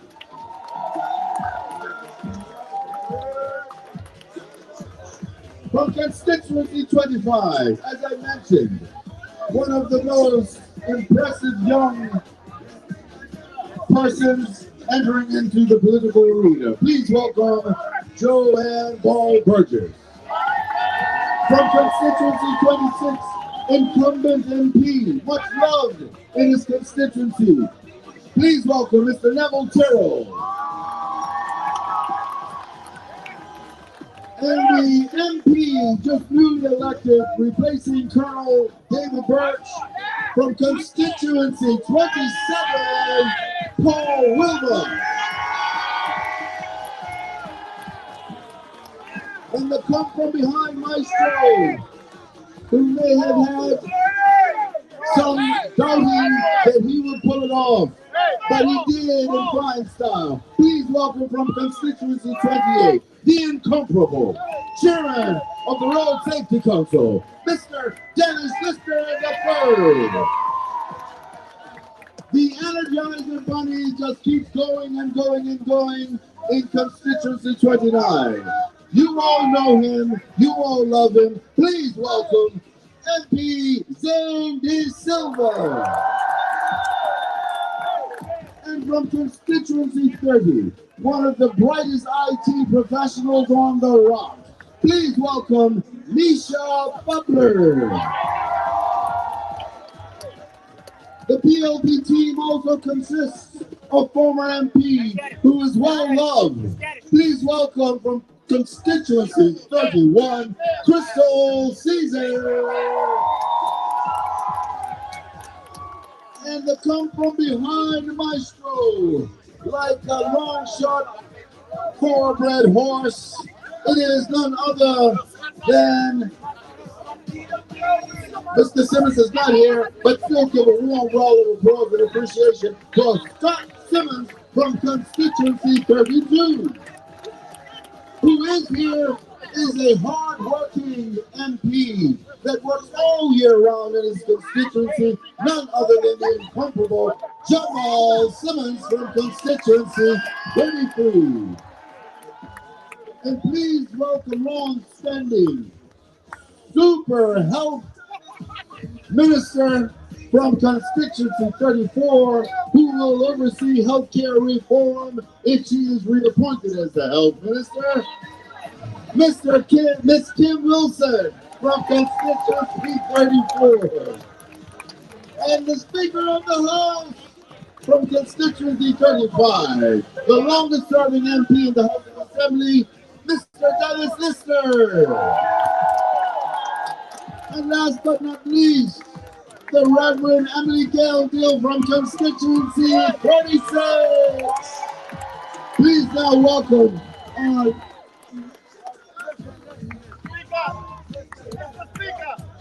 please welcome from Constituency 18, the leader, the premier, who will take this country forward in the next 5 years until there is a decision that he holds true to retiring in 2036. I don't know about you, but I wish you would have everything. But it's not going to happen because guess what? He has a family that you saw introduced first and foremost on this stage. So he will only be serving for the next 18 months. Please welcome our leader, our premier, the Honorable E. David Burt, JPMP.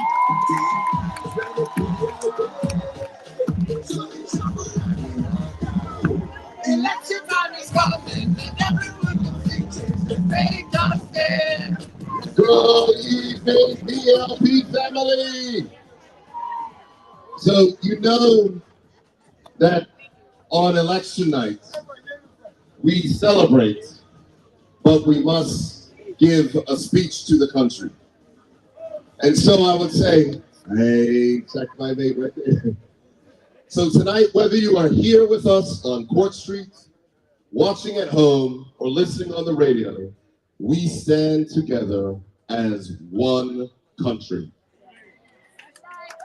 This victory tonight is not about one leader or one party. It is about all of us and the future that the people of Bermuda have made clear that they want to build together. And so elections are decisions. Come on, man. Get a guy decent mic. Change the mic. Change the mic? I'm talking into it too close. Elections are a moment of decision. Moments where we reflect on the past and chart the course for the years ahead. And tonight, this progressive Labour Party with 25 seats, more than the landslide of 2017. Bermudians have chosen progress. Bermudians have chosen fairness, and Bermudians have chosen a PLP government that will deliver for you. All the way.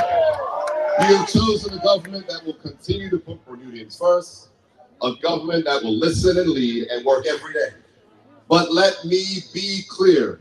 One of the things I say all the time, hi Roxy. While tonight is a night of celebration, tomorrow the work continues. And that work is not just for those who supported us, but for every Bermudian, because as we pledge in our election campaign, we will govern for all. And so we hear you when you say the cost of living is too high. Yeah, say it again. It's too high. Absolutely. We hear you when you say healthcare is too expensive.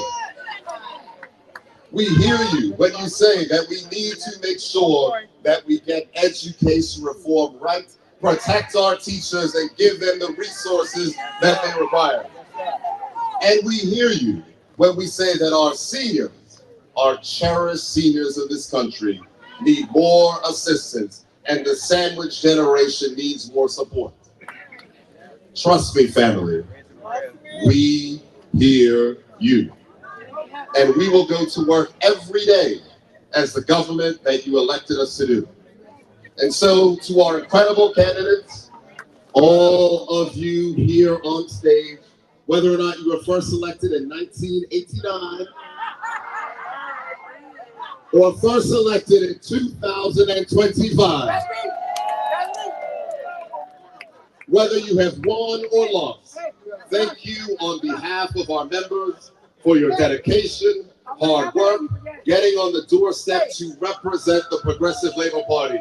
Can I have one round of applause for our amazing candidates?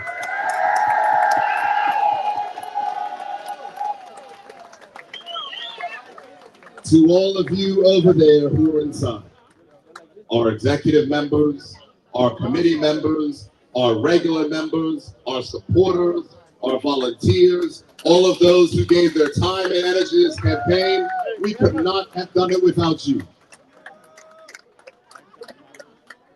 Thank you, thank you, thank you from all of us here on stage for all of your work. Thank you.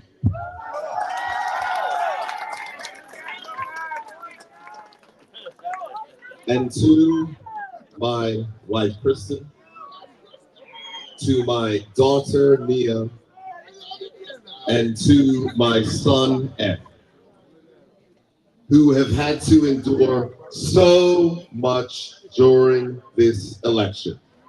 And just so I'm clear, it's not just me, because they talk a lot of trash about every single one of our candidates. But to you, family, I want to say thank you for supporting me. And in 18 months, me and Ed, you can get that doggy that you want.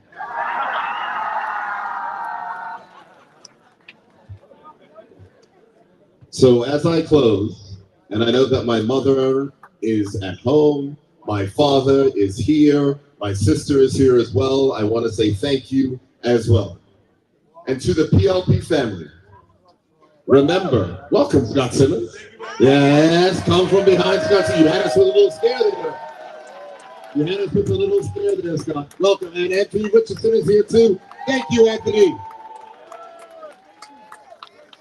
So to the PLP family, this is not the end. It is a new beginning. The people have placed their trust in us again. Again. For 3 times in a row. 3 times in a row. And we must honor that trust by working harder than ever before. To the people of Bermuda, thank you. Yes, you, or I see you. To the people of Bermuda, thank you. Your belief in our vision and all of your voices and your votes, because they talk about things in this election. There is one thing that matters. The Progressive Labor Party has won an election with 25 seats. But we must recognize that it is important to govern with humility, govern with integrity, and govern with a firm commitment for building a Bermuda that works for everyone. So tonight, we celebrate again. But tomorrow, this team behind you will get back to work. And together, we will build a Bermuda that is fairer, more affordable, more prosperous for every one of you. Thank you, Bermuda. Have a wonderful evening. God bless all of you, and thank you for supporting the Progressive Labor Party. From the wake up this morning, you know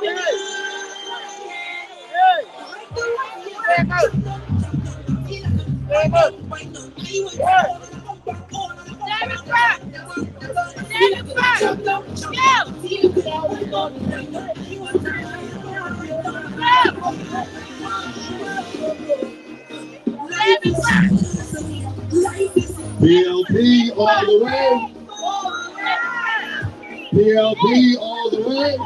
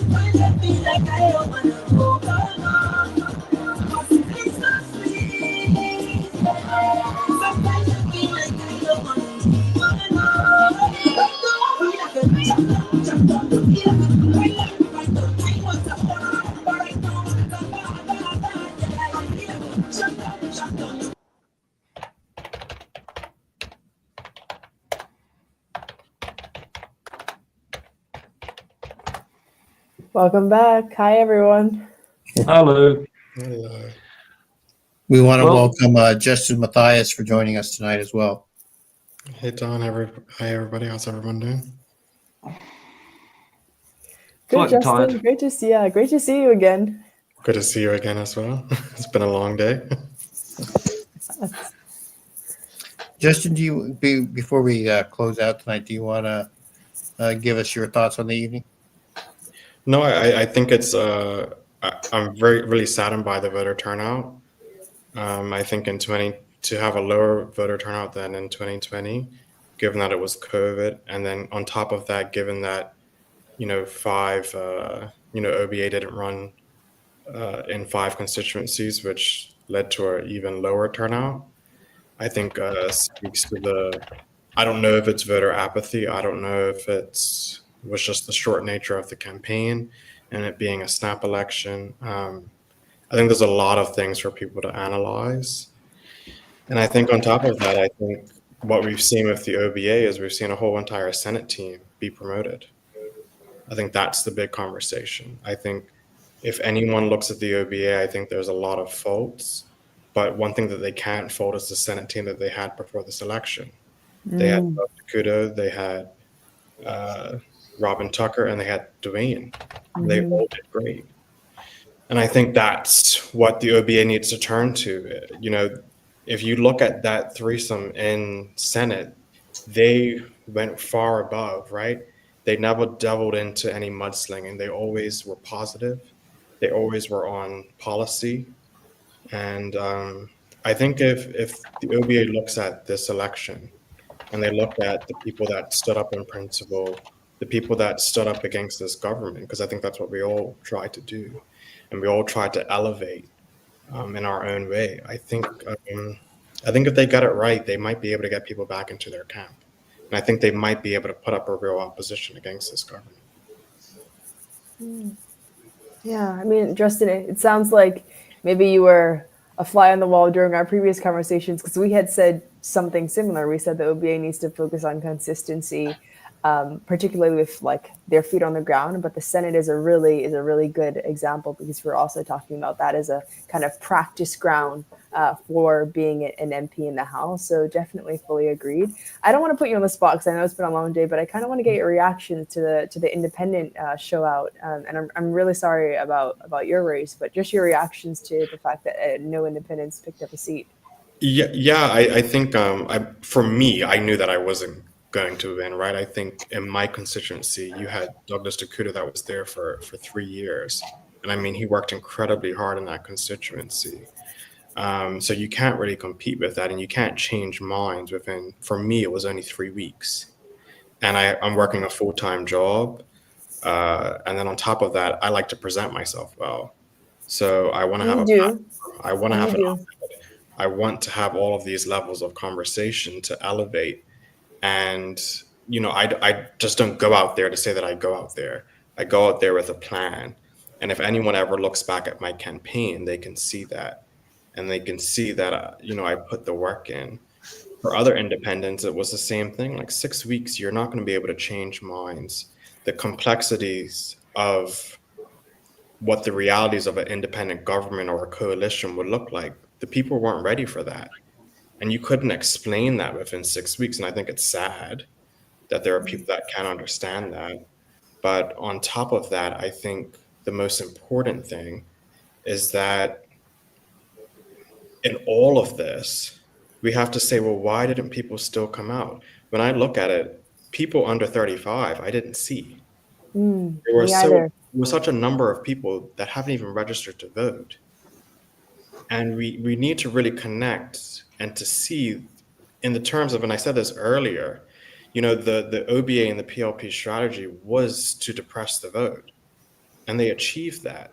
This is the first election I would really say that I didn't hear one platform policy that people were like, you know what, this is a great idea and this is why I'm voting for PLP or this is why I'm voting for OBA. I didn't hear that in this election. And just now the premier gave a speech and it was still for a fair Bermuda. It wasn't about the things that would make a fair Bermuda. And to me, I think that it's just a sad state, in my opinion.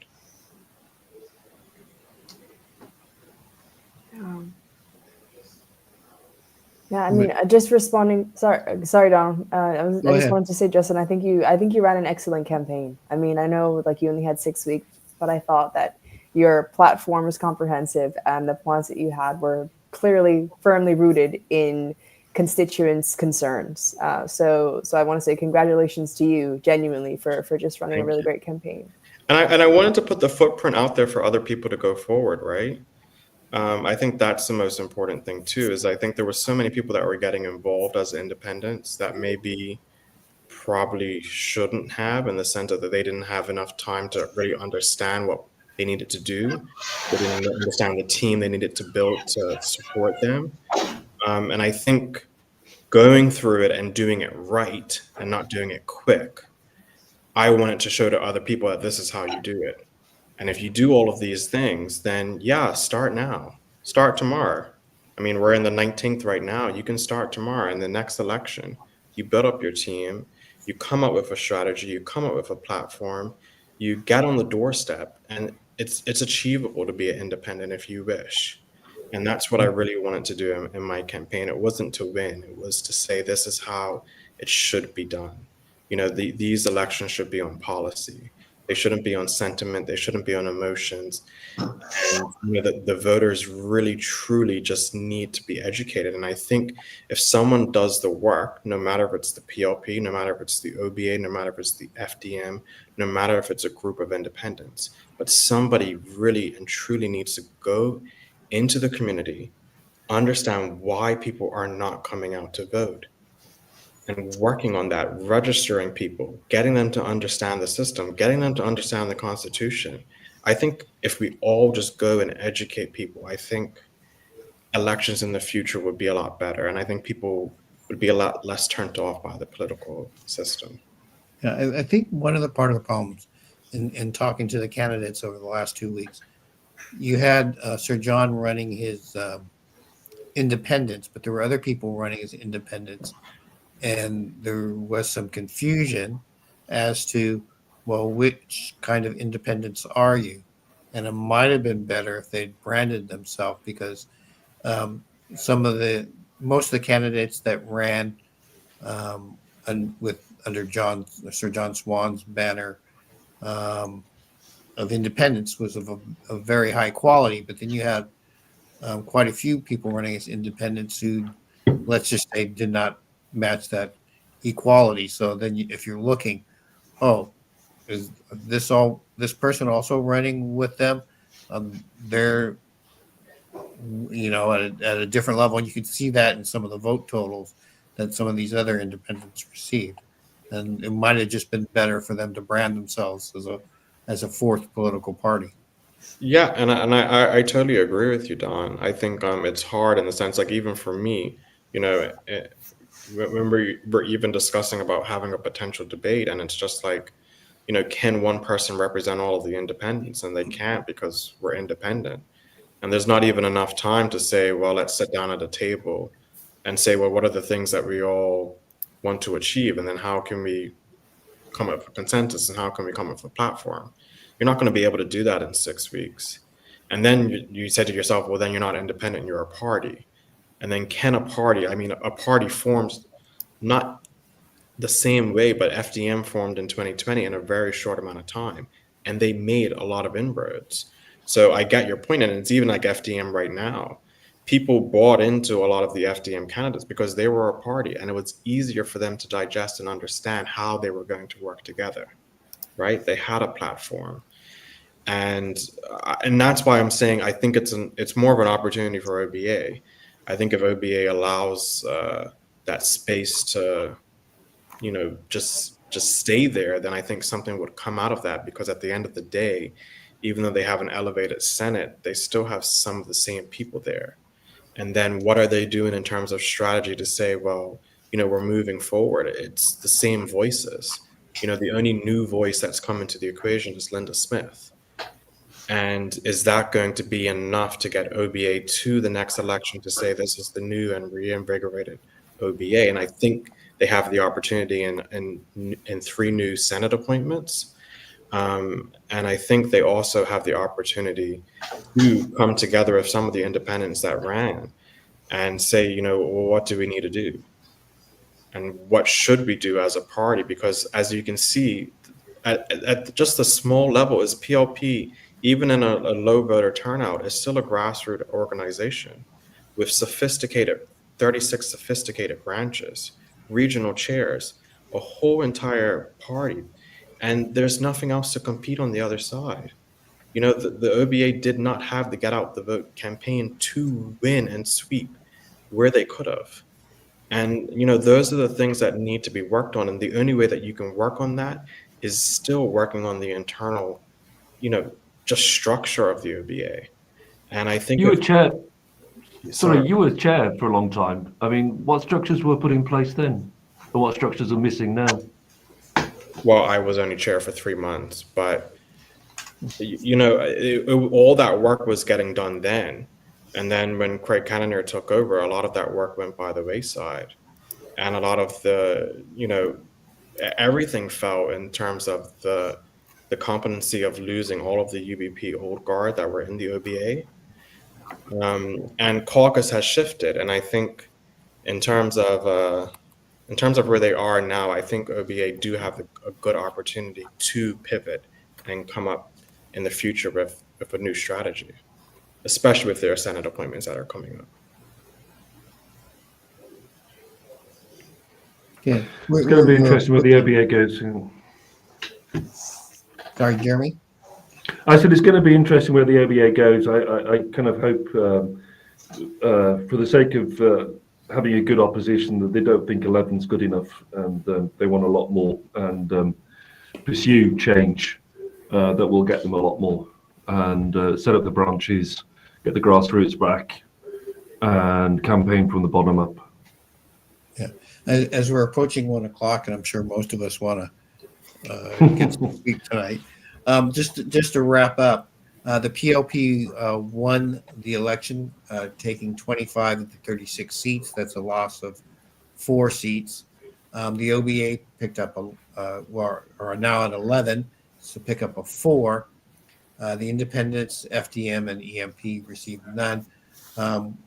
Perhaps telling, and the story of the evening is the low voter turnout, just at 54.98%, which was just slightly below 2020 when we had the coronavirus pandemic and a lot of seats not really contested. And the PLP received just 49.64% of the vote, which is a plurality to take into the next election. So we'll wait and see what transpires with new cabinet announcements and things over the next few days. But I think everyone involved has a lot more work to do. Every group. Agreed. Claudette, do you want to have some final thoughts? Well, I think you've said it all really well. I want to thank Justin for joining us. I still do believe that while there may not have been time this time around, there's 4 to 5 more years. And so if people are really devoted to this idea of independence or whatever platform that you've had, there's time. There's time. Don't wait for a snap election to be called. Whether we like the results or not, the people have certainly spoken. We have the government that has been elected, and I hope that we can. I would say heal. It's a harsh. It's a emotive word, but I think that healing is necessary because I think we've been through a whirlwind. Again, I mentioned globally. It's in the context of what's going on globally. Hopefully, we've brought some certainty with this vote. At least we know who we have. And now if we can get together and move forward with the global wins that are coming our way. I want to thank all of my co-hosts. You've been phenomenal. And I've just been so honored to be among you this evening. Jonathan, your last words? Thank you for having me here. I think that I hope the OBA doesn't take their result of getting 11 seats as a reward. They have a lot of work to do. They can't rest on their laurels. PLP, similarly, yeah, they won. They got 25 seats, but they've got some big problems that they need to focus to get their voters back.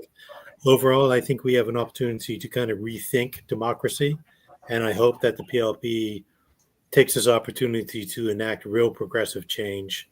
And because I support independence, I hope they take some work to move towards that as well. So that's my plug. Teray, your thoughts, and I'm happy that I think I said your name correctly every single time tonight. So you did, you really did. So thank you for that. I think my final thoughts are, I want to echo what Dr. Fleming said. It's been really great to talk to you guys. It's been a real treat, even though I think I'm dead tired after being on the road all day. So I'm looking forward to rewatching. I really appreciated the commentary, and I think I'm hopeful for the future because I think this is signaling some kind of progress. And yeah, I think that's it for me. Also, thank you all. Thank you, Pat. You're the best, but you knew that already. And yeah, that's all for me. Yeah, Justin, your last thoughts?